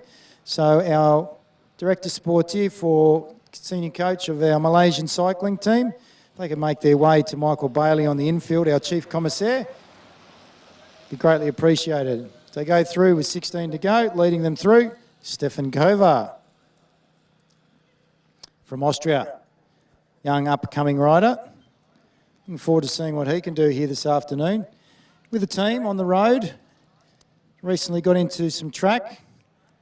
Still young when it comes to riding, under 23. There's Dennis Rugovic. Flick of the elbow goes to the top of the track, and then coming through underneath him is Max Schmidbauer. Lewis Johnson from New Zealand. New Zealand riders. We've got a good contingent actually from the international down here at the TasCarnivals. Malaysia, Netherlands, Austria, New Zealand, doing well. Gallagher takes them through. All right, boys, we're up for some Kanga. Who's keen? Dalton is, and away he goes. Same with Rugovac. He doesn't want to go home empty-handed. Dalton Stratton now in behind Dennis as they go down. Now they're fighting it out with Sam Gallagher. Sam Gallagher's not willing to give them front position. He then burns off Dennis Rugovac. Here comes Dalton Stratton in behind him. Oh, but Gallagher, he can see he's got 3-4 bike lengths. He's going to take out and grab the $100. Stratton in second wheel. He's still going though, Dalton. He's starting to stretch them out. Sim off the back. Interesting to see whether he and Frisley will be in contention towards the back end of the scratch race. Frisley, part of our team pursuit at the Commonwealth Games. Be enjoying the summery weather down here in Tasmania. Remind him of home in Victoria. Hayden Vanderploeg rolls up, allows Duffy to come through. Then to Dalton Stratton. Dalton's doing a fair bit of work at this juncture. Duffy goes. No one's prepared to go with him.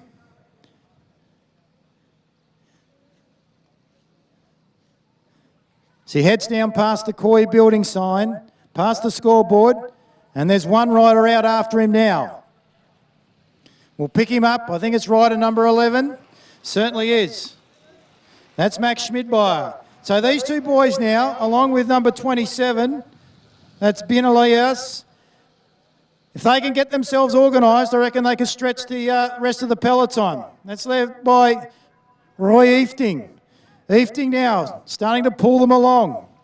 Let's see if these three boys can get themselves organised. How many laps we got to go there, boys? 10 to go. Efting, what a turn.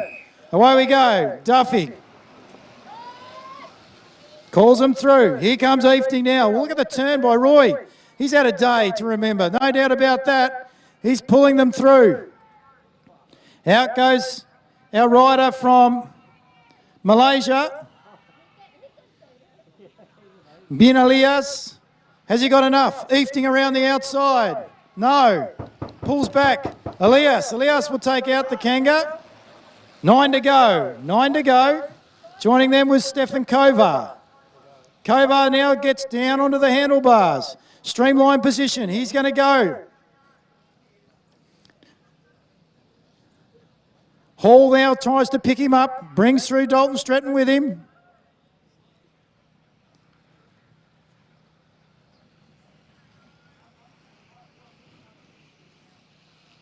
Actually, it's the rider Matt Davis from New Zealand, then Frisley. And away we go again. So Frisley and Davis. Then we go back to Stephen Hall.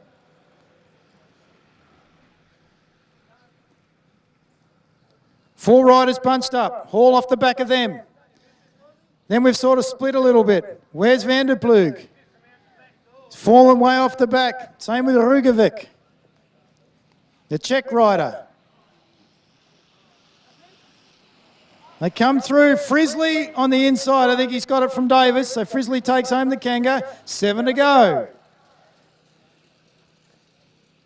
Duffy towards the back there with Dalton Stratton. Riders roll to the top of the track. No one's prepared to go at this point.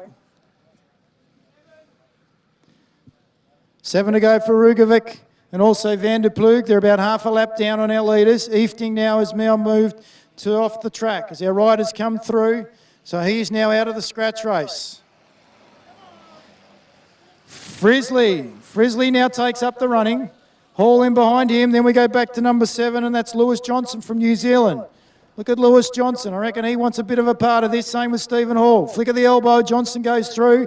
Rolls to the top of the track, does Hall, and then comes back onto third wheel. Right at the back is Vanderploeg and Rugovac. They're over half a lap behind. Frisley takes up the running now. Rolls to the top of the track. No one's prepared to go down nice and low and to roll through. Lewis Johnson decides might be in his best interest to do so. Might get some support a little bit later on. Kovar leads the rest of the pack. Hall at the back of that. Rugovac and Vanderploeg. Got to hand it to them, ladies and gentlemen. They have not prepared to give up the ghost. In fact, I'd say they're even making a bit of inroads. The two at the rear of the field. The Czech rider and the City of Burnie Cycling Club. Riders come through. Leading them through at this point is Schmidtmeyer. Then we go Duffy. Bit of noise amongst the peloton. Binalias in third wheel. Frisley fifth. Halls at the rear. Rugovac and Vanderploeg got a bit of a second wind. Working together. Let's see if they can cut down the efforts of their peloton out in front. Schmidtmeyer still leads them through. 3 to go. Duffy second wheel. Hall at the rear. Sim second last wheel. Same with Dalton, just in behind Dalton Stratton, our TIS rider from the City of Burnie Cycling Club. Vanderploeg and Rugovic come through to greet the judge. 3 to go. Schmidtmeyer, geez, I tell you what, he's done a good turn too. This is 3 in a row. 2 laps to go. Duffy second wheel, Binalias third wheel, Frisley fifth. Look for Stephen Hall, ladies and gentlemen. And Calvin Sim just sitting in behind. There goes Hall now. Starts to make it, rounds the outside. The 3 wide, 4 wide, Frisley goes. Duffy on the inside, comes around the outside of Schmidtmeyer. Well done to Mr. Schmidtmeyer, who's done a lot of work the last 3 laps. Taking them through now. It's a rider from New Zealand, Frisley. And now goes Hall. Hall right around the outside, Frisley on the inside. Comes around the outside of Matt Davis as they head down the back straight and main straight now. Into the turn for the final time. Hall on the inside. I'm not sure if he's got enough kick. Around the outside. Geez, this is a solid ride. Dennis, you might need to move off the track. Josh Duffy coming through. Have a look at him. Look at the power being shown by Josh. Josh Duffy's going to take this one out. I think Frisley for second, Stephen Hall for third. Josh Duffy finishes off a good afternoon at the Bikes and Spikes by taking out the Alan Knight sponsored 10-kilometre men's Aces scratch race.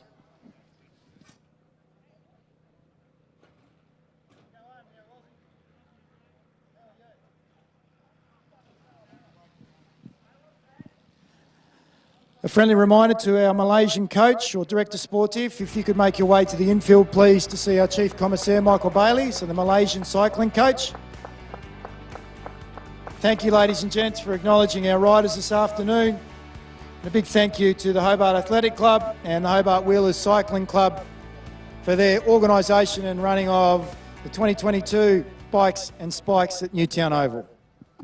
I'd just like to thank Xavier and Grant for the wonderful calling today, and thanks everyone for their attendance. Thank you very much.